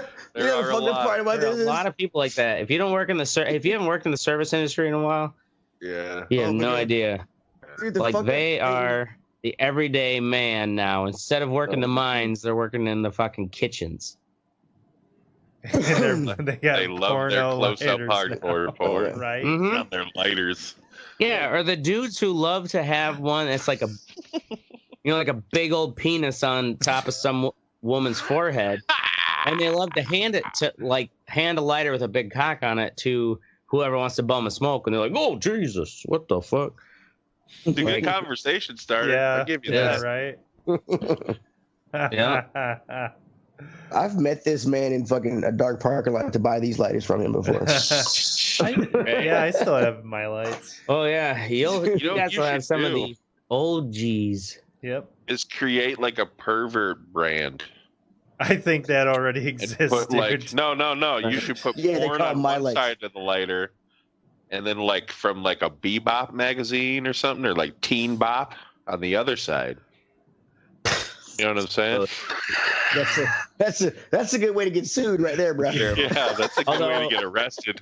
Yeah. I have recently thought of the idea of Oh my God. offering for a higher price to have like a whole set that's just like raunchy porno lighters instead of, say, 25% of them mixed in with all the other art and comic books and No, shit. it ain't 25%, motherfucker.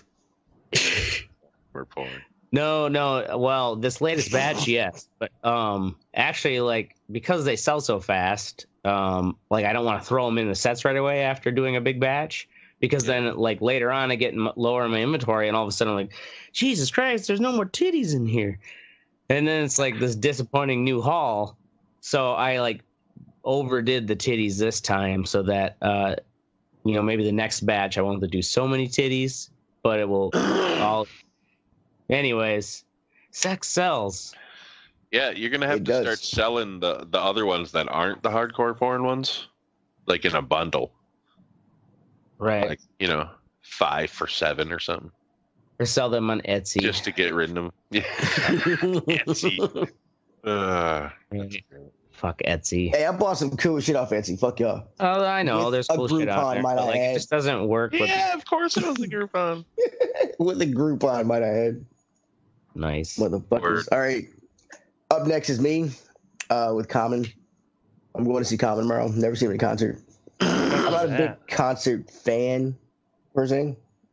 What'd I'm you only say? gonna probably Common, the Common. actor, and I hear Actor, Common puts on a unique show. No, not no, funny. not funny. Come yeah, on. no, Come on. Buzz. I'm not really a big concert fan. I've only been to like 4 or 5 in my life. Just because I You just crazy. yeah, it hadn't been to me. But I'm excited about going with my lady friend. I'm gonna have some fucking dinner. Is that a code word for sex?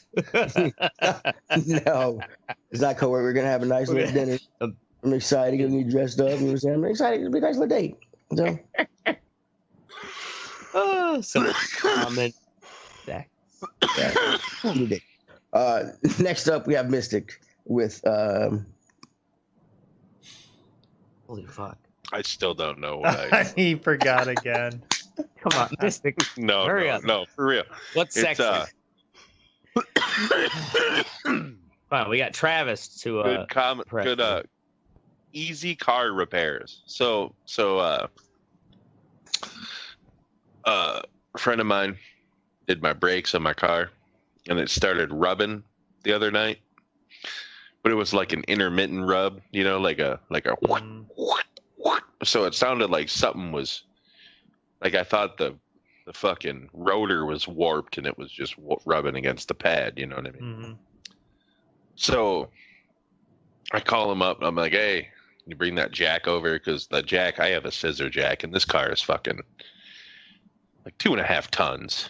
I don't trust that motherfucking thing to jack up Yeah. a car. You know what I mean? That's like in an emergency, sure. So he brings over a fucking 4-ton floor jack. We get this bitch up take the tire off, and I'm thinking I got to buy a new rotor, caliper, something's wrong. No, it was just the little heat shield behind the fucking car, like the rivet popped off. So just yanked it off. It was fucking good. Yeah. No more rubbing. No more rubbing. My car might blow up because I don't know if I really. No more rubbing. A story about Joe Biden. Ah. Yeah. That was pretty good. All right. Move on to fuck you think, or we say, fuck yeah. First up is Mystic with again blankety blank blank blank blank blank. Sounds like a marriage and intermittent rub. All right, that's what Trevor's. That was all it, Mystic? What? Oh yeah, you got to circle back. I still haven't figured out. Yeah. We are professionals here at the Red Report. Yeah. Keep that shit in mind. We don't fuck around. All right. Next up is fucking me with Disney and Sony breakups. There are gonna be no more good Spider-Man movies. All right. So Disney and Sony. Yeah. Were there any good Spider-Man movies? The Sony ones were all shit. They were all shit. Sony did better when they garnered a deal with Disney to let them use Spider-Man. They did better than they ever did with Spider-Man and Spider-Man Homecoming. Sony still got royalties, I take it, right? Well, yeah, the deal was that their Disney wanted a 50-50 split of everything because from here on, because they got 2 more movies coming out. And Sony was like, no, because apparently with all these shit they've done, Disney only got 5%. Wow. What? Really? Yeah. Right. And the thing is, like, after Spider-Man, after Sony let Spider-Man to Disney, they did better than they ever did. Spider-Man, Spider-Man Homecoming, or was it the Homecoming or the Far new From Home? I think was the new one. Far From Home was Sony's like best movie of all time. No shit. Yeah. It was like fucking. So it's. I mean, granted, that's 5% of just the percentage of that goes to Spider-Man, not. Yeah, that's 5%. That's 5% of cash sales. Yeah. God. You imagine the job of calculating and splitting that shit, royalties and stuff like that for all the fucking superheroes in this movie? That could be a whole skit in itself in Bad Boys. Or The Boys. Oh, yeah, I guess that Spider-Man Far From Home was Sony's highest grossing film ever. Spider-Man fucking sells. Yeah, but the Sony movies are shit. So they can't make it. Can't make that. Spider-Man 3 from when what's his face was the Spider-Man. Yeah, Tobey Maguire. Was it Topher Grace was Venom? Yeah, he was Venom. Oh my god, that was such a terrible movie. Oh my god, yes. Never saw it in the theaters, but it was free on Netflix, and I submitted. I'm pretty sure they're gonna come back to talks because fucking Sony's getting greedy and Disney doesn't all fucking work. Like they're just borrowing Spider-Man. So So fuck Sony being greedy. They got 2 more movies supposedly in the mix, so we don't know what's gonna happen with those. But anyway, next up is is Ashtray with people bailing on the plan. Somebody leave you stranded? Oh, yeah. Well, they didn't leave me stranded per se, but tonight was the gathering for this restaurant, Sujo, that is closing in, this weekend, like 3 days. And the plan was made like a week and a half ago. Had it in my stupid Google Calendar. Even my friend reminded me, hey, tonight, 7 p.m., Sujo. I'm like, all right, I'll try to be on time because I also had to get this Mylite set ready. And they're like, oh, all right, well then be there by 6, LOL. Anyways, so I get my whole fucking Mylite thing done, printed invoice, fucking taking pictures, all that fucking shit. Drop it off, coming on back downtown, and I roll in there like 5 minutes before. I'm on time, ahead of time. And it's like, busy. And I'm texting like, boy, it's kind of busy. You have reservations? Oh, no, they don't take reservations. I'm like, well, it's busy as fuck, so you better hurry up. And so there's a split line between where you order food and then, like, you just sit down, I guess. And there's some seats at the bar. So I elbowed up, got myself a seat. Like, I have no idea how long it's gonna take him to get here. It took him 15 minutes. He's held behind the time I was told to make sure I was in time for. And so I had like 3/4 of a beer, and they're like, "Oh, we think we're gonna go somewhere else." I'm like, "All right." I'm like, "Well," it was like, my friend was like, "Everybody's out like in the because the line was going outside the door. Everybody's out in the lobby area, like, you know, talking about it." And I'm like, "Yeah, all right. Well, let me know. Like, I got a beer here. I can't walk out there. And I've like got real estate. I'm sitting in a bar stool, full service." So, yeah, they're like, "Yeah, we're gonna go to Weird Traveler." I'm like, I came here because this restaurant's closing, and they've got particular dishes which are delicious, and it's like defeats the whole point. So right. I'm like, "Oh, I'm staying here." I'm like, "Oh, okay." So it's just like, did you just stay there and order food? Well, yeah, I stayed there, ordered food. I tried some of the Japanese whiskey, which I've never really tried. I've heard that like Japanese whiskeys are really good. And because it's just, look at Teddy's falling asleep. I'm falling asleep. I am wide awake. The also my friend Dana, who passed away.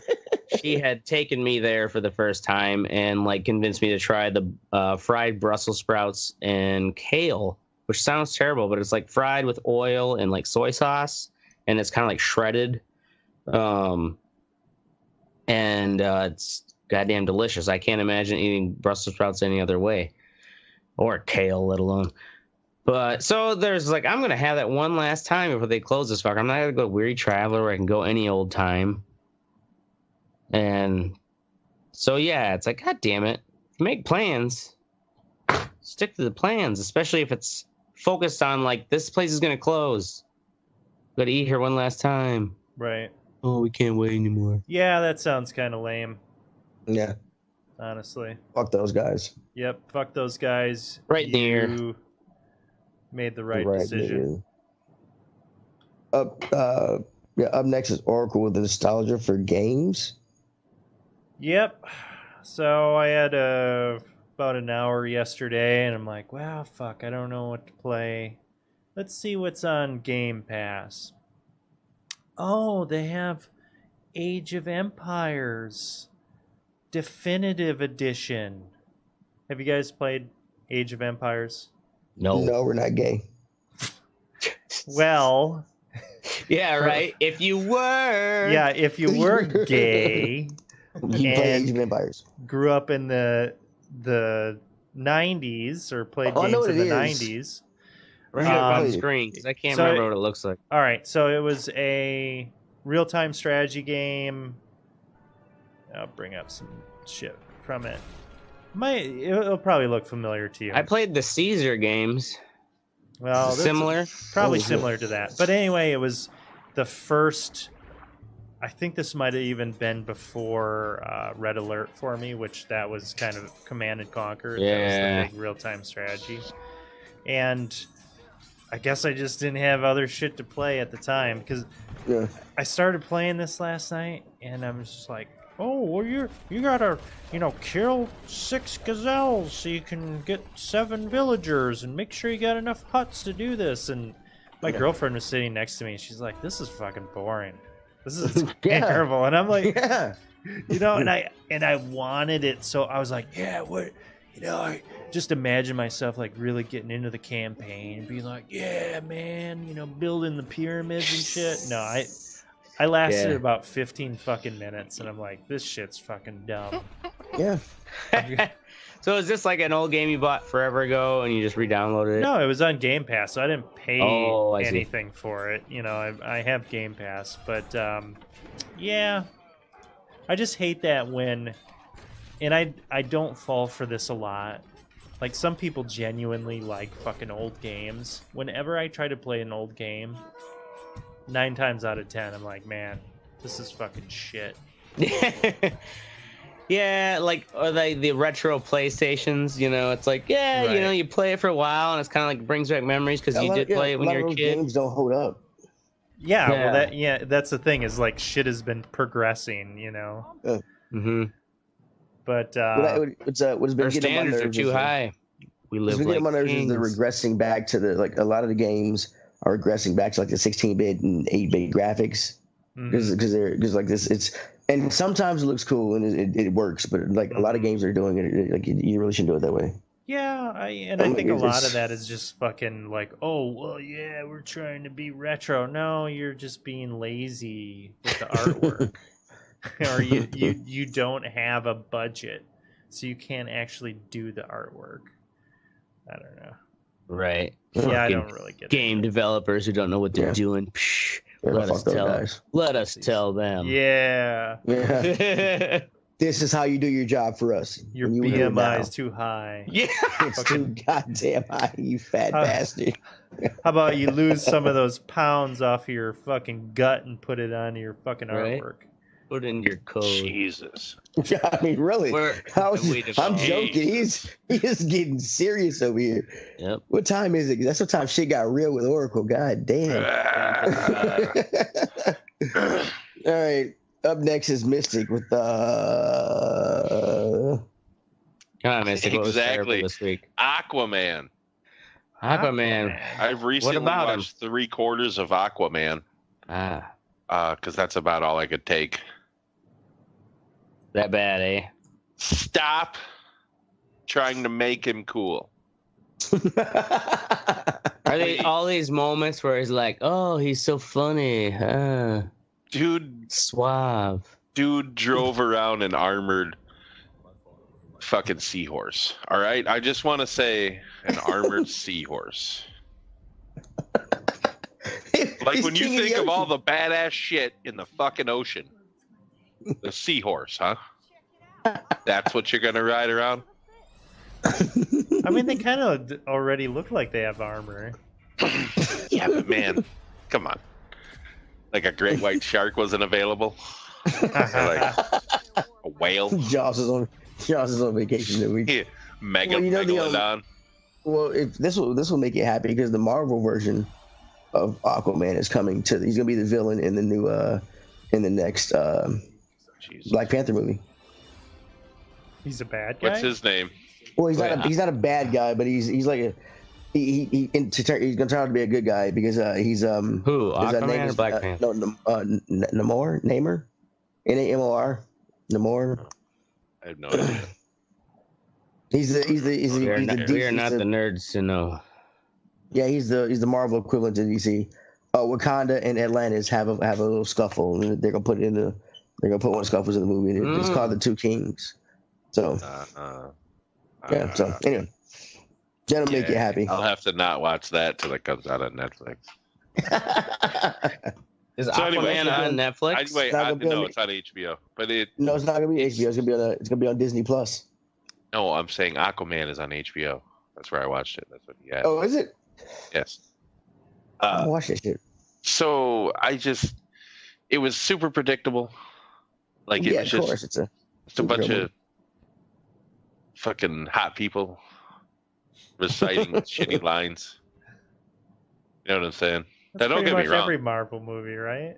I like the that's what I'm saying. It's not even Marvel. It's DC, and it's horrible. They made Wonder Woman. Wonder Woman was a great movie. I still haven't seen that yet. Yeah, that was pretty good. How is every other movie they make fucking shit? They have two of the biggest, arguably the biggest superheroes in the world. Superman and Batman. Yeah. Are the most well-known superheroes. Yep. And they can't fucking beat Dude, Marvel's got more well-known than the X-Men. Every fucking Jesus, God almighty. Has After watching The Boys, like that's how superhero shit should be done. You know what I mean? Different. Be different. The fucking Aquaman. Dude, it sounds like it hurt your soul, bro. Well, it's like fucking Aquaman. Just like has any film nerd or or reviewer like written an op-ed about like what they think, why the DC movies suck compared to the Marvel? I'm sure they have. Or is it just because Marvel like plotted their movie timeline out and like set a long goal where DC's just been kind of, well, let's do this movie. Well, let's do this. Oh, that didn't go so well, so try a little bit of that. I honestly think the creative people behind the Marvel universe are better. Yeah. They put Zack Snyder in charge of the DC universe, and that dude is just a special effects artist. He's not a good director. Not that visionary. He's definitely no Joss Whedon. So. Definitely. I'm just saying. Joss Whedon has talent. All right, what's next? Up next is, in all seriousness, you can go fuck yourself, Knoxville, Tennessee. Knoxville. God damn. And 11. Knoxville. Whatever. That's our show. We're going to be here every Wednesday or Thursday night, depending on when we work, because we do work. We don't just do this. No, we don't. Make sure you join the conversation at theredeyereport.com. Or facebook.com/theredeyereport. You can also Twitter us at Twitter, but we don't fucking tweet, whatever the fuck you morons. There'll be nobody there. Twit. We don't tweet. Fuck twitting. Wouldn't Twit be the president of Twitter? Because doesn't Twitter sound like it's the fucking like future tense or something? No, anyway. I'm just high. No. How much weed have you smoked, Teddy? Right? Are you trying to dissect fucking social media for real? Yeah, we have no idea. Oh my god. Okay, like and share some fuckers. We're down for whatever. I'm Teddy. This is Ashtray. I'm Oracle. And I'm last. Because your BMI is too high. It's too high. Oh, you don't want me as a caboose. I ain't stopping. You got a break. Can't get it out. You want me in the front? Man. Sure. Awesome. And this is the Red Eye Report. Boom. Boom. Boom. Ashtray, do you take any joy in like particularly because you made the mention of cutting, like you had a vivid description of what you put in those lighters. Do it. Just do Merca. Merca.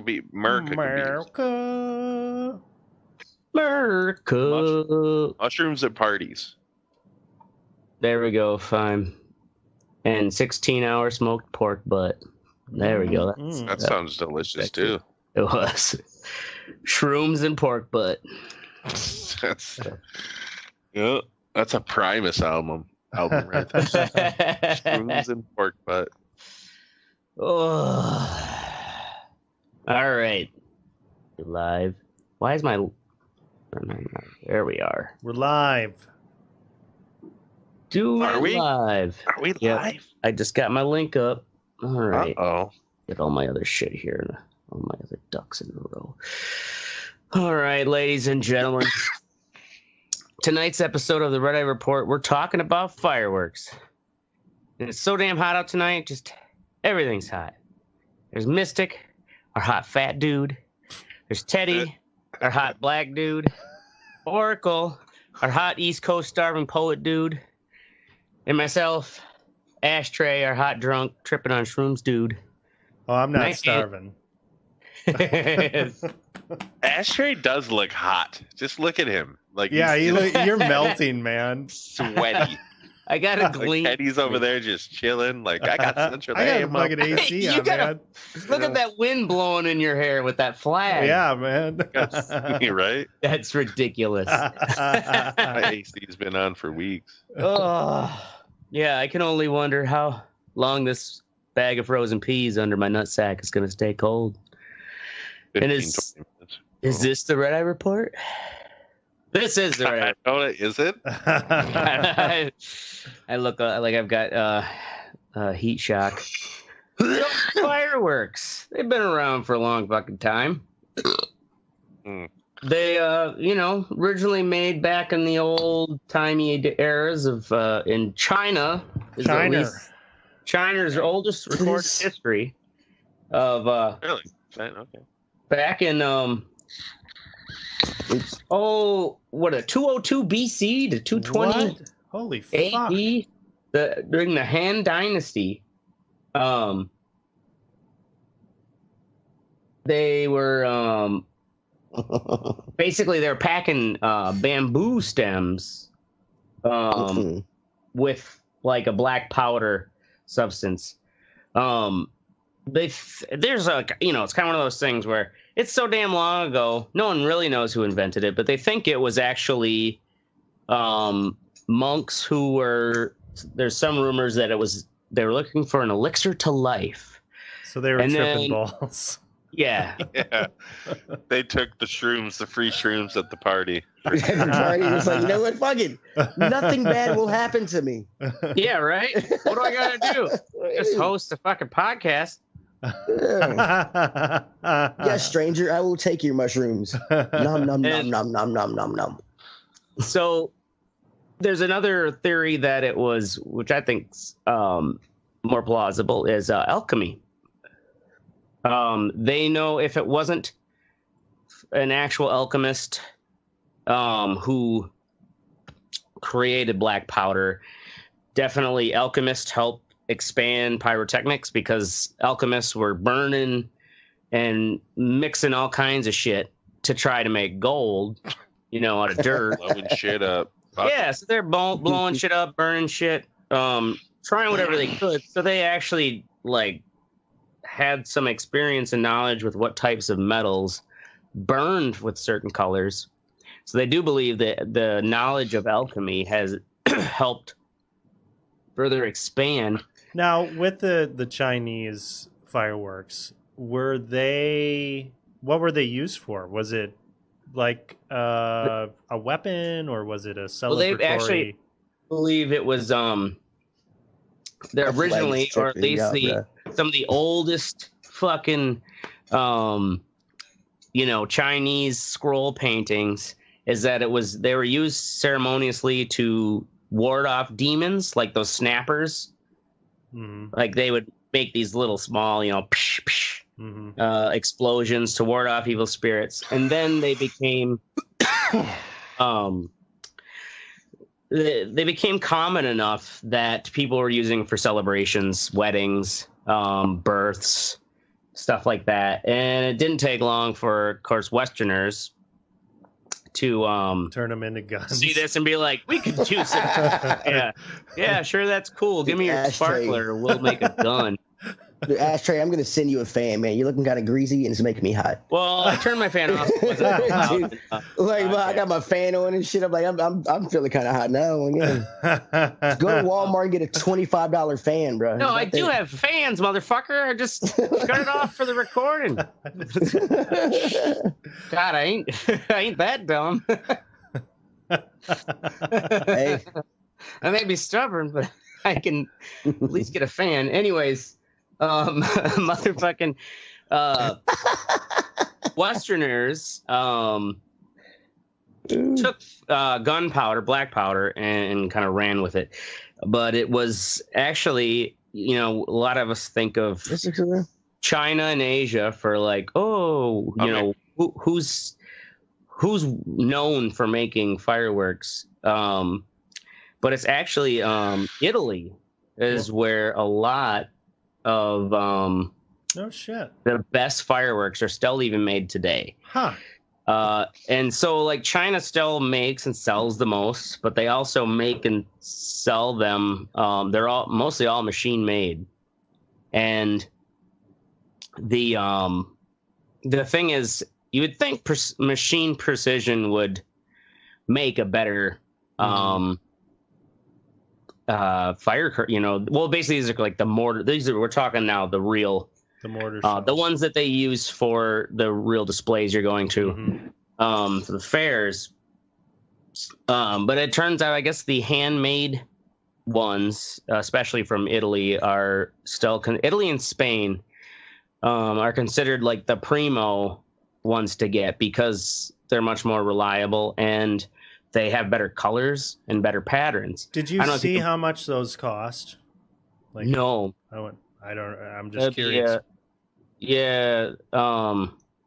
Teddy, Google that while we're No, it's not my topic. While I'm looking for that, Teddy's fucking smoking weed again. He isn't doing That's shit true. for you. It's not my topic. I bro. can fucking Google it. This picture here in I wanted to say, Oracle, since you're the one navigating the feed for our folks, you show that picture here of that I got in the outline of the inside of one of those mortar shells. I mean, this mortar shell itself looks like it's goddamn about 10 or 12 inch diameter.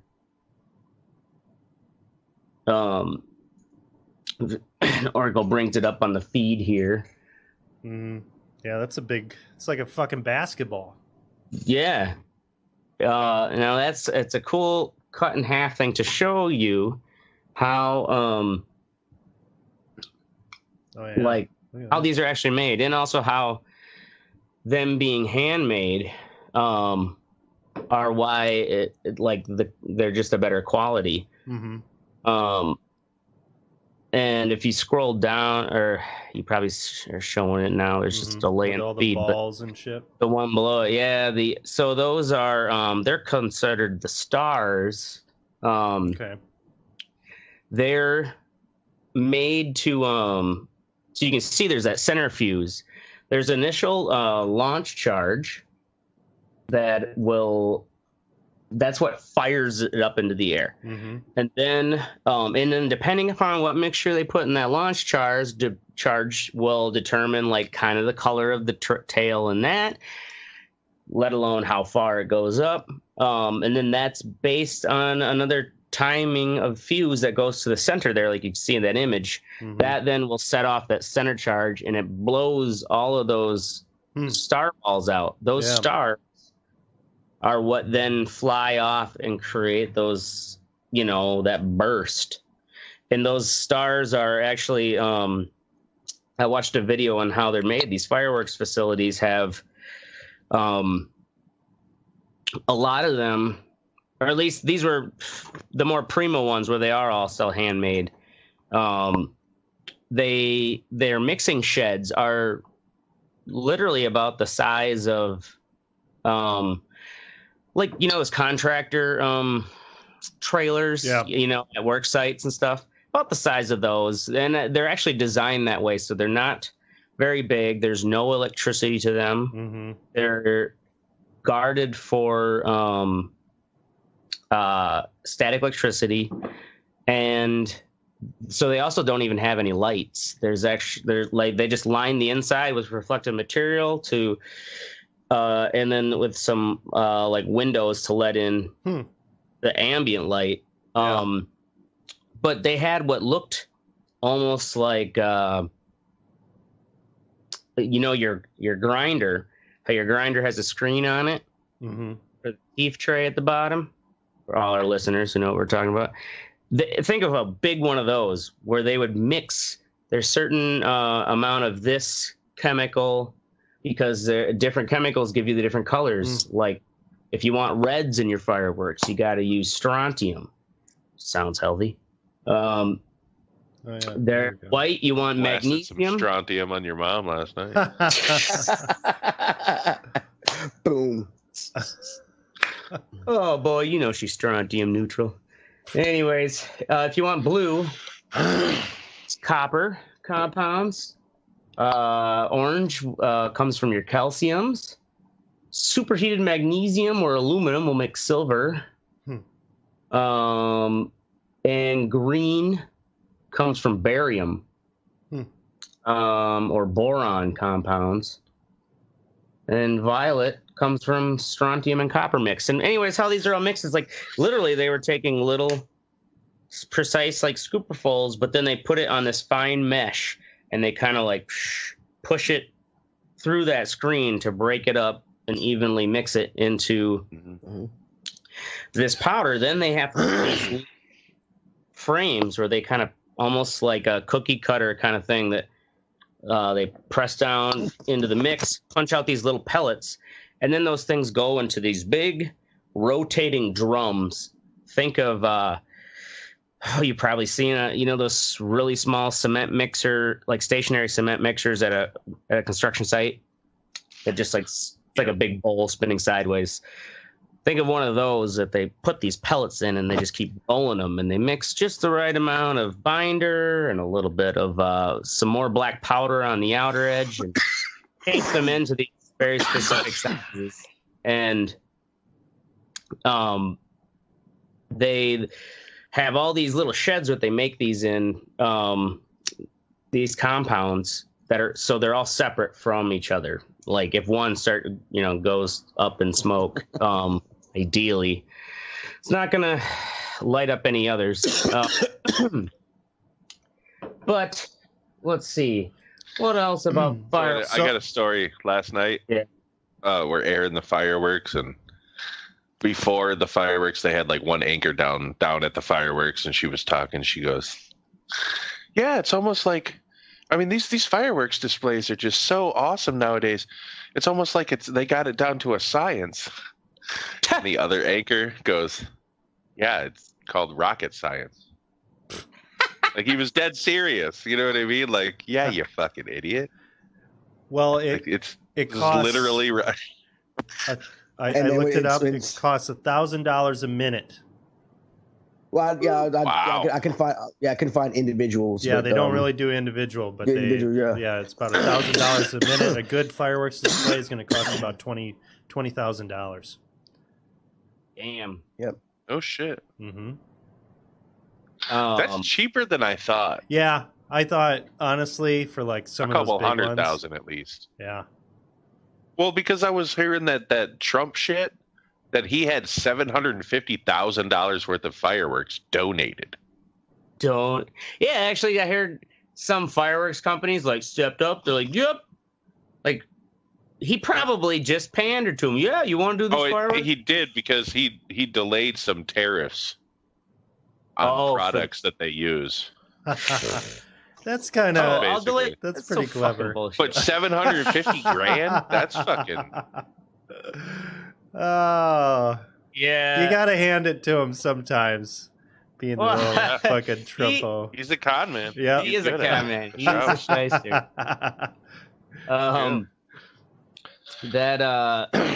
So anyways, a lot of the major pyrotechnic companies here in the U.S. Are families that were originally based in Italy that emigrated over here, and these families, like, they would be like a family business, and they would have a recipe book, just like, probably like their grandma's pasta recipe. Yeah, and like these recipes for they were kept secret and handed down throughout the generations.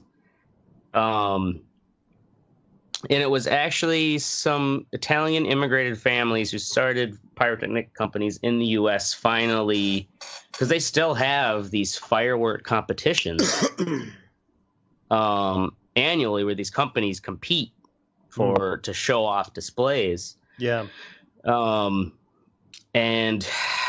I think it was in the 70s when the U.S. beat Italy, and it was an American-Italian family who brought that tradition over to America. But when we finally dethroned Italy as far as having the best fireworks display at whatever these world-renowned competitions are, which makes me wonder, how do they do that? You can't just do them all at the same time, like.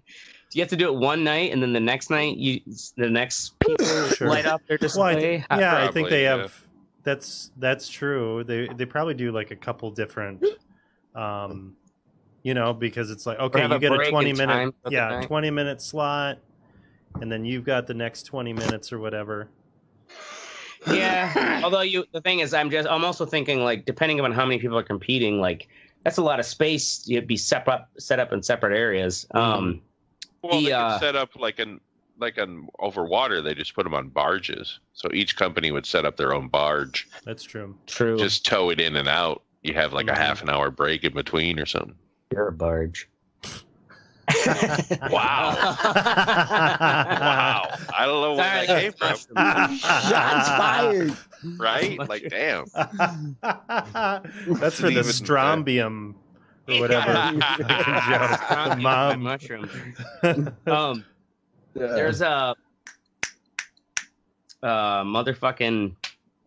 Oh, what the fuck were we just talking about?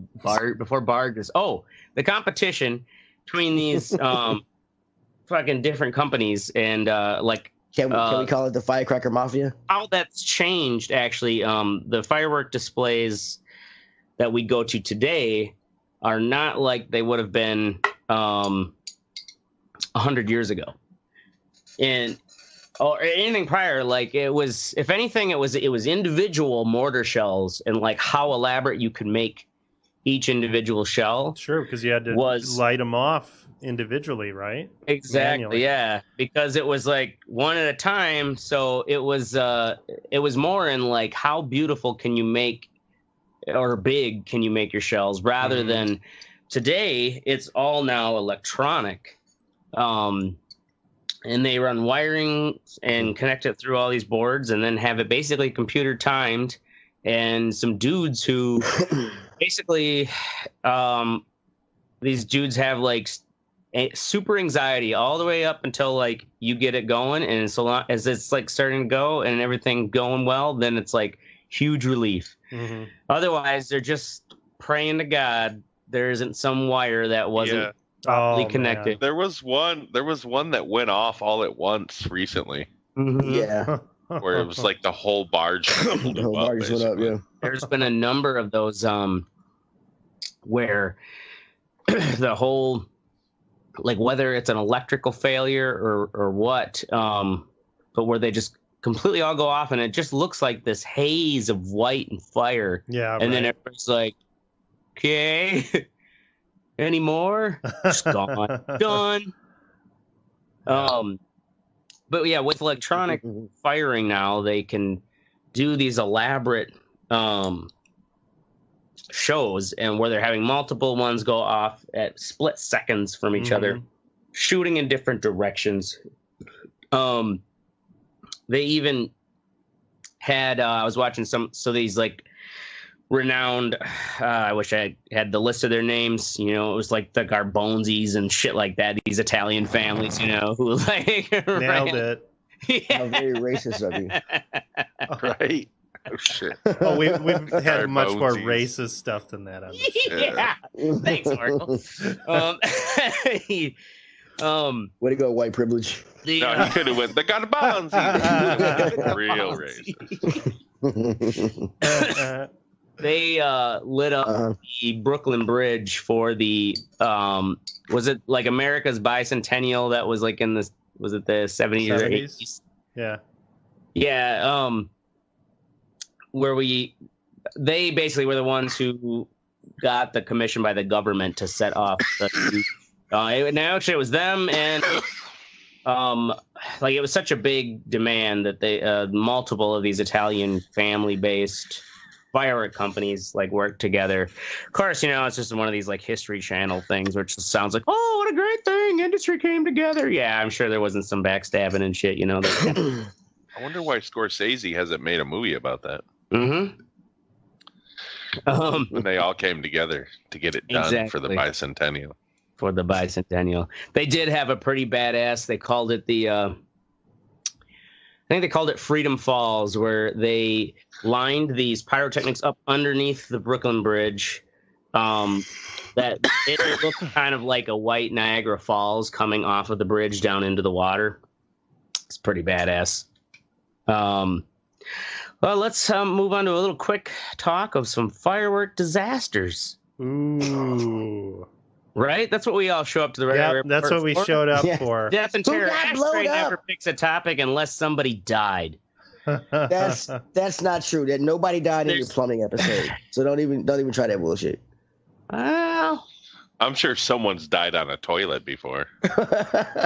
True. Oh, there was actually in my plumbing episode we talked about the old water heaters and how they used to explode and blow up through your house. Somebody probably died then.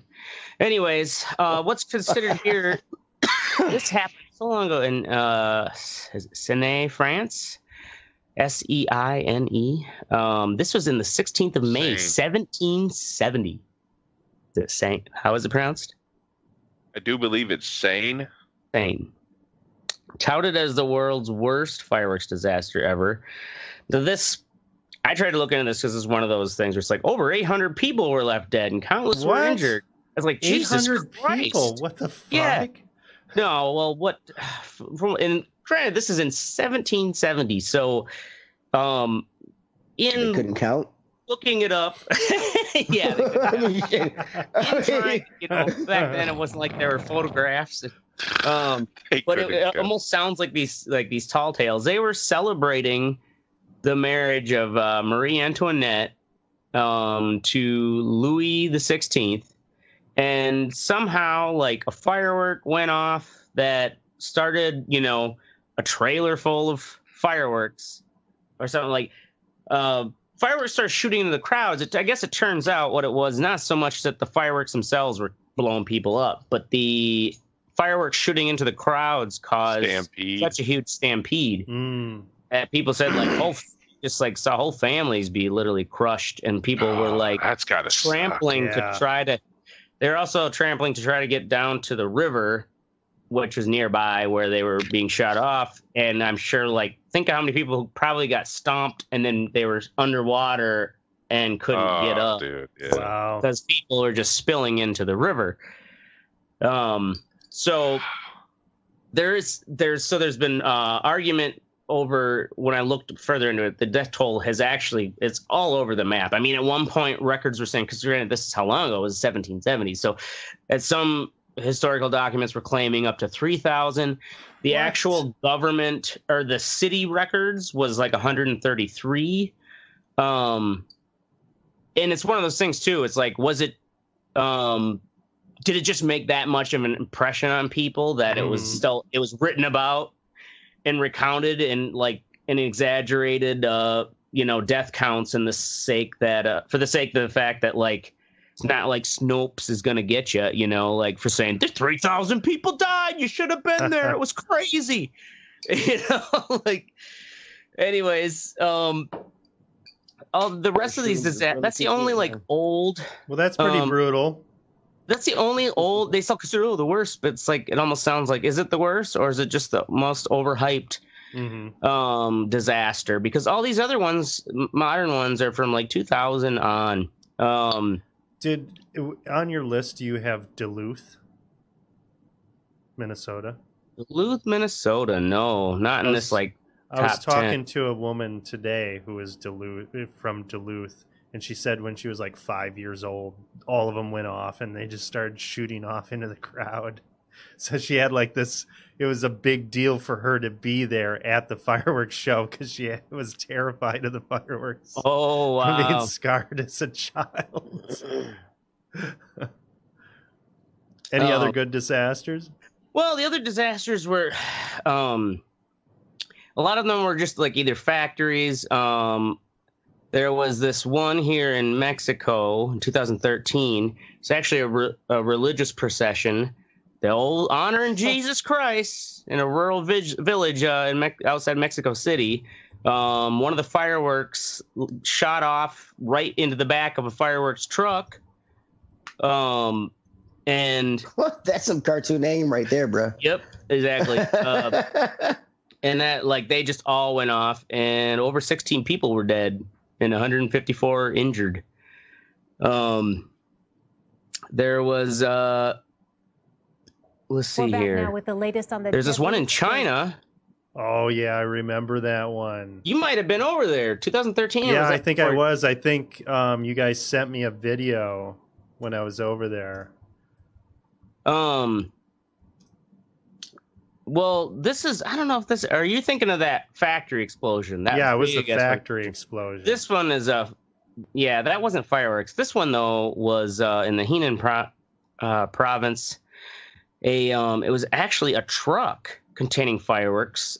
That was on a highway bridge. Now I don't know if this shows just how quick and shoddy the construction is. This truck of fireworks somehow caught on fire, blew up on the bridge, took the whole bridge down, and multiple vehicles and over 26 people died. Holy shit! This whole section of overpass just over 26 people? Like what? Like It said 27? over. 28? I mean, it's only double digits. You could just say how many died. That's kind of weird. It's bad reporting. Over 26 people died. So like one dude lost a limb, maybe 26.4. Oh, I forgot. I'm watching this explosion now in the feed. That Oracle. Yeah, that fucking giant one. That was the Tianjin one. Let's see here. There was another one that was. I can't remember. I want to say. We'll say it's in Alabama, somewhere south. It was like some dude.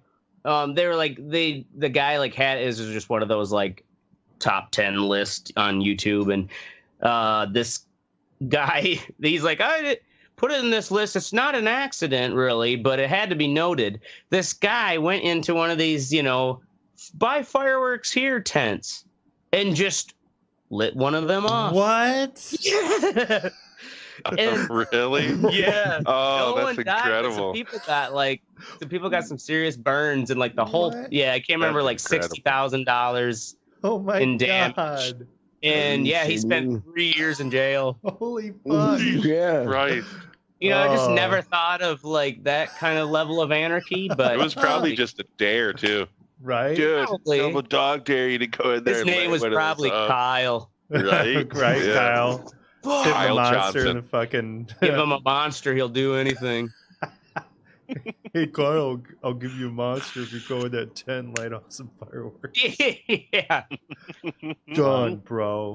Dude spent 3 years in prison for it. It was worth it. Yeah, right? The whole time. It was worth it. There was bro. also that one. Do you remember recently there was there are always these anecdotal stories, but it was that dude who decided he was going to launch one of those big mortars off his head. What? He, like put the mortar tube on his head, and I'm gonna take a wild guess and say he was white. he died. Yep, I'm assuming he was No white. shit. Well, yeah, he put a fucking mortar on his head. What is he expecting? to be Yeah, I guess YouTube neighbors said took famous? his head off. Oh my God.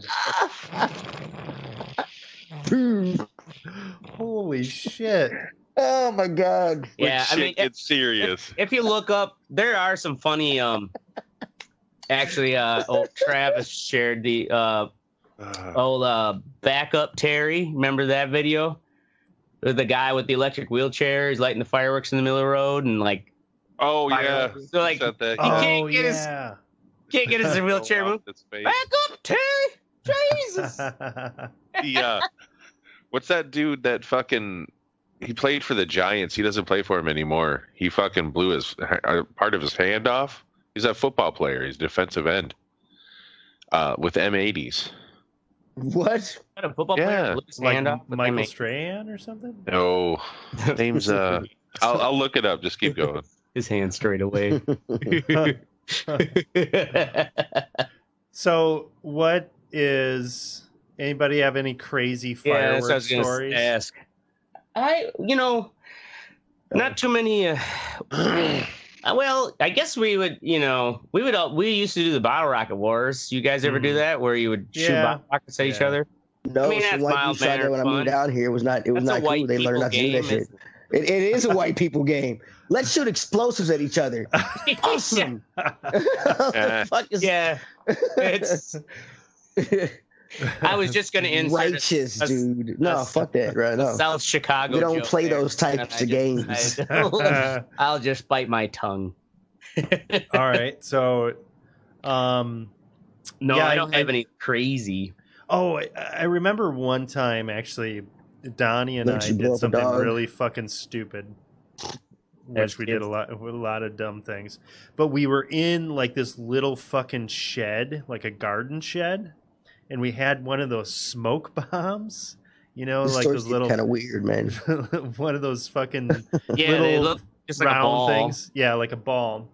And we lit that off while we were in that fucking shed, and that shit. I mean, it dumped so much smoke, and we're in there, and it's just like you thought on purpose. You're like, let's we did it. Here. We're like, oh yeah, it's gonna be so cool. It was so much fucking smoke, and we're just like choking and fucking dying, right? He probably almost did die. Yeah. Oh my god. That's probably the Chemicals, dumbest thing that. Yeah. Yeah. Oh yeah. Just who knows what kind of chemicals you were inhaling? Right. Apparently, this is a big thing in football here. So this was published on June? No, July 9th, 2015. So New York Giants defensive end Jason Pierre-Paul reportedly had his right index finger amputated Wednesday after a fireworks accident over the holiday weekend. And he wasn't the only dude. A second NFL star lost two fingers over the weekend while setting off fireworks. Tampa Bay Buccaneers cornerback C.J. Wilson lost two fingers when fireworks did not pop out of the canister when they exploded. Wow. That was the same 4th of July. Yes, the same 4th of July weekend. Two NFL players lost fingers. Yeah, and Jason Pierre-Paul still plays. He has like a big fucking like mitt on his right hand, I think it is. Yeah. Yeah, there aren't too many jobs for football players once they lose their fingers. Especially not a cornerback. After I mean, luckily he's not. Cornerback. Right? Yeah, he ain't playing anymore. He ain't playing anymore. Yeah. Defensive end. I mean, you don't really need your fingers. Yeah. that fucking mitt probably helps him. Actually, he can smack people in the fucking head with it. Nice. But that's all I have for fireworks. Anybody else have any exciting personal fireworks stories? Teddy doesn't experiment with them. I mean, they're explosives. I don't fuck around with them. I light them off, but they're explosives. I don't hold them while they explode. Fuck that. What was that? I'm sorry. That I've blown shit up with like homemade dynamite. Yeah, we used to do that too. So it's like I'm not sure this really counts as the same. We used to make pipe bombs. Wait, did you say homemade? Did you say pipe bombs? What the fuck? Yeah. Yes, that's what white people in Wisconsin do. Fucking pipe bombs? What the fuck? Homemade dynamite, man. Yeah. Not that uncommon to just want to blow some shit up. You're not trying to hurt anyone. I love one time doing that. That's how it starts. So you start mailing them to people. I'm not mailing them to motherfuckers. That's ridiculous. Yeah. That's funny. Jesus Christ. All right, we're gonna move on to what's sexy. I don't want to go to prison. I just want to get drunk and blow shit up. Oh yeah, right. No, somebody's got to blow that microwave up. You know, best laid What plans. did the microwave do to you? Why do you have to blow the motherfucker? Well, it stopped working. That's what it did to me. Now this is back, when we was were it like an Office Space scene where you took it out to the middle of nowhere? Oh, it was out back of my friend Eddie's house, but he lived in a trailer up in the quarry. Of course he did. Oh shit! Yeah, like up in a quarry, you can do whatever you want. It was like a private trailer park because it was one trailer, but you could do whatever you want. Yeah, so the cops didn't know where they were making the meth Not or really what? a park.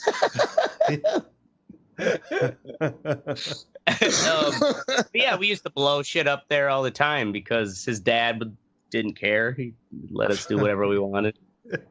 That's also all right. To the quarries because you always want only blow shit. That's a parent win right there. Yep. Yeah. That's an old Southern Wisconsin boy's rite of heritage. Go to the quarry. Now move around to what's sexy. Mystic. Doing packages.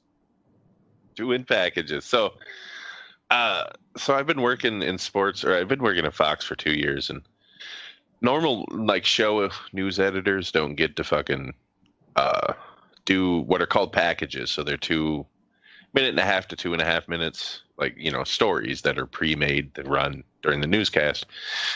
And I got to do one with fucking Gino, our goddamn like movie critic. So It was the movie Stuber. Like that. Have you seen the previews for that? It's just horrible looking. Yeah. It's with Dave Bautista and Kamal Nungiani, I think his name is. He's in the comedy Silicon Valley. He's like the Indian guy from Silicon Valley. He's also in a bunch of other shit, but I don't really remember what it is. Doesn't matter. This movie looks fucking retarded, but that's not what's sexy.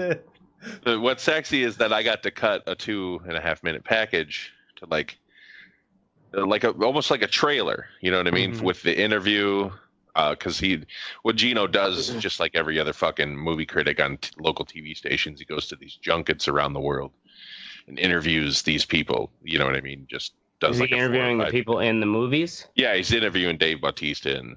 Oh, okay. So he actually is interviewing. He's not just saying, "Oh, I went to this movie." Right. He's interviewing them and shit. Oh, that's what I thought. Those people, they just went and watched the movie. Yeah, like he gets to watch the movie too, but he interviews them afterwards. Like, okay, all right. So basically, the stars just sit in there, and each movie critic comes in. They have their own SD cards. The SD cards plug into the cameras that they have, and then they record the interview, and our critic brings the cards back to us, and we edit them. So they use a standard Sony. Oh yeah, these are what you hear the actors and actresses bitching about. It's like, oh, I gotta do the same over and over. Junkets, Oh, it's so hard being famous. But yeah, it was kind of cool just being able to be creative on something, because news, you're not creative. You got to write it to the script. You can't fucking, put fucking cool shit in there. That's just. Well, right. You get, being that it's like a entertainment piece, get a little more leeway. Yeah. Have some fun with it. So, what was the premise of this shitty movie? I mean, other than it's cool that you got to do the editing. The fucking Dave Bautista is a cop, and he has to take an Uber. I don't know why he has to take this guy's Uber, and he basically makes this guy like drive him around all these different he's like hunting somebody down. You know what I'm saying? So like, is it a comedy or is it a? Yeah, it's a total comedy. It's okay. You ever remember that movie with Jamie Foxx and fucking Tom Cruise? That's what I say. It sounds like that. It's like that, but not a funny version. Not a fucking action movie. A comedy. Same concept. Like Collateral was probably like that. It was pretty good. Yeah, that was a good movie. This does not look good. Oh no, it doesn't look. Yeah, don't waste your $20. We're gonna move on next to our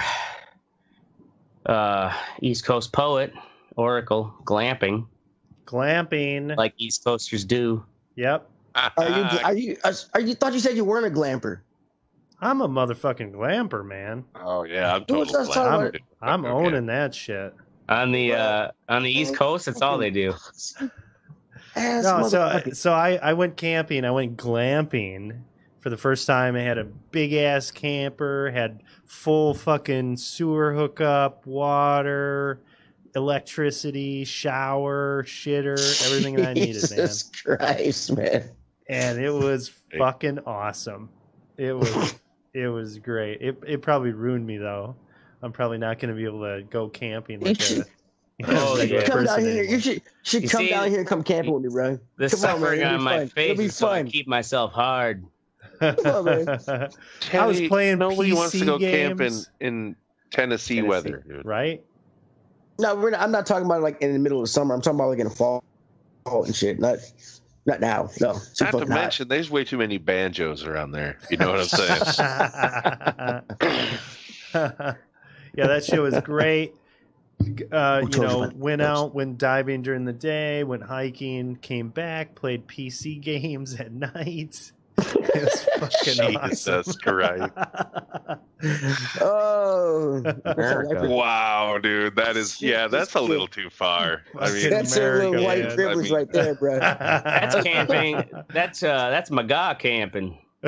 Making camping great again. Making camping maca hat. Yeah, that shit was good. Right on. All right, moving on to ashtray, shrooms and pork butt. So you see the video too, huh? Yep. Hot mouth. Got myself. I went to a little 4th of July soiree with some friends and did a 16-hour smoked pork butt. Started at 5 a.m. It was delicious. And they also had they probably had it's probably a whole ounce of shrooms. Just a bag of shrooms out there right next to. That's a good fucking party, man. Yeah. That's a.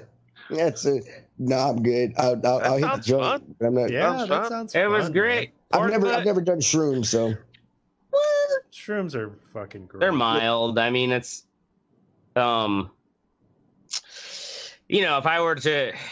if you do a full eighth or quarter all down the hatch at once, yeah, you're going to be if you take a small amount, Teddy, it's like being really high. You don't hallucinate. It's just if anything really good body buzz. Really you good. Get too old to try now, so who fucking cares? The thing is, what's great about mushrooms though is like, I don't know. They say they're now they're studying how they may help with depression stuff, because it really does feel like everything just feels joyful and like the lights look colorful and radiating and pretty. Yeah, everything just seems nicer. And it is. It's an altered reality, man.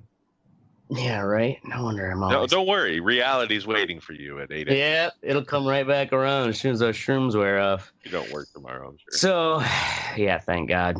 All right, moving on to Teddy in vacation, all caps. Oh, Teddy, did your headphones die? I'm watching them on... Yes. Oh, there he is. They did die, yeah. All right, it's your turn. Vacation. Awesome, cool. Vacation. Tomorrow I leave to go on vacation. Going on a cruise, 5 days. Nice. Then I come back. How many cruises have you been on? I think it's my 3rd or 4th cruise. Okay. Have you ever gotten the what the hell is the that thing where all of a sudden everybody gets sick? What's that? Norovirus. Yeah. I've never gotten sick. No. I'm very careful what I eat. Everybody fucking gets sick on their I don't cruise? think every cruise gets norovirus. Not every cruise. Fucking pretty rare. Always hear about it in the news. I mean, that'd be like, oh, you fly on planes? Have you ever crashed? Jesus. It's the stomach flu is kind of it can be rampant on fucking cruise ships. Because like people do all buffets and shit like that. Like I'm not gonna eat some raw oysters that have been sitting out for like half a day. Oh, what? I mean, I stay away from the shrimp. I stay away from the like in like the shit that's left out the buffet and shit they keep putting out. I stay away from the seafood and shit. You know what I'm saying? Yeah. I try to eat shit that I know is like, you know, that's cool. I'll have that when I get home. But I'm not gonna. Yeah. Oh, you're breaking up. Yeah. Oh, I'm gonna break it up. I'll get some oysters. Our ship is sailing out of New Orleans, so I can't wait to get down there and get some. What are you driving down there? Oh boy. Oh fuck no! I do not drive through Alabama, bro. Fuck that. No, you don't drive anywhere. No, had a bad experience in Alabama once with my wife. We fly over Alabama one. No, we're flying. And you did have a bad experience, I guarantee it. Yeah. Fuck Alabama. Fuck Alabama. Or does the white people that fucking go through there have a bad experience? Yeah, right. Can't imagine what it's like for a black person. I bet you mine was worse. I'm sure it was. That's what I'm saying. All right, moving on to Fuck Us You Think. Mystic, NBA super teams. So, I don't know. I'm sure a lot of people are sick of seeing this shit. Like, so Kawhi Leonard hasn't decided yet, but everyone thinks he's going to the fucking Los Angeles Lakers. So that means that Anthony Davis, who is by far the best center in the league, LeBron James, who may not be the best player in the league, but he's damn top 10, and Kawhi Leonard, who's probably the second best player in the league, are all going to be on the same team. You know what I mean? Like, who stands a chance against that? Is there no salary cap or anything like that? No, there is. There is. It just means that the rest of the team's going to suck. Or they're all young kids who don't make a lot of money. You know what I mean? Yeah. But it doesn't matter because LeBron James single-handedly took the Cleveland Cavaliers to the fucking finals 3 years in a row. 4 years in a row. Well, no. I mean, he had Kyrie the first two, but still. Like, it's getting a little ridiculous. And teams like fucking Milwaukee can't keep up. Smaller market teams cannot fucking keep up. They don't have the draw. They can offer as much money, but it's not fucking LA. It's not 76 degrees and fucking sunny. Is it is it the fact that the cities themselves are just smaller markets? Exactly. So, smaller. Yeah, there's a reason why nobody wants to. Green Bay always had to build teams out of the draft. Because up until who was that fucking defensive end that came here? Fucking the Reverend. Reggie White until yeah. he came here. Like no free agents ever came here because it's fucking Green Bay, Wisconsin. It's small as fuck and it's cold as shit. Who the fuck wants to come here? You're not gonna want to come here. Yeah, you only come in here for the nostalgia. Right. Nowadays they do because they fucking win. cheese. I mean, not recently. Well, yeah. Not recently, yeah. Here and there. But when they win hard. Yeah, that shit's lame. Doesn't football start next month? Like preseason and shit? Oh, really? August, yeah. Yeah, Wow. August? God damn. Wow. It's July already. Jeez. Training camp starts July Getting old. July 23rd, I want to say. Training camp. And so anyway, yeah, like and then you got the Nets who just signed Kevin Durant. They signed Kyrie Irving and then some other dude. But Durant's not Like, they're playing. He's gonna not be a playing fucking next super season, is team. he? Huh? He's not playing next season, is he? No, Kevin Durant won't be, but Yeah. they got him Yeah, for I mean- like 5 years or some shit, 4 years. So it's going to be fucking ridiculous. This fucking team. I mean, and the Warriors were the worst. They had I mean, 5 starting all-stars at one Yeah. point. So what happened to the Warriors? I mean, the They Pistons were the lost same way Kevin back in the day. Durant, They lost Kevin Durant. They lost Injuries. Klay Thompson's out. Klay Thompson's out. So, yeah, I don't know, man. They need to, like, have a limit or something. It's just fucking, they get together. These guys are like, oh, I'm friends with this guy. I want to go over here and play. Fucking, just Well, so they happens he's the they best do dude have a in the limit. It's NBA. called a salary cap. Well, what Yeah, is but the teams can difference? fucking finagle that shit. You What know what I is the mean? difference can't- I mean, they between the can't finagle it. NFL and the NBA? Because the NFL, the teams don't do that. So what's the difference? The teams don't do They- that, but there's yeah, more there's players too. More Okay. players on the All right. field. There's 11 players on the field in football. Okay, I see. Yeah. So There's you got 20 to. five starters basketball. compared to 5. Yeah. Okay. So Well, So they the better salary add more cap- fucking players. Right. The the salary fucking cap, while it roster. is more in football, isn't, you got to divide that shit up to a lot more people. And they do it, though. I mean, look at the fucking Yeah. Browns. Hmm. Odell Beckham Jr. went there just because he was college roommates and best friends with Jarvis Landry. who Yeah, they also do has- it, but they- it just you know? doesn't. It's not as dominating. Well, no, it's not like because 2 players aren't going to dominate Right. like 2 players in the NBA will. Yeah. players on the best NBA. Yeah. Hmm. So yeah. Anyway, that's it. That's my rant. Boom. Word. Moving on to Teddy and Nathan's hot dog contest. Okay. What you got wrong with Nathan? Dude? What? It's It's a white name. It is fucking Nathan. Goddamn. I saw it. It came on today, and it was fucking. I just thought it was. What is the point of eating that many goddamn hot dogs? I mean, I don't understand it. It's also it is fucking disgusting to see him like shoving them down. Yeah. Every year you the pick this fucking- as your pick. What you think? Because it's like a fucking perennial disgusting. thing. No, I totally agree. It is fucking disgusting. They're slurping had their no idea- buns down with like water and shit, dude. That's Yeah. fucking nasty. I had no. There's like it's like I think it's like an IFC, like IEC or something, International Eating Competition. Yeah, There's like they have like a federation. They're ranked and shit. Like I had no idea until today. This shit was like this shit is a sport, and eating should not be a sport. It's for survival. No, shitting it off. What the fuck? I don't. Oh my god! It's fucking disgusting. I hope he's. Oh, have you ever seen these people's teeth? You want to give interviews from the way they have to regurgitate this shit back up? Like, look at their teeth. They're all fucked up. Like, they're all yellow and shit and fucked up for having to puke this shit up. It's fucking crazy. Oh. Shit's disgusting. You got people starving over the world. You got this one motherfucker trying to see if he can eat 74 hot dogs just for the fuck of it. Right. I get I mean, Jesus Christ. Yeah. I got up to 76, Mom. I made you proud. Silly. Oh, It is gross. fucking gross. That's my fucking So gross. I mean, look at this shit.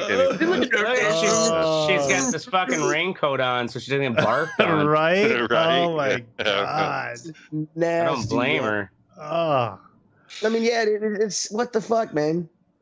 Yeah, it's funny too. Is at these events you'll see, they're almost like kind of that those car show girls, kind of spectacular auto show type thing where you got the ladies who are like, oh yeah, cheering them on with those signs and shit. I'm pretty sure there are groupies. I mean, there's groupies for every sport, but I mean, it's still. Yeah. These guys, he's shoving these fucking, just shoving them down his cheek. Yeah, fuck You that. know how fucked up your self-esteem has to be a professional eating competition groupie? Yeah. Right? How fucked up? Yeah, right. Shit, even Great White wouldn't take you, baby. I don't know, Tiffany. Tell us how fucked up. I had to quit following the Rockers and go to the eating contest. She just yells, "Daddy, no!" That's how fucked up. The bottom of the barrel is when you're a groupie for the wing eating contest. All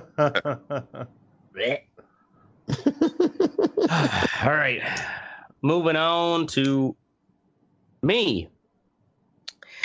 Fuck, what you think, Air Force 4th of July? Did anybody? Was it on TV? I don't know.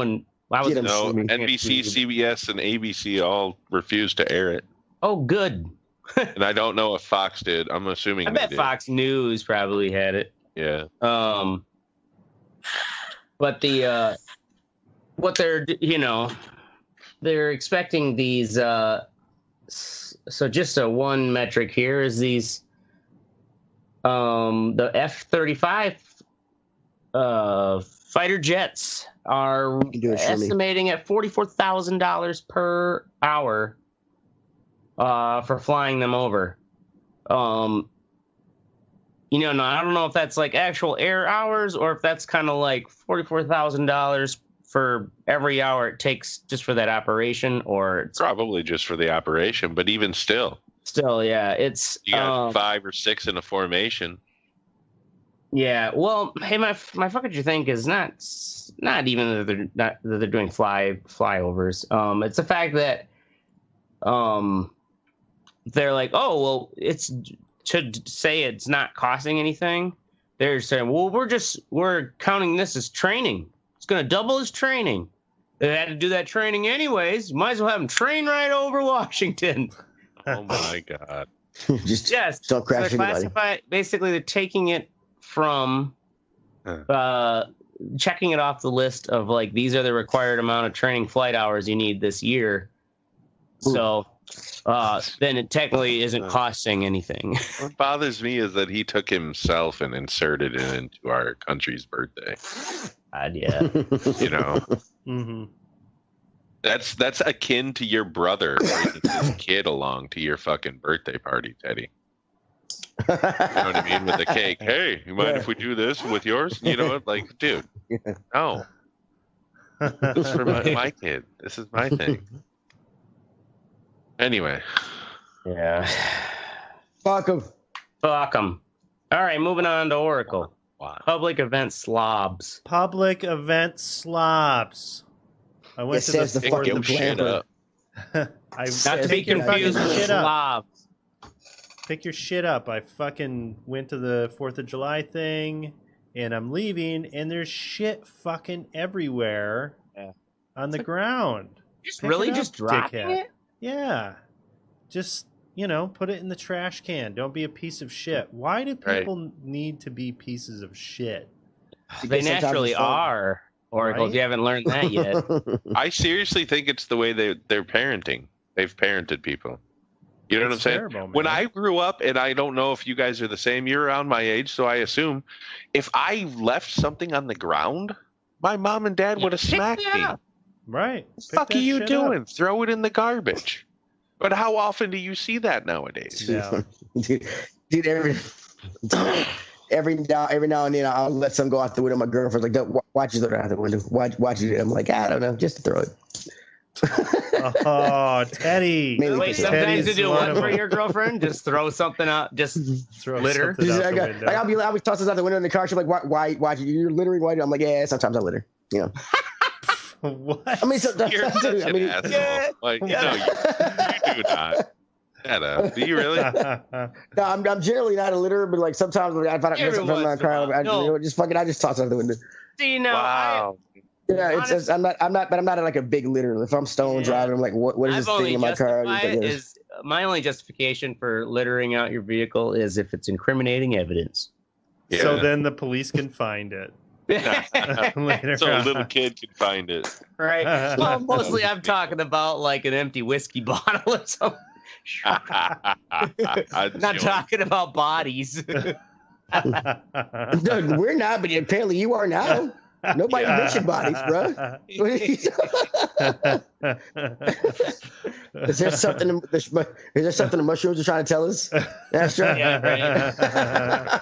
The only thing I'm going to be pulled over for is either drunk driving or murder. Whoa. Whoa. Yeah. Maybe both at the same time. Yeah. Oh, God, yeah. I'm going to check your trunk, sir. If this happens, our show will be so popular. You're right. Yeah, don't call me vehicular homicide ashtray. Dude, I do have to say this. With you being on shrooms and shit and me being high, I feel like your camera and shit, it looks like a scene. It looks like you're in the hotel from Fear and Loathing in Las Vegas. That's fucking. That's the natural state of ashtrays. Fucking place. Oh, it's like calamity. It's just it's bad country. Red hue. It's some clothes hanging up in the back. Oh, that's really funny. Like a robe in the corner. Chubby Benicio del Toro to come around the corner with a knife. Chubby Benicio. The fuck are you talking about, man? Okay. Get back there, Benicio. I told you. You're not allowed out till I'm done. Yeah, you just need to have like a TV, an old school TV in the corner playing like Vietnam War footage. Yeah, there you go. Black and white Vietnam War shit. Or like a fucking weird man den. All right. Anything more about the event, slobs? No, just fucking pick your shit up. Pick up after yourselves. Yeah. All right. In all seriousness, go fuck yourself, Harvard, Illinois. That's our show. We're going to be here every Wednesday night or Thursday night, 10 p.m. Central. Make sure you join the conversation at theredeyereport.com or facebook.com/The Red Eye Report. You can also twiddle us on twitter.com, which we don't use anyways. So like us, share us, fuck us. We're down for whatever. I am the Ashtray. I'm Teddy. I'm coughing. Yeah, that's talk faster, buddy. I Mystic. Yeah, here's CPOD Mystic. I still have to do laundry and pack. And this is the Red Eye Report. Boom. It's like, whatever, man. It'll get us high. I'm like, yeah. We could have been high already. That just took you a half an hour. Like, what the fuck? Makes no sense to me. This shit took you a half an hour, bro. Right. That's funny. Nigga, I gotta go now. I mean, you can't really. All right, we're live. Do it I see that. Oh shit, we're live already. We're fucking live. Kim Jong-un. Is that a babbling brook in front of you? That's a fucking babbling. I don't know. Scenic beach. If I were to peg that beach, I would say it's maybe in Maine. Maybe in Maine. Yeah. Maybe in mainstream. Yeah, that was fucking dumb. It made perfect fucking sense, and you all will respect I don't know my what you just did though. That sure is whatever you're talking about for you. Nope, just gave me a boner.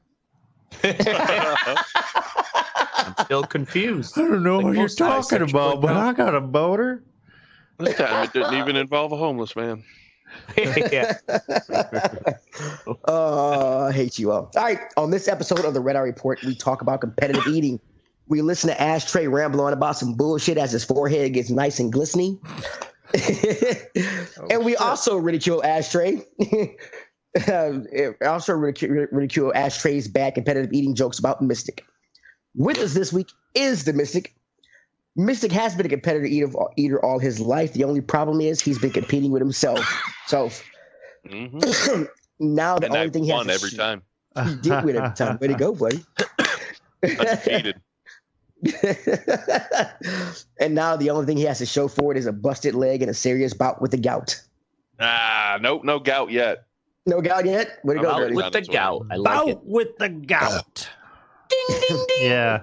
Only one man comes out. Be like a boxing match. Scout wins. Right? That's like a celebrity death match fucking thing. Celebrity death match. That was like one of the only things I watched on MTV for the longest time. Yeah, Holy shit, I forgot all about that show. Okay, next to him is Oracle. Oracle's competitive eating. He does competitive eating in the saddest way possible. He does it by staring at himself in the mirror, crying as he shamefully shovels spoonfuls of food into his mouth, all the while telling himself that no one will ever love him. Yeah, exactly it. That's it. Oh, he's right about that. And then there's the Ashtray. Ashtray competitively eats one thing: drugs. and I mean a lot of fucking drugs. Like I did a lot of drugs. Like I did a lot of drugs, and my wife died. But this motherfucker, like I couldn't party with you. my heart would explode. All that radiation therapy I got. It's my superpower. Yeah. He's on the light end. Really? Come to Wisconsin, bro. I've been to Wisconsin. I had to bring my own drugs. You've been to Madison. I real Wisconsin and had to bring my own drugs. All right, so don't come in here with that bullshit. You didn't bring your own drugs. I got you drugs. No, I got you drugs. No, I came. I got you drugs in a city I didn't even live in. No, you did give me drugs in the city you lived in. Right? I get that. That was correct. That was only after I had run out of the drugs that I brought with me. Remember? Okay. Yeah. You're right. Boom, sucker. Right. But we helped each other out, and we're discussing who got who drugs on Facebook. Where'd he go? My father would be so proud. Fucking gold. Anyway, Ashtray the only person watching is Mitch. And me, I'm watching. Thanks, Mitch. Anyway, I got to do that part over. Ashtray competitively eats one thing: drugs, and I mean a lot of drugs. I do mean a lot of drugs, but I do have to say that his cocaine and mushroom-filled rants on the show make him slightly more bearable. Just a little. Just a little. Yeah. And lastly, I'm Teddy. Yeah. And I'm Teddy. I competitively eat one thing: pussy, and I'm pretty goddamn good at it. And if you don't believe me, ask your mom. And burn! Wow, sick burn, sick burn, dog. Damn. Oh, dude. Actually, that reminds me. I saw Kyle in his native environment. His natural environment? Yeah, his natural environment. So Was it a gutter? My gym is across from the Social Security Administration office. Oh, my God. And there was a Kyle there, and his hat was like sideways, and he had a big old Monster can on top of his shitty car. I felt like fucking Steve Irwin or something. I didn't want to go inside. I'm like, oh my God, it's a fucking real Kyle. You spotted me. You should have, dude. You should have fucking loaded up your camera. You're like, we don't want to spook him. Yeah, right. Don't spook the Kyle. It's a Kyle in his natural habitat.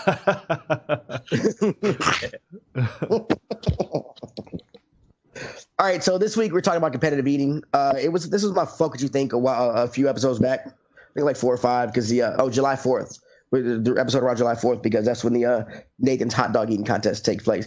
And I kind of sucks that I know that now. I had no idea when that contest took place. It kind of like surprised me. It was like, it's coming up. I never knew it was on July 4th. So like, I really couldn't find the earliest fucking. This is like some Oracle type shit, because I found this story. Oracle used to do the history of the shit. He used to come up with this obscure shit. But anyway, one of the earliest competitive eating challenges is a Thor and Loki Norse tale. They are confronted by a giant king, Utgard Loki, and he challenges each visitor to a competition. And everybody loses, but then Loki chooses an eating challenge, and the king puts him up against a guy named Logi. And they put a wooden plate. Loki versus Loki? Yeah, Loki versus Loki. They put so they put wooden plates with piled with meat in front of both guys. Loki eats all of his meat. Fucking in front of him are a plate of bones. And fucking he thinks he's won, but he looks across the table and the other guy has eaten all the meat, all the bones, and the plate. Wow! Damn. And the plate too. So then Loki won. No, yeah, Loki won, and it turns out like his name in Norse something means like fire or something, and he had something to do with fire, so he's like kind of burning the shit up. That's why he won. But yeah, whatever he eats just gets incinerated. Yeah. That's a great myth. What happened to Loki? What's the moral of that story? Right? Right? Besides Nathan's that's fucking a pretty dumb fucking story. Right? Like, I don't get it. I don't really get it. Yeah, what was the like point of the fucking eating contest? I know. They were trying to fucking do. Yo, I hate you all both. I gotta go back. I just want to say about the contest. All the other stuff's down here. I just didn't read it. I mean, didn't he like win something? Like some kind of power or something? Did he at least not get killed because of it? Like, was he gonna get murdered if he didn't win? Like, but it doesn't say. It doesn't say they arrive at the palace of Giant King Ogre Loki. He challenges to a competition, tells about the competition, and then Loki chooses his competition, and fucking it's just telling about competitive eating. I don't know what you ever notice that that's like a common thread in ancient times. Was like when you win the competition, you're what you win is that you don't die. like you get to live. And Everyone else gets to fuck. Yeah. Well, woo, thank you. Yeah, God, thanks. I don't know why I entered. Right? Yeah, it's like, why the hell did I join right? this game? Fucking stupid. Boom. Can't lose if you don't play. Can't lose if you don't play. So in the United States, everything pretty started off in the early 19th century with pie eating contests. Those were kind of like the staple for fairs and things like that. All right. And July 4th, 1916, fucking that's when Nathan's first announced his hot dog eating challenge, and that's kind of where like the shit took off. They started doing it every year, and the shit took off. Like things started getting crazier in from pies, competitive eating grew to incorporate a lot of foods like a spaghetti eating contest between a New York Yankee and an ostrich. And an ostrich in 1919, yeah. People paid money. What? An ostrich. That sounds like a Family Guy sketch. Yeah, it does. Like, yep, April 3rd, 19. What they didn't tell you is they starved that bird for a full week. Right? That bird ate the living fuck out of that spaghetti. Dude. Bird almost ate his cousin. So just pecking at the guy next to him. So now you have competitive eating. It's on like a fucking scale. The competitive eating competitive eating fucking son of a bitch. You lost your spot. You okay? Competitive eating son of a bitch. The International Federation of Competitive Eating, which came official in 1998. They regulate over 70 fucking competitive eating challenges in the United States. Damn. Every year. That is so dumb. It just seems like it just. I agree. I think it's like I get it. We make everything into competitions. You know, like obviously walking, running, fucking sports, anything like that. Like things we do with our bodies, but like eating. Like it's weird to me. Yeah. Well, I'm actually surprised that this has been around as long as it has. Right. You know,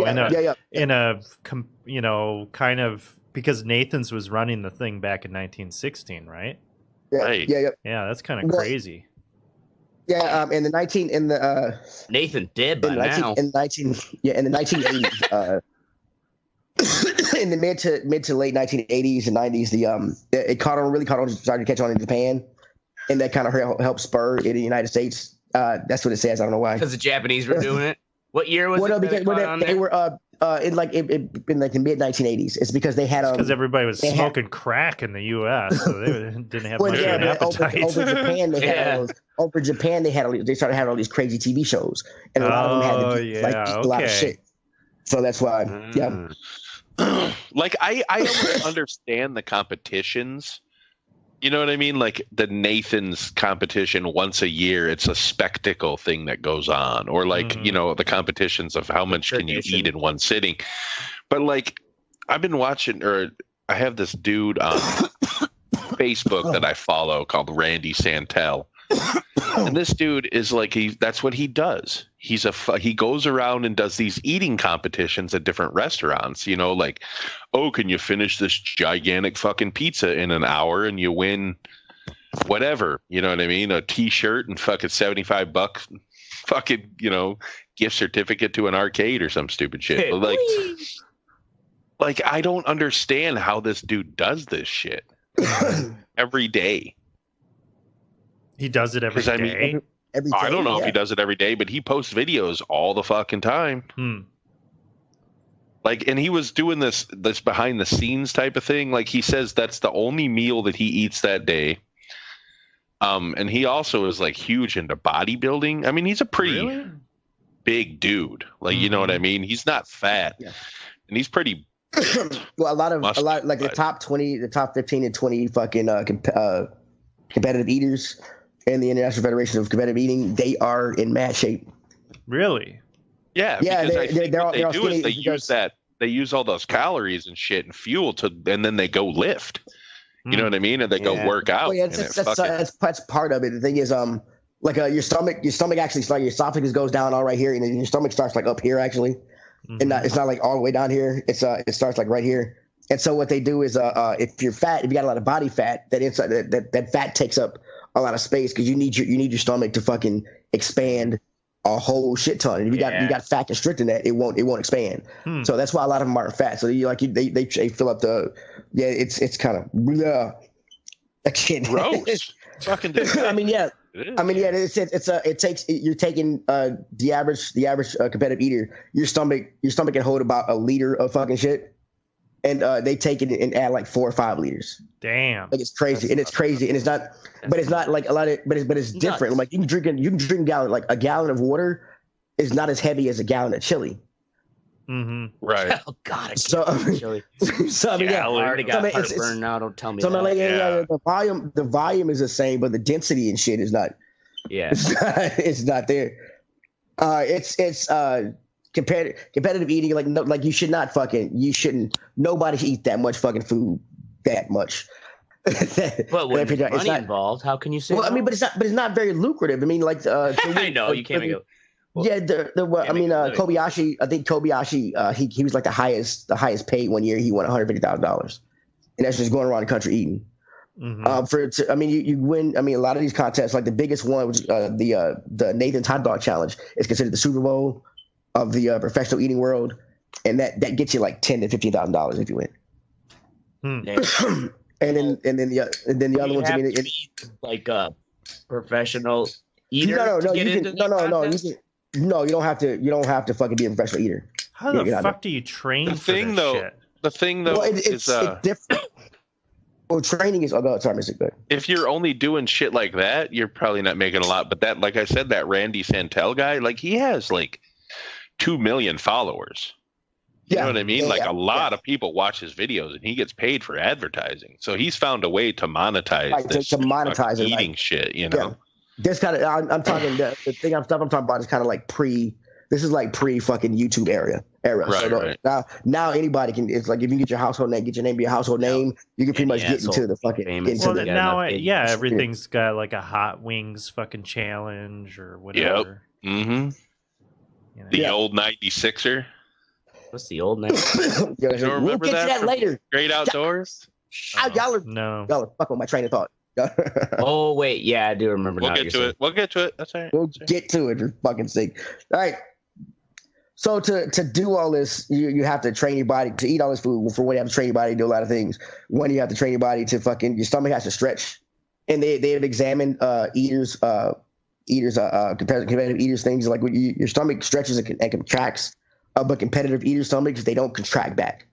Like they train because they stretch it out so much they train it not to contract back. So it's all bigger and saggier. But the thing about that is it can twist up on itself, and then you have to have like some kind of twisted bowel. That'll kill you. It twists up on itself. That doesn't sound good. No one likes their stomach twisted. Sounds like you should almost not be a competitive eater. Right? That's not it. Here's some celery. Now calm down. Just calm the fuck down. So and yeah, you never see competitive. It's always chicken wings or something True. big. So vegetarians should or vegans they should make their own. Yeah, do a competitive eating challenge with celery or some shit. You know what I'm saying? Yeah, they should have like somebody eat carrots. Celery. Can you imagine? Like a bunch of rabbits, like crazy rabbits eating carrots, and you're eating carrots. Yeah, Watch right. that shit. I mean, imagine, you eat 5 pounds of celery. Like, just imagine what kind of you're gonna be shitting like full logs, like trees, right out your ass. So much fiber. It's so stringy. Man, you could press that shit and make a TV stand out of it. Right. That's some firm stool. What's that smell? It's just TV stand. TV stand, bitch. Calm down. My shit one time, and I shit you not, held up the side of a house. That's how firm it is. Yeah. Why is your TV at an angle? Oh, someone that has that early shit, not enough fiber in that. Yeah. Anyway, another thing, if y'all see the contest, you know how they're pretty much shoving. They do ways to get. Don't they put it in water or something? Some of them do because they say it helps them swallow easier or get it down easier. Some do, some don't. Some dunk it in water, some fucking swig it, whatever. But when you're doing that, you have to breathe right, because you can get hypoxia because you're stuffing your shit and the brain loses oxygen. Damn, you can pass out. Like you get down the wrong pipe. Yeah, a lot of what do you call them? Choking. Amateur. Ladies, a lot of the amateur fucking. We call that choking. Yeah, a lot of amateur eaters they die in chokings because one they're eating all this food and they're shoving it down and they didn't train. They didn't train. I mean, like these guys they got a day job, swallow big things of food to stretch out their esophagus. Like it's they actually do train for this shit. And that can cause choking. Like a lot of people, like when I looked up the fucking cases of people dying from what's the name, from competitive eating competitions, it was all fucking all chokings. One guy one guy had a heart attack. One guy had a heart attack from the spiciness of the chicken wings. Right. Wow. Chicken, yeah. There's an asterisk, like these. Yeah, they said he ate one wing. He said he ate some wings. This one is a heart attack. Yeah, he ate some wings, hit the ground, said, "Man, that's hot." Then had a heart attack. These three killed by a giant TV screen. Died from cayenne pepper. It can also put stress on the liver.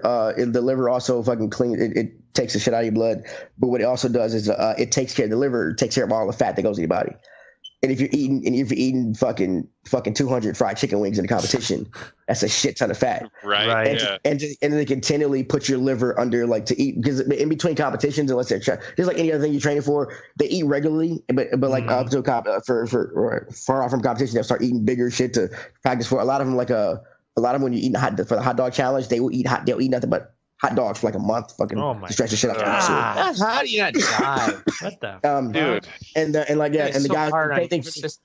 Yeah, apparently some Hooters thing comes up after the fucking Hooters wing challenge comes up after the fucking that's next on the major league. Yeah, after Nathan's thing. So after the Nathan's hot dog challenge, a lot of them are spotted at Hooters ordering a shit ton of wings and eating Hooters wings to get ready for the next one. Wow. Yeah, and it can put stresses on the heart and liver and kidneys. Wow. Because you got all that food and shit. Yeah. That I keep going back to that dude, but that dude always says that. He always, like Asher was just saying, the vegetables, healthy vegetables. Yeah. He always says that. Like if it's like a cheeseburger or something, he'll be like, "Oh, it's got a bunch of healthy vegetables on it." What? Are you onions? fucking kidding? There's like 4 fucking pounds of meat you're shoving in your fucking mouth, dude. Yeah, right. But there's a pickle. I don't care about some lettuce and some pickle and tomato that's on the motherfucker. Like that's gonna help. Yeah, but I think some people, honestly, like I was actually sitting and waiting to meet with somebody the other day at the university, and one of the staff, or kind of like an intern or whatever, working at the front desk, they were chatting to a couple of them, and they were talking about kind of the places that they eat or their favorite food, and it's like, well, Monday I had Domino's pizza, and Tuesday I had, KFC, and Wednesday I had, it's like, I'm thinking to myself, how the fuck are you just not an absolute wreck?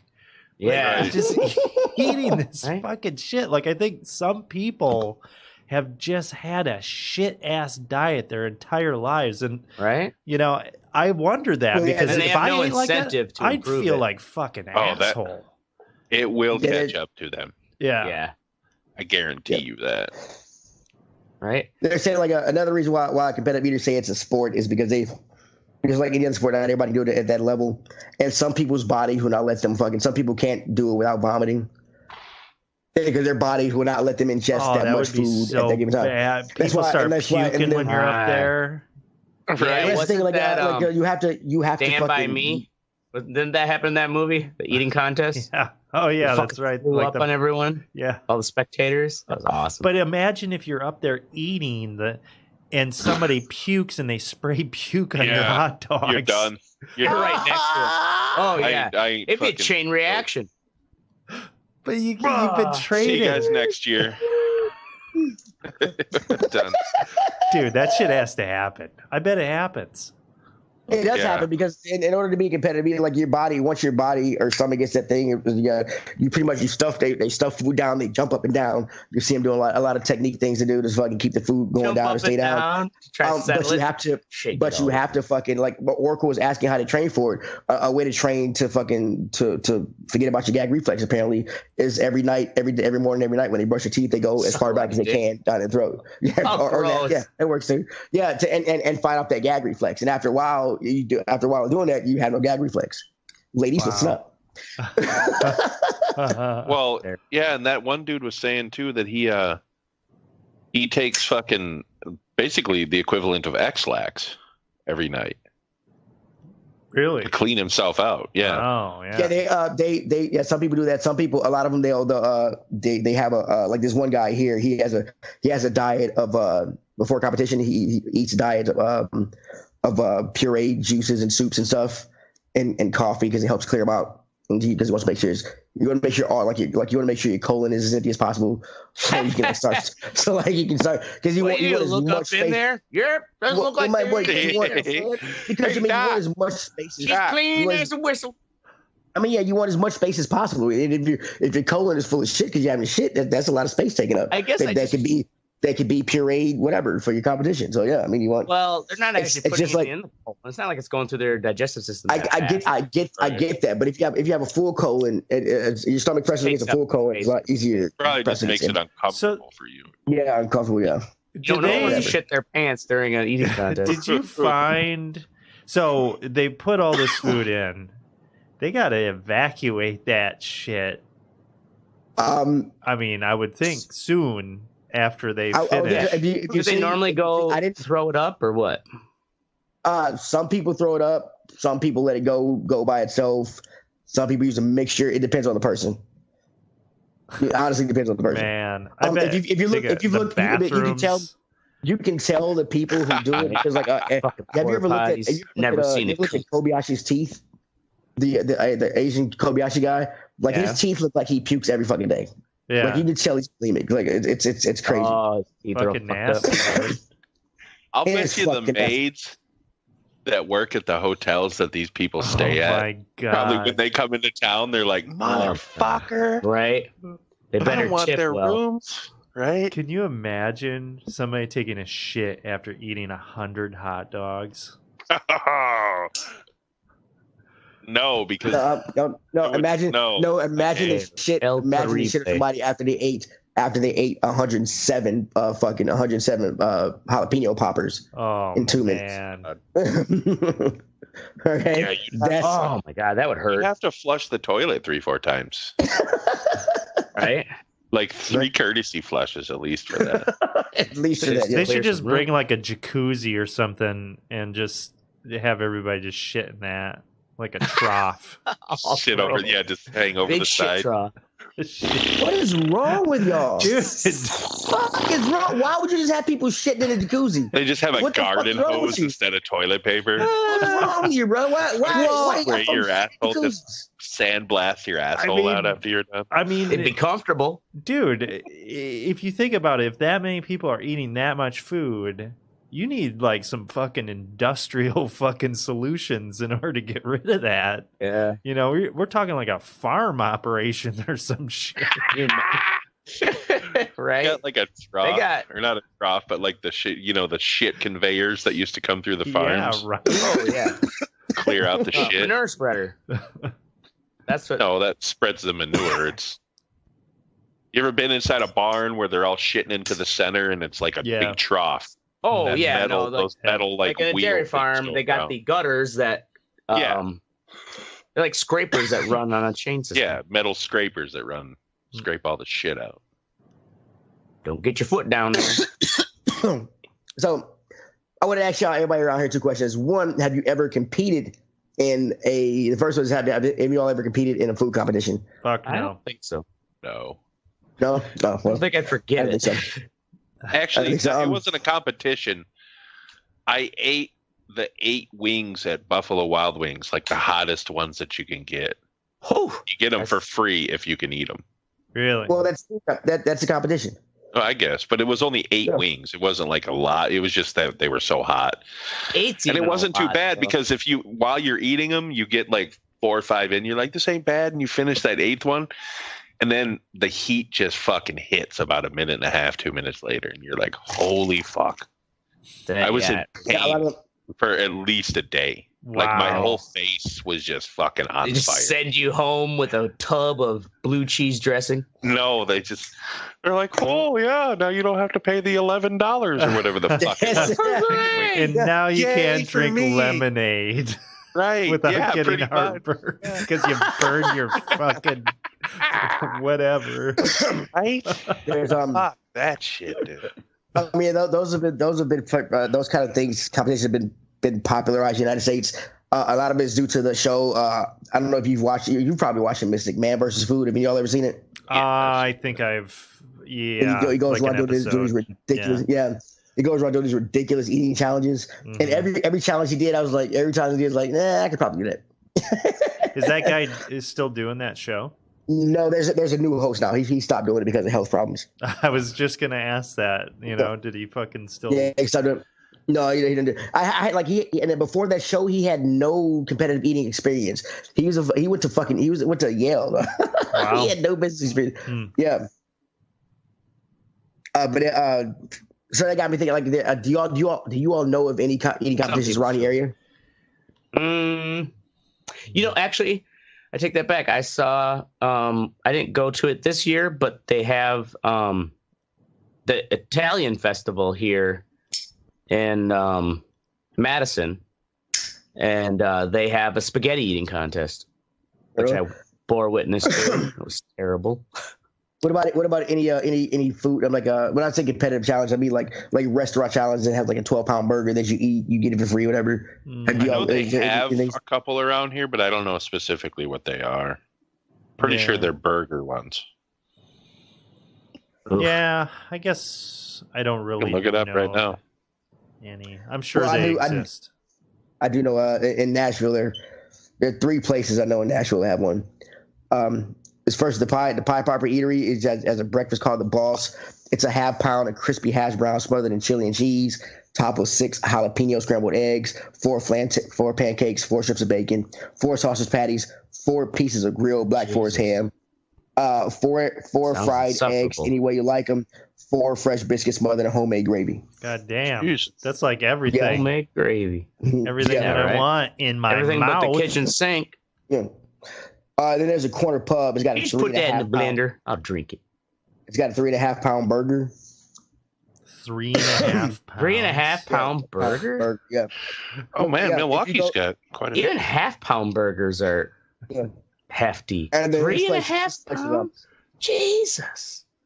This place is actually awesome. The next place is actually right down the street from my house. It was featured on Man vs. Food. It's for Big Shake's Hot Chicken. This shit is awesome. But they have a hotness that's called fucking Death Row Sauce.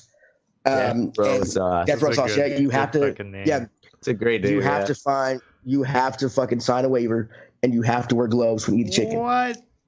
And the irony is that no one on death row would choose that as their last meal. Yeah, right. And you get a T-shirt, and like all these places, like you get a T-shirt, and then you get your name on some fucking wall of fame, which is like some of these restaurants will offer. I've looked at challenges, and they had like you could win up to $200. But for a lot of the stuff, the meal is like $200. All the food and shit, food costs like $200. So you can fucking so you pretty much paying either $200 to get your right, name on the wall, to get a fucking T-shirt, and to get like some serious fucking indigestion. Right, and if you a lot of places, if you do the challenge, you get the meal you just have for free. Yeah. And if you don't do the challenge, you got to pay for the meal. But in some places, whether you do it or not, you're still paying the fucking money for the meal. I just feel like if I was a restaurant owner, I feel like, what are you going to have a referee there? You're going to have your waitress or whatever, like, hey, wait, oh, you missed a crumb or whatever. Yeah, you know, like that's not legit. Got to eat the fat and gristle, right? Well, like, you know, like throwing up behind the booth. Well, yeah, okay, so like when it comes to those challenges, a lot of them will have you sit in the area, like after you do a challenge at the local restaurants, they'll have you sit there because they'll have time limits after to make sure. A lot of people do the challenge and like shake hands and run immediately to the bathroom and throw up. So they have like stipulations, like you can't throw up within like the first 5 minutes of after competition's over. This just seems fucking ridiculous. And can't throw up within 5 minutes of the competition. Right. And then for the heat challenges, a lot of places have installed now, like you can't have milk until after you have to sit still and not have anything to drink for up to 2 minutes after the challenge. After you eat that hot shit. I'm like, no water, no milk, nothing. After you eat that hot shit, you gotta sit there for 2 minutes after the challenge is over. And then crushed ice. I would take crushed ice. Don't give me milk. Wow. So Milwaukee has a lot more than I thought. This is probably the most famous one. Is the Pizza Shuttle's 12-pound pizza challenge. 12 pounds. Holy shit. Yeah. Jesus. It gives 2 participants, 12-pound, 28-inch diameter hand-tossed pizza. And you have to do it in 45 minutes. You can't leave the table or drink more than a single cup of water. And you win $500 if you finish it. A single cup of water? What's it cost you if you don't? I don't know. They don't have a price. They don't have a say. I can imagine that's it's pretty expensive. Yeah, a single cup of water. You got to ration that shit. Yeah, and right. AJ Bombers, which is actually a really good burger place around here, has an Octo Burger, which is 2.2 pounds of meat. It comes with cheese, lettuce, and tomato and bun, and it's $28. You have to beat the time record, which is currently 2 minutes and 16 seconds. 2 minutes. Yeah, if you can do it, you get the meal for free. What's the point of fucking eating it? I mean, really, the point of eating it is to win the contest. I guess. Right, well, but you're paying $30 to choke yourself, you fat bastard. I mean, really, that burger can last you 4 days. Just chop it like this. You got breakfast, lunch, dinner, and then breakfast the next day. Yeah. If you want, I mean, it's you fat bastards. Yeah, I don't get it. I've never seen anybody take on the fucking. Every time I go to Big Shakes, which I'm going tomorrow because I want some Big Shakes. Now talking about the chicken. I've never seen anybody attempt the challenge. My neighbor next door said he tried, but I don't believe him because he's an old white guy. Yeah, and I've never seen. I've been to AJ Bombers probably fucking 30 times in the years I lived down here, and I've never seen somebody try the Octo Burger. That big ass fucking thing. Yeah, right. Is it on the menu? I know. I've never seen it on the menu. That's why I was like, weird. Probably some special challenge or whatever. Imagine I would take if I had a fry that burger. That's a lot of fun. If I had a stupid competition, had a restaurant stupid competition like that, it would be on the. That was the first thing you see when you came into the restaurant and sat down and shit. Because I want every fucking idiot to try to do it, just so I can get like $50 off him when he fails. You're right. Yeah, right. Drunk motherfucker's gonna be like, I could do that. I'm $50. Thank you. $50. Thank you. $50. Thank you. I'm like, yeah. Just keep giving me money, you retards. You cannot eat 6 pounds of food in one sitting. You're not trained for it. Don't try it. You're not trained for it. You went in there without an actor. Word. And that's my thing on anybody got anything else to say about competitive eating? No, it's that gross. Was disgusting. Yeah, it's gross. That was surprisingly informative. Although, Teddy. Thank you. Yeah, right. I bet they did it way back. I competitively eat pickles. Ugh. I love me, pickles that much. Triscuit. I have about 4 pickles a day because we have it with our sandwiches, so we have like a big vat of pickles in the fucking cooler. Mhm. So I go in when I get to work in the morning, I go in the cooler, fucking check the beer and shit. I grab a pickle, and then it's like through the day I go back there just like grab. I have like pickles are fucking awesome. I hate cucumbers, but I love pickles. So good. I'd competitively eat cheese. Yeah, I know. We said this before. Oh, you'd be stopped up. Oh man, I've been You would be training. shit. Do you think how much do you think you could eat in one sitting? Do you think you could do if they had a competitive eating of cheese curds? You know, honestly though, I wouldn't want to do that because I wouldn't want to ruin cheese curds for me. Right. Don't do that to the curd. It's like tequila, you know. Like I can't drink tequila straight up because you drank too much of it. When I had that I'm like that with vodka. Bad experience. I don't want to do that for cheese. It's not worth it. Right. Ain't worth it. Well, any food you'd get all fucking right. Yeah. Like I swear to God, some people do. Have you ever seen? I have The Rock or his Facebook. I followed his Facebook thing for a while, and he would always post fucking pictures of like he calls them his cheat days, but he just eats sushi. And this dude, I swear to God, has probably $300 worth of sushi. Like in one sitting. Yeah. It's just it's a lot. It's like one plate will be 4 fucking rolls, and then another plate is like, 18 pieces of sashimi or some shit, and then like a bunch of fucking other like holy shit, man. I can put down 4 rolls and I think I'm a fucking glutton, but damn. In Portugal, I found out all you can 3. eat. That's it. I got asked to leave a sushi restaurant in Portugal. Asked to leave? You ate too much? It was all you could eat, and like, but right next to that was a fucking weed shop, and everything in Portugal is legal. so like there was a weed shop next door, so I went there, got suckers, candy, and the guy gave me samples and shit. Because I got like a pocket full of, like I got my whole little thing and had my passport shit, and I got all these euros and shit. He's seen him. He's like, yeah, try this. So by the time I left that shop, like my wife and that whole group was all around town doing all this shit. I stayed in that shop like half the day, and then I went to fucking the sushi restaurant next door, and they're like, "You have to leave. No, you have to leave." That is funny. It's all you can eat, man. Give me some more rolls, son. But yeah, oh, man. American. It was awesome. My wife's like, "What'd you do?" And I was like, "I got candy." Because I didn't want to smoke anything, I just fucking because we were on the bus and shit. So we used to sit there with lollipops and fucking annihilators all day. It was awesome. It was fucking awesome. And that shit lasted me fucking like a week. It was fucking dope. Woo. Yeah, they fucked up can't on that eat one. that much sushi. That's a lot. Yeah, it was. Yeah, they fucked up right there. They never met Teddy. And I was hungry. I think because for breakfast at the we had like a fucked up. They had fucked up breakfast over there, like tomatoes and shit. I don't want tomato for breakfast. There was this comedian. Just, can you guys hear me? Yeah. Yep. Okay, good. I might cut out. I was just wondering. Shut up. There's this fat comedian that I used to watch. I forgot his name way back in the day. Ralphie May. No, it was way Chris Farley. Him. This is in like the mid 90s, early 90s. But I remember one bit, he was always like, just to fuck with these all-you-can-eat buffets, I take like 3 of my really, really fat friends. And this dude's already like fat. You know what I mean? He's like, he just fucking, we stroll up in there. Oh, yeah, we're hungry. He's like, oh, no. Look how big you are. You don't eat, no. You should eat more vegetables. Just the way he fucking did their accent. It was so funny. Back in the day when you could make fun of Asian people. Yeah. And now you sound like a racist. Thank you, Mystic, for bringing that kind of. See, and everyone brings up the racist thing. Yeah, especially the black guy. Well, what? It's like we're all racist. We're all a little racist. Credit card with no limit. Yeah, there's a song. I am very racist. I hate everybody. Children's song. We're all a little bit racist. That's awesome. Anyway, moving on to what's sexy part of the show.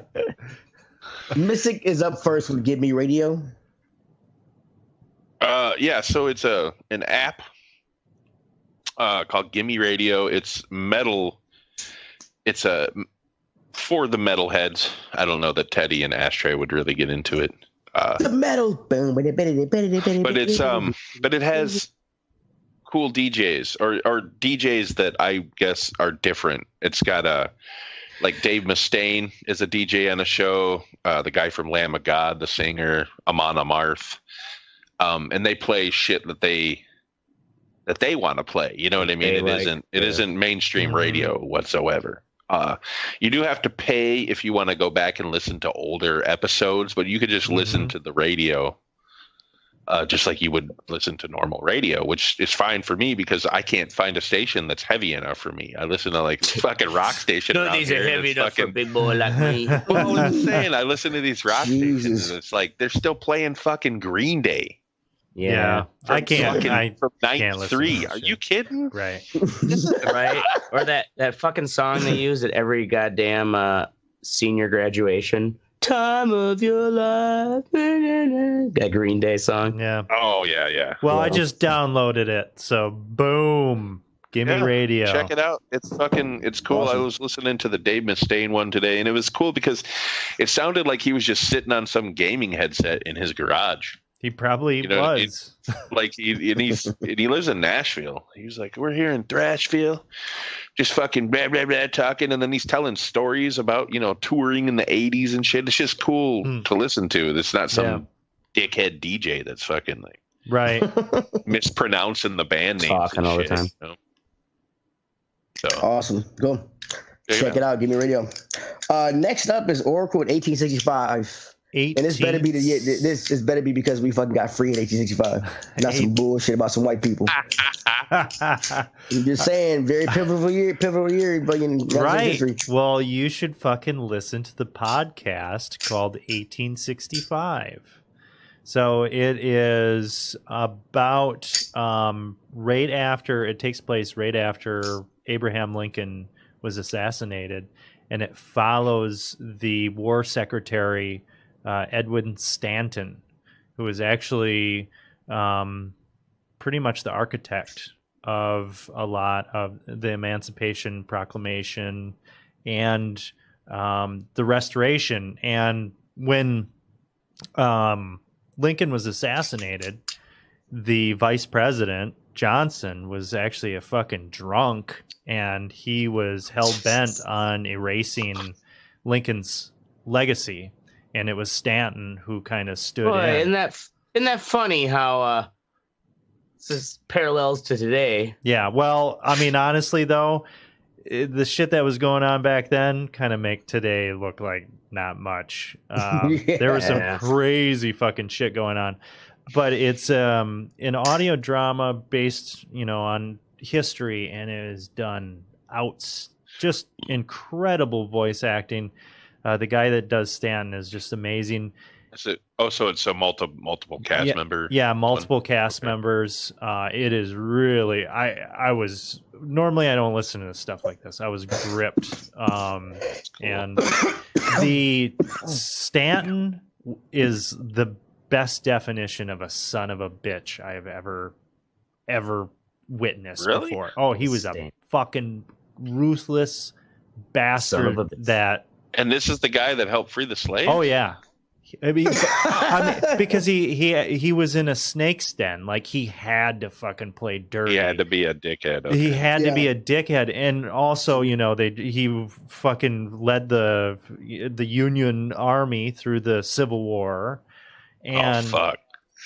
Yeah, dude's a hardcore motherfucker right there. Hardcore motherfucker. And it's fascinating. It's just like, wow. Like, it's...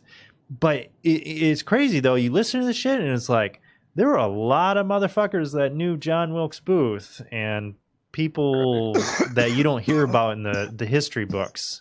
And they actually allude to maybe even Johnson possibly being involved with the assassination. I'll bet he was. Conspiracy. Yeah, and a big I'll bet you the Clintons were involved, too. Yeah, Clintons with their fucking pizza fucking porn palace. They were running porn rings out of some dude's barn. Yeah. 1865, though, really fucking good. Highly recommended. Boom. Awesome. Cool. Ashtray up next with Amazon merch accepted me. Yeah. Oh, it's that... It's like a 2-week waiting process for it. But Amazon merch is essentially it's a platform where you can upload your artwork and you set a price. It has to be above a certain amount to cover the shirt printing and shipping and all that. And then you get what they consider a royalty, anything above that. The beauty, though, is Amazon takes care. They've got full fucking warehouse factories full of these direct-to-garment printers where they're just cranking out these shirt orders as they come. So it's like I can make a design, upload it, and it just Amazon will put it out there, and then I could try to like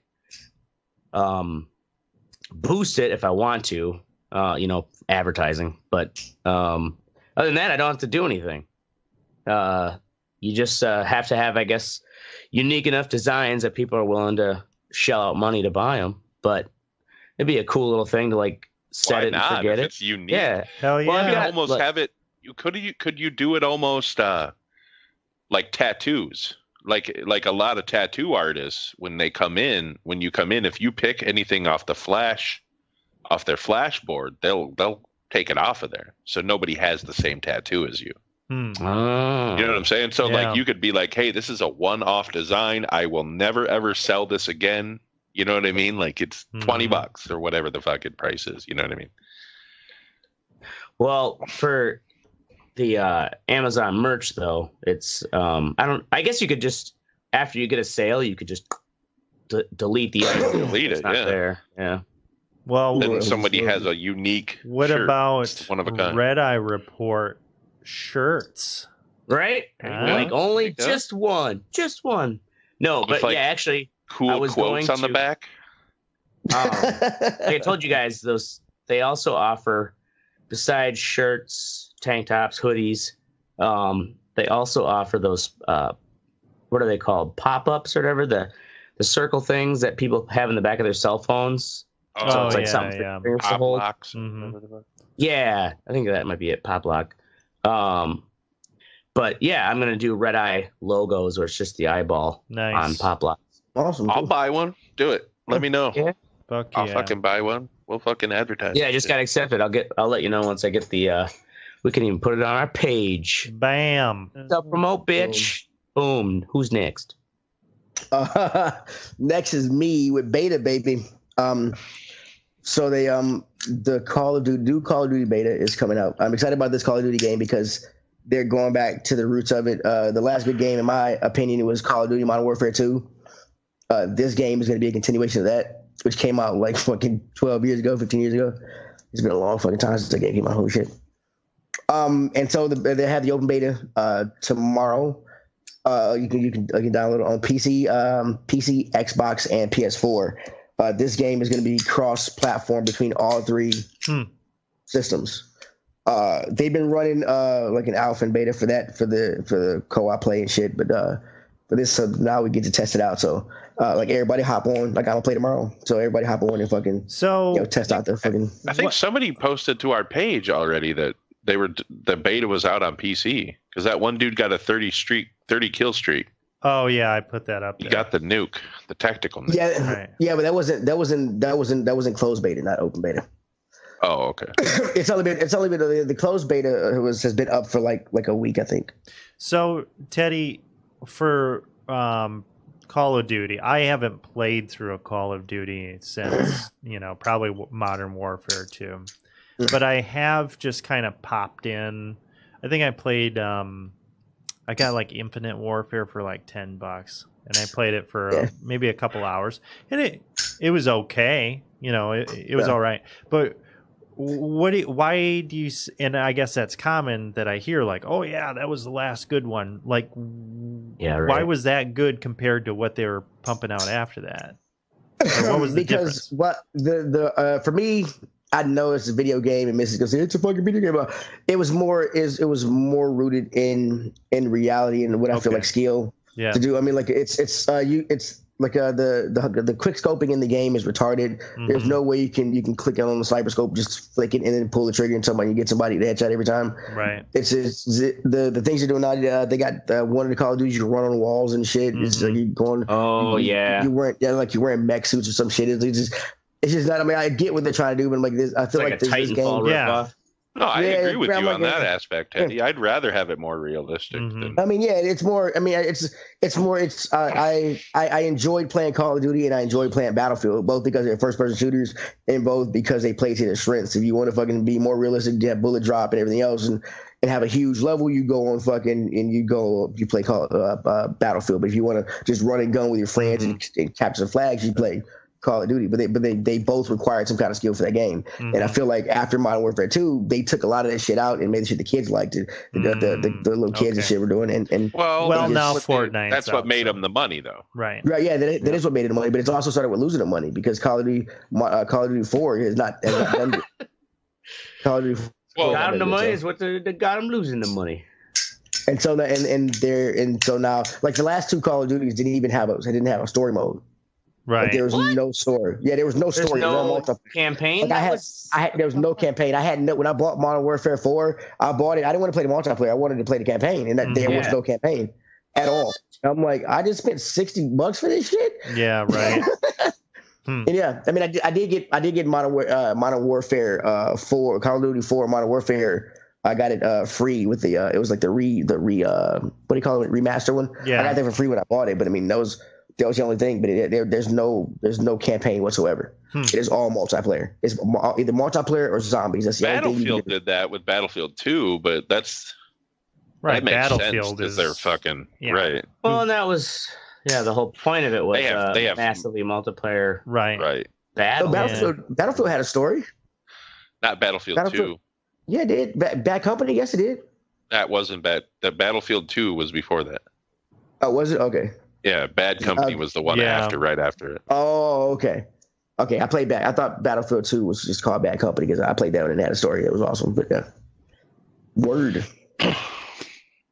So everybody log on, try to overload the servers and shit so when it comes out, so they can get all the shit fixed when it comes out, won't be no goddamn problems.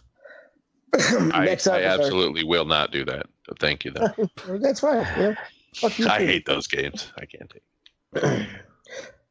First up is me. Oh, sorry. Fuck you. Next up is our fuck you think. First up was me, and I'm just talking shit about Cam Newton. I don't know if you've seen his last 2 interviews. It's week 1, week 2. This thing out here look like somebody.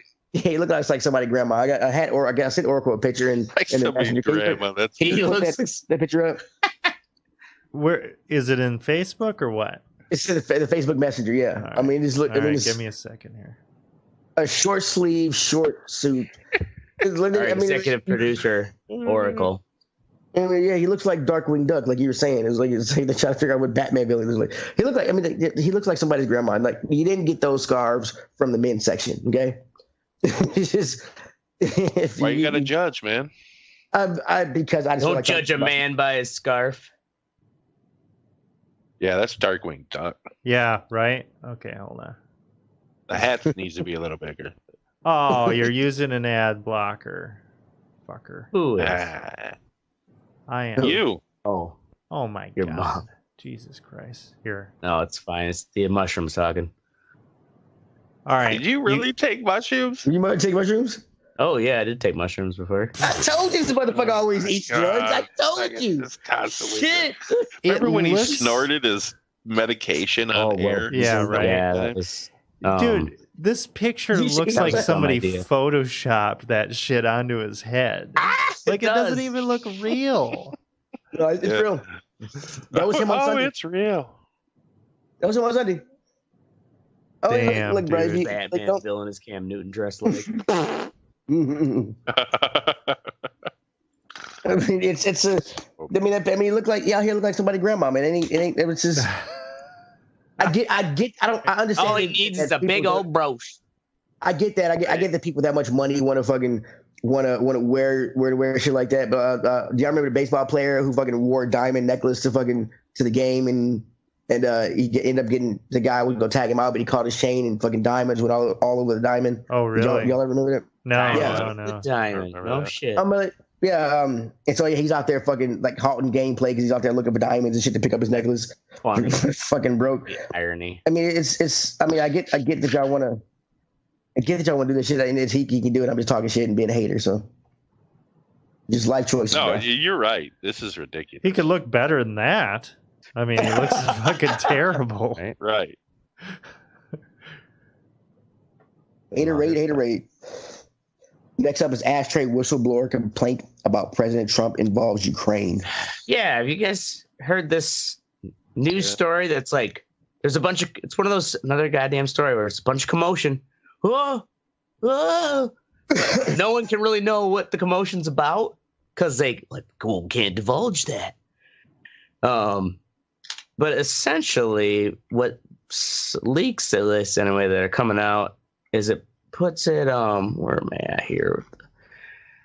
They were, basically the Trump campaign with Rudy Giuliani was, coercing with the Ukrainian government to try to, basically, I guess, make Paul Manafort look better than he is. You know, like try to fucking prop him up. Oh, he's an outstanding citizen. Yeah. He put all that stuff to the children's orphanage. See? And then they're also, where the fuck was it? Okay. They're going after, or the other part was they wanted to target Joe Biden, the son of Joe Biden, who's seeking a Democratic nomination. So it's like, the fuck. I guess we don't know yet what it's about because it's like, oh, sworn to secrecy. And I just hate the fact that, like, I guess just the way our 24-hour news cycle works is that it's just a bunch of smoke. Nobody knows what's fucking burning yet. That's why I don't watch the news. I only watch Cartoon Network. Yeah, I just watch Cartoon Network and Law and Order. That's it. I'm addicted. I actually got like many things. I got yelled at the other day because whatever, we were talking about presidential politics. I'm like, Uncle Joe, and Carolyn's like, you can't fucking vote for him because he's a meme. And I thought to myself, it's like, you know what? That's why I want to vote for him, because he's a meme. Yeah. Oh, that's just like the reason why a lot of people voted for Trump, you know? Right. Because he's that larger than life clown. Oh shit. I'm just like, we shouldn't let them in on. I'm fatigued, man. I don't give a fuck. Biden is seriously, his mind is almost gone. Biden, he can't be president. Yeah. That fucker's crazy. he's crazier than Trump. You can't. Oh, like, he's not crazier than Trump, but he's fucking. Yeah, he's just. Yeah. Well, it's just like he. I agree with him. During the debate where he's like talking about what was it? They were asked the question was something about, how are you going to address the inequalities, the racial inequalities, and he's like, oh well, we need to teach these parents how to, you got to turn on the gramophone, the record player. No, he said what? TV, and then he changed it to record player. Record player, yeah. And then he almost said gramophone. What the fuck? Yeah. Yeah, it's just like, you got to turn off the TV or the record player or like and then he stopped, and then he like changed the subject kind of. Is he going back and like to past lives or something? That fucking retarded. He's old. He's old, man. He's almost 80 years old. Yeah. God damn it. I mean, I'm sorry. We have viable candidates. Right. And that's true. It's a shame. It doesn't always have to be an old white guy. Put him down. Put him down. Run, in 2008. Or, I mean, not 2008. 2016. Cool. When Trump got it. He would have won. Yeah. Awesome. Anyway, up next is Oracle with Thy Cursed Shirt. Thy Cursed Shirt. So I cannot own a white or nearly white shirt. Because they Why not? always get dinged. Against your religion? Yes, it's against my religion. And every time, so I had like this light yellow shirt, which was a bit of a risk, but it worked out. Okay. So I had this shirt. Things were going well. I'd make sure that I would take it off when I was eating greasy, like you do. greasy foods. I would make sure I took care of it, and I put it into the wash, and I take it out, and it is just covered with fucking green fucking splotches and stains and shit. Oh no! And it was. Did you put it in with other shit? Or Yeah, what? I You never put heard it in about with other separating shit. your laundry? I don't fucking separate my laundry. Colors, What? darks, and lights. You don't separate your laundry? No, I boy? don't separate my laundry. Fuck Something that. I wrong don't separate mine either, but I don't buy shit that bleeds. So, Well, I mean, well like, that's your Well, problem right there. That's your problem. I haven't had any problems with any of my other shit, but man, that shirt was fucked up. Yeah. And I was just because like, oh it shit. shouldn't have been put in with all that other shit, you dumbass. I don't have So any you other literally light just shit. put whites in with fucking colors? Oh yeah, I put it all together. I know that sounds super racist. I only phrasing, do that for but- Saab. Like, I usually will do loads of like socks, underwear, towels from the bathroom. Yeah. Like where it doesn't matter if that gets dingy I or don't not. know. I but thought we were beyond that. It's 2019. no, fucking colors just- are still fucking oh, bleed. man. You Yeah, color is still a thing here in 2019. Oh, Some- fuck. Sometimes they come together. Right? No. Carmen. But it was like it That's when- targeted that shit. Like it was just You gotta covered pick in it. extra small load level. Whatever by green, itself. whatever was green that got on it, has that green thing never bled on anything else? I think it was You my know what the green workout was? gloves. I don't know. I don't know what it was. Workout You work- gloves you work were in out there what? with it? You said Yeah. workout gloves? Yeah. What the fuck? Yeah, I Yeah, wouldn't wash man. those with the rest of your shirt because you Dude, think of all the gross fucking oh, who gives a shit in your workout Oh gloves. my god. dirty ass leather. Old What about fucking, your fucking glove. underwear with your ball sack and Well, that's why I asshole? separated.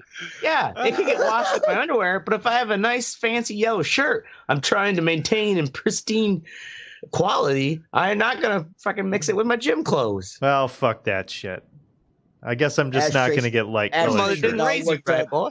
Ashtray's getting worked out about laundry. The mushrooms kicking in. His head is getting all glistening. We got to move on. That's- All right. Next is Mystic with I don't know what it is Yeah. because there's nothing in there. Oh, yeah. Yeah, I forgot to put it in there. Yeah. So Tribune Media, which is the company that owns the station I work for, has just sold their stuff to Nexstar, which is a company they're going to come in and I don't know what the fuck they're going to do. I don't know if we're going to lose all of our management, what's going to go on with firings and shit like that. But it really sucks because, I mean, it took me 7 years to find a job after I graduated. You know, I was delivering fucking pizza. Right. And now this fucking company is going to come in and there's only like 2 people behind me in seniority wise, you know? So, I mean, am I going to be one of the first to go? I mean, I don't know. From what I've read, this company has bought a lot of, they're a pretty fast growing media company and they bought a lot of stations recently. Are they And they trying don't- to keep Sinclair? What? Well, yeah, but they're not Sinclair. That's for sure. They're not. They seem like a pretty fair, decent company. But what I think what they do is, from what I've been reading, is that they come in and they fire all the management. So we're talking general manager, news director, and Well, that's assistant got news to director. suck to be Right. them. Yeah, well, that's the thing especially too, since- is because they have high salaries. Yeah, when they're that's at that true. level. Well, and So they're going to it's- they bring in people. And then they bring in people they trust and people that they want in the position to run it their way instead of trying to teach somebody to do it their way. Mm-hmm. But that's I guess it would suck for the news director. He just got that job like a month ago. Ah, Damn. The assistant too, actually, like 2 weeks ago for him. So Damn. Wow. I don't think he's going to get fired because he's new enough to where they can maybe just Right. train him in the way that they want him to run the newsroom. But yeah. I'm pretty sure the general manager is going to get fired, Damn. which is fine because he's a fucking douchebag. So yeah, How long you been working there I now? hate uneasiness. Yeah. A little Gotta be at over least 2 a- years. Yeah, I was like, I gotta be serious here. Two How many years and a month, 2 something years? like that. Damn. Yeah.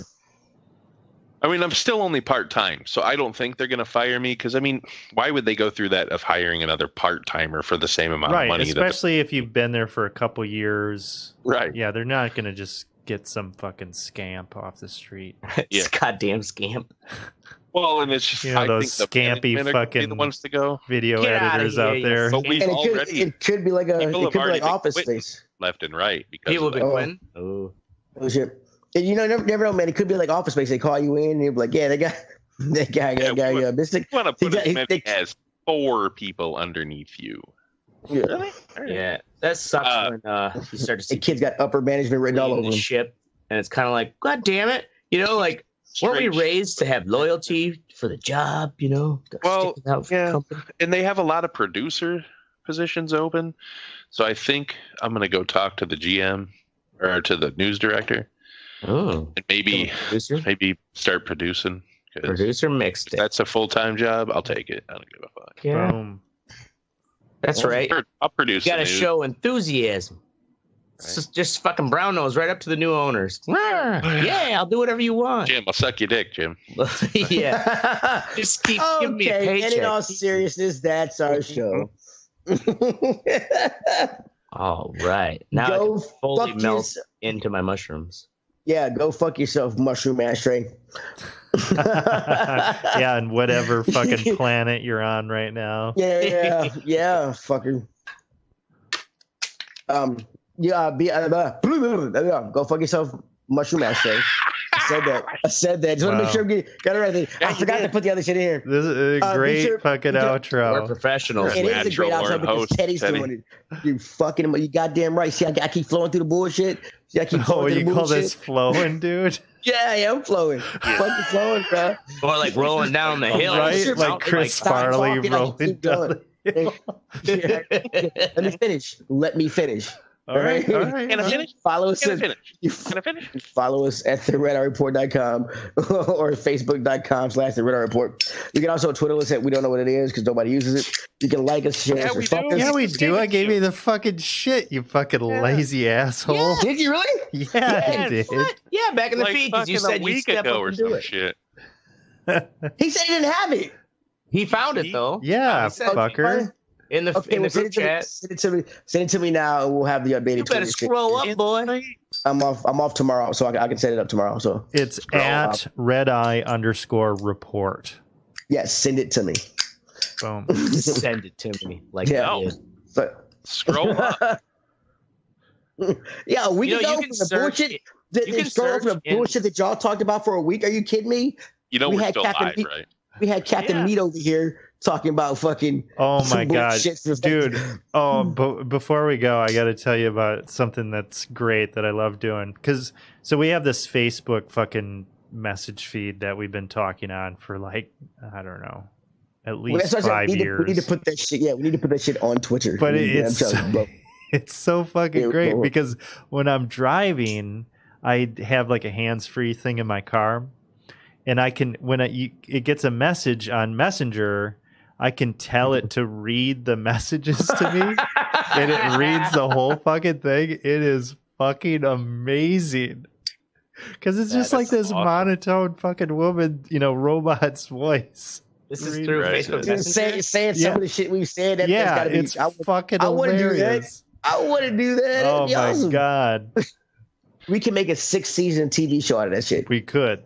No, I'm telling you, the shit we talk about is so interesting, weird, and fucked up that you all would be amazed. Your tiny little minds would fucking corrode away. Yeah, you don't even need much. We talk about. Yeah, that look on your face terrifies me. Anyway, that's our show. Blah blah blah. I'm Teddy. I'm Oracle. This is Ashtray. And I'm Mystic. Yeah. Are you? You sounded. Is that a question? Who put the question mark on the teleprompter again? Producer Mystic did. And this is the Red Eye Report. Boom. Oh. All right. Now we're live. Boy, you bullshitting. So find the shit. I still don't see it. Doing it live, ladies and gentlemen. 1 second, I'm looking for it. Tonight. Boom. I still don't see it. Wait. I see it. Gambling. There we go. Got it. Whoop, whoop, whoop, whoop, whoop.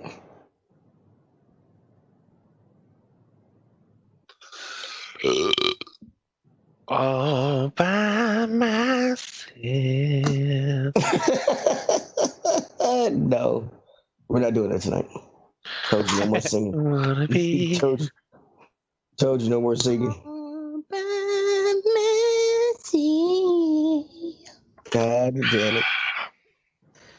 All right. Oh, look how weird. I'm trying to get the camera fixed. Sorry, this is weird. Ladies and gentlemen, welcome to the Red Eye Report. Teddy is your host tonight. As you can see, he's hosting it so fluidly. I decided to jump in. Oh, eat it, dick. On this episode of the Red Eye Report, we talk about gambling. We listen to Ashtray ramble on about some more goddamn bullshit. Ramble on. And we worry about the fate of a nigga in the woods. Bam. You don't look like you're in the woods, dude. Yeah. Glamping ass motherfucker. You ain't seen outside yet, right? With us this week is Oracle. A lot of people don't know that Oracle is the dumbest guy in witness protection. Oracle is currently he is currently fucking he's hiding out from Chinese triads over some fucked up gambling debts in Macau. But due to his need to be out in public and a prima donna, he has put his life, his girl's life, and his cat's life in jeopardy. Way to go, dumbass. Hey, anything for the Red Eye Report. Gotta fucking bring it to the people, man. Then there's a Mystic. Mystic is a professional gambler. He gambles with heart failure, one Twinkie at a time. Oh, that's so stupid. It's hilarious. Oh, you're gonna kill him with that one. No. Then there's Ashtray. Ashtray's gonna have to kill us. Fucking black cis male. I still don't know what you're talking about. That's a whole nother episode. Jesus Christ. I wanted to change the topic, but Oracle said no, I wanted to learn. And then there's Ashtray. Ashtray's gonna have to kill his cat, so he gets a pass. Sorry, buddy. Thank you. And I'm Teddy. I'm just a nigga in a cabin in the woods. And here's the thing. We usually start out with saying this is the Red Eye Report. I dictated this to my tablet, and my talk to text apparently is fucked up. And I said, and this is the Red Eye Report, and it typed, and this is America. So I guess we're going with that. I don't know how we got that from that, but that's what it got. And so that's like, Teddy, did you break into the cabin on Surviving the Game? And there's like a fucking shelf full of heads. Oh yeah, Surviving the Game with Ice-T and yeah, remember we watched that movie, right? Watched that shit. It was Gary fucking Busey. Oh my god, it was terrible, but like enjoyable in a terrible way. Gary Busey's incredible. Actually, it'd be a good riff tracks. We tried, remember? That's right. Was that the one we did? Yeah, we did that one. Yeah, we did. Yeah, and look where we are now. I think it was taken down for copyright shit or something. Probably. How come those algorithms find all that shit? How do they find them? So gambling. So like I thought about this on the boat I was on. I was on a cruise last week, and on the boat they had a casino. It's called the Shogun Casino. Had all this fake Japanese, had all this fake Japanese shit in there. But right by the bar where you can smoke at it on that floor, there was a machine. It was a crane machine, and inside it had a bunch of stacks of $100 bills, one marked 250 and like a couple marked 500 and shit. And it's like there was never a time where there were not people around this fucking machine just pouring. It cost $1 to play each play, and there was, and that was the one bar that was inside. So I drank there and smoked there a lot. So it was always at least 10 people around the machine just pumping money into it, and I never saw anybody win. And I was thinking of like the crane look. So it was always like loot slipping out. Right. It was always like slipping out. The crane only had 3 prongs on it, and the dollar, it's not like you pick up a stack of a rectangle with just 3 prongs and stuff. It was weird. And also I thought it was rigged because I thought the fucking crane wasn't strong enough to hold the money. Hold anything anyways. Yeah, hold it was supposed to lift up me. Yeah, so it was fucking but that got me thinking about how much money they make off of that fucking machine. And I started thinking about fucking gambling, because we did an episode about gambling a long time ago. But I started thinking about, I don't think we talked about like gambling episode 111, because I did the research on it. Attaboy, 111. Damn, that's more than half our episodes ago. Yep. We're getting long in the tooth. So I started about thinking about what is gambling's worldwide revenue. It revenues about $460 billion a year. which I thought was actually on the low end. I thought it was on the low end. Actually, I thought it'd be like a lot more, but apparently no. You can break it. You can break. They break that down into how much each country actually gambles. And the United States is actually third, even though Las Vegas is one of the 2 top gambling spots in the world. No shit. Yeah, Americans they gamble. I think it was about 300 and shit. Where'd it go? It was like 300 something dollars. 300 and on average. On average per capita per person, the average American gambles only $505 a year per capita. $505 a year. Okay, that could be against pull tabs, money machines. Yeah, I mean that includes. Powerball. Like lottery, all that other stuff. Yeah, the Aussies are the worst. They gamble.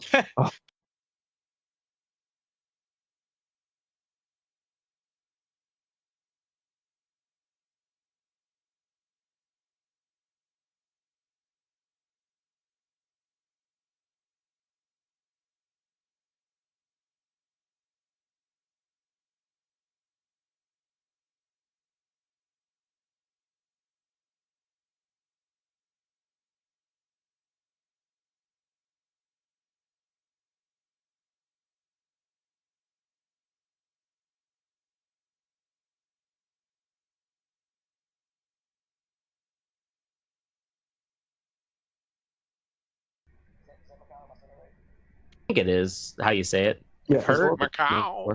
Is Oracle there? Is he just? What is he doing? Yeah, he's lost. I'm here. No, the audio cut out. Oh, did it? Okay, I'm like, what? No, I can hear you, Teddy. You're fine. Yeah, it was on my end. Right, okay, I was like, what is going on here? Okay, I was gonna actually say it again. Have you been to Macau? Have you been to Macau and China? I've been to Macau. Fuck no. Okay. Where the hell would I have been? Oh, Well, it's the big gambling like island thing, right? Yeah, in China. Okay, yeah, it is an island. Yeah, I think it's one of the. I think it's the only place in China where gambling is legal. I think so. Yeah. Oh. Well, Yeah. I mean, Technically besides like in the streets, right, where they're having chicken fights and shit. Well, yeah, I mean, yeah. So hence the word fucking legal. I made my millions in the cockfights of Bangkok. Macau and China. Macau has 7 of the world's top 25 casinos, and Vegas has 15 of them. Those are the top, and those are. But it's I forgot where I was going with this. God damn it, I'm so fucking high. It's goddamn pin. Okay, so with the top casinos and the U.S. is still third place or whatever, why are the Aussies? I mean, how do they? Because they gamble. They lose the most. They gamble the most per person. Doing what? All types of gambling. Like, let me see. I'm gonna go back to the webpage. I'm seeing. I'm sure it's all types: lottery, casinos. But apparently, it's actually not a top place to gamble. So they're the ones who spend the most money per capita. It may not be the place where the most gambling happens. If you go to the casino.org, the casino.org link I have, and scroll down to number 4, Australia. Let's see here, distribution of gamblers. Does it have a chart? Okay, poker chart we can put up for the people who are watching this show. That's what if you scroll down to number 4. This low podcast. I know, right? It breaks down to distributor gamblers by age. Wow. Most of them are 40 to 49-year-olds. Well, I guess 40 to 49-year-olds. 40 to 49-year-olds. Yeah, it's motherfuckers who didn't save anything for retirement, and they're just hoping for that big payout. I thought that at first. Come on. I thought that at first, but 30 to 59 looks about even if you look at the. 30 to 59? Well, yeah, because that's a broader spectrum than 45 to 55. I feel like I'm going to get a fucking virus being on this. For God's sake. Why does it look real sketchy, like not official? No, it's fucking. You see, oh, really? Oh, really? You're an asshole. Fine, whatever. All right. Okay, hold on. I'm going to bring it up on my screen, and you tell me what you think. Yes, let's show it to the people. Let's see if we agree, audience, whether this site looks sketchy or not. Because Oracle's been to China. If you've been to China and back, I think you can definitely know what's sketchy. That's not the website I'm on. What the fuck? Play now. That's not the website. No, the casino, www.casino.org. Casino.org/gambling. Yeah, /gambling. What? It looks like it's an actual gambling site itself. Yeah, it looks like they're trying to fucking mine is fucking... So, like, is there information even... Maybe they're just making the Aussies look bad. Yeah, I mean, no, it's Is there any... Yeah. That is not... I'm on my tablet. I'll take Wikipedia over this site. Yeah, I am... Okay, anyway, to answer the goddamn question, on this fake gas site, it says a lot of it spent on... They have more slot machines than most other countries. Yeah, so yeah. Goddamn slot machines. Call them pokies. Poker machines. They probably call them something like slottos or something. Slottos. They call them pokies. So, shit. Sorry. So, I'm talking one last thing. Oh, wrong goddamn thing. One goddamn thing. Wow. Oh shit! Like none of my webpage, like everything, like none of my webpage. It amazes me that we don't have more than 5 top fans. Our episode. Look, Eddie, you've only been talking. I did this in a hurry. I know, right? I told you it was gonna be quick. Don't worry, I'm trying to get on the road, man. Fill in about gambling. Oh God, no, I bet you can. All right. So everybody's seen fucking what's the movie? Ocean's 11, 12, 13, and 8, where they rob the people and shit. I can't believe you remember all the numbers, but yeah. Yeah, right. Yeah, right. Wow. You can't remember like basic 11, 12, words, 13. Yeah, the order of the. I remember basic words. Greatly. Bigly. I got a bigly vocabulary, man. I got a bigly vocabulary. Fucking told us so. Fucking told us so. Fucking told us so. All right, so I looked up. I was curious if there's actually been successful casino robberies, and there actually have. Fucking biker bandit in 2010 stole 1.5 million worth of casino chips. Damn, dude. He fucking parked his motorcycle on the fucking. He rode up to the casino agents on a motorcycle, walked to the crap table, pulled out a gun and demanded chips. He ended up getting away, actually. Damn. So what do you do with those chips then? Honestly, I don't know. I mean, you got to. He stole a wide range of chip denominations, including ones worth $25,000. He tried to peddle them on an internet poker site using the email address cranberrykid25 at Yahoo. He signed the emails biker bandit. Metro Police caught up with him 7 weeks after the robbery at the Bellagio, where he was gambling and attempting to sell chips to undercover officers. Wow. So that didn't quite go well.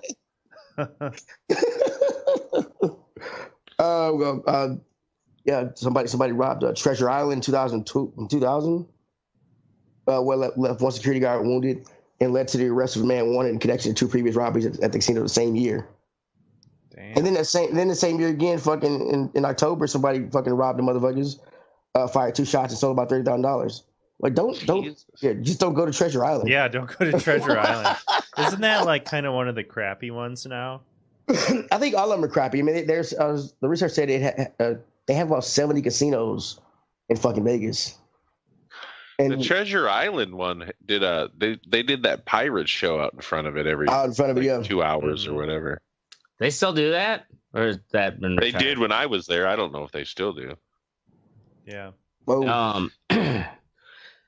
There's so speaking of gambling, I was actually just reading this story locally here. There's in Middleton, the Middleton Sports Bowl. I've never actually been there, but it literally looks like a big furniture store, like high-rise building with big windows and stuff that was converted into a big sports bar a long time ago, but it's still been there. Anyways, the husband and wife owners, basically they both recently pled guilty for their federal tax charges because they were skimming about $850,000 over maybe 7 to 8 years off of the video gambling machines, which are They are gambling, but there's it's supposed to be just for entertainment, right? You're not supposed to pay them out. Oh, you're not supposed to pay them out, but there's a the bars have some sort of, usually there's a rule where it's like, usually you cash out, the bar will write your name down and like what you supposedly won on that machine, but you can't get it till the next day. Like there's rules that skirt around this like gambling thing, but nonetheless, there's real cash is going in there. Right. So this couple has run this old sports bar out in Middleton. They had an undercover IRS agent actually went in and posed as a potential buyer for this sports bar, and the couples had a agreement with this guy, a local guy who owns this like entertainment business that rents out these machines. And basically, the two of them were skimming. The guy who supplied the machines got 25%. The bar owners got 75%. And then they also like printed fake receipts to back up if they were ever audited. And the thing is, this potential buyer, this IRS secret agent, gets in there and this is just from 2010 to 2017. That's 10 years. That was $268,000.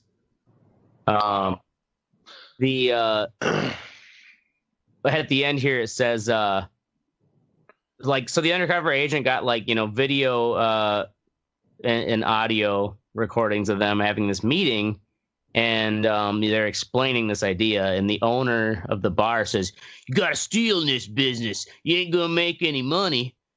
Blatter quoted the vendor and saying, "Well, you couldn't have said anything worse than that." Yep, more incriminating. Oh man, yeah, that's not gonna look very good in court. Have you ever? So, I just watched a movie called Molly's Game. You guys ever heard of it? I don't think so. No, I don't think Is that the one with the chick, the gambling chick who had the poker thing going? She ran poker games in LA and New York for like a decade. Did that redhead play her? The actress? Yeah, Jessica Chastain. Yeah. Okay. I remember the trailer. But she fucking like it's legal. Like they could gamble and shit. The games were legal as long as she didn't take a rake, as long as she didn't take any money, like a percentage of the pots. They just had to tip at the end of the night, you know what I mean, to get around that law or whatever. But then she started taking rakes to cover in case people didn't fucking pay up. You know what I mean? Because, I mean, she didn't have any muscles. She was just a fucking and how could 100-pound woman. You couldn't keep doing that without somehow figuring out to take a little rake. Right. Yeah. That's a really good movie, though, if you ever forward. Into the gambling. Go ahead. I was gonna ask you. Thanks for trying to take over the show, motherfucker, but I'm back. Nice try, nigga. All right, so have any of y'all ever been? I've been to a few casinos, and I've been to Vegas. Have any of y'all ever gambled big or fucking? I've gambled a number of times, but never. I really in a casino. Have you fucking? Yes, I've gambled in a casino. Yeah, I'm just asking. We have Indian casinos around here, Teddy. Do you? Yeah. Well, shit. I've been to Vegas twice. I've been to Vegas too. And although like I've never really gambled more than like $100. Yeah, maybe just because. And usually, I guess I'm one of those people where I don't get that like gambler thrill or whatever. And personally, what I used to like is it was right before the change over was when I was 21. They still had the coin slots where you actually carried that bucket around, which had some like it was a material weight and the satisfaction of seeing those coins fall, right. Scooping them up. and like your hands were just filthy by the end of the night, and walking around and seeing there was also back when you could still smoke too, and like these senior citizens Jesus, bro, how many casinos did you go and to? they're on the they got oxygen on one thing, they're just like fucking gambling their retirement. This was at Ho Chunk in the Dells. This is when I was like 21. I don't know where that is. Wisconsin Dells. The way you described it in the story, it seemed like you spent a lot of time at casinos. You just activated Ashtray's gambling fucking addiction. Right. He had totally. I made a lot of notes. Of therapy. Put it that way. Like it made an impression on me that like while I enjoyed carrying this tub of nickels around. It's horrible. And like the thing is, I like fuck. That whole night I spent only $20, and I played nickel slots. And I would go around, just throw a couple in here, a couple in there, and I think I ended up cashing out about $50 a head. Not bad. Not bad. Yeah. And also, I've always been kind of one of those like quit winners. Like if you get where you're ahead, especially even if it's just like, something like $40-$50 at the very, like you get ahead, and unless you're like, because you got more time to spend, like just quit winners. Take that extra money and drink it at least. Like Oracle, you ever go to Nakusa? Yeah, I went there one time. Where's that? They used to have it, I don't know if it's 21 now, but it used to be 18. So when I turned 18, we used to go there like fucking 3 times a week probably. We'd get drunk and just fucking go there.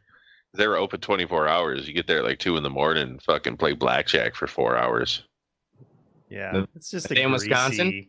Yeah, it's just a greasy little fucking. It's like a little fucking casino. It's not big at all. Is it a tribal one or not? Yeah. Yeah. Honestly, the best gambling, I've gone to casinos and stuff like that. I never really got into it, but the best gambling that I've ever done was fucking trading Bitcoin. Because there's no regulation on it. So you just trade that shit, and it's just like it's like playing a slot machine. When I was trading it, was that you were trading it with the your other coins, or what were you trading it with? I guess. You would trade other coins. You would look. You'd be like, okay, well, I'm going to trade this because the value is going up here, and now it's gonna. No, what I'm saying, trading with what other coins? With cryptos? Cryptocurrency, yeah. Oh, okay. Yeah. So Somalian boys. Yeah, right. A lot of Russians. But it was stuff. Just crazy because like there would be chat rooms and shit, and people would like try to fear monger and be like, "Oh man, this shit's gonna be crazy. This is gonna be happening."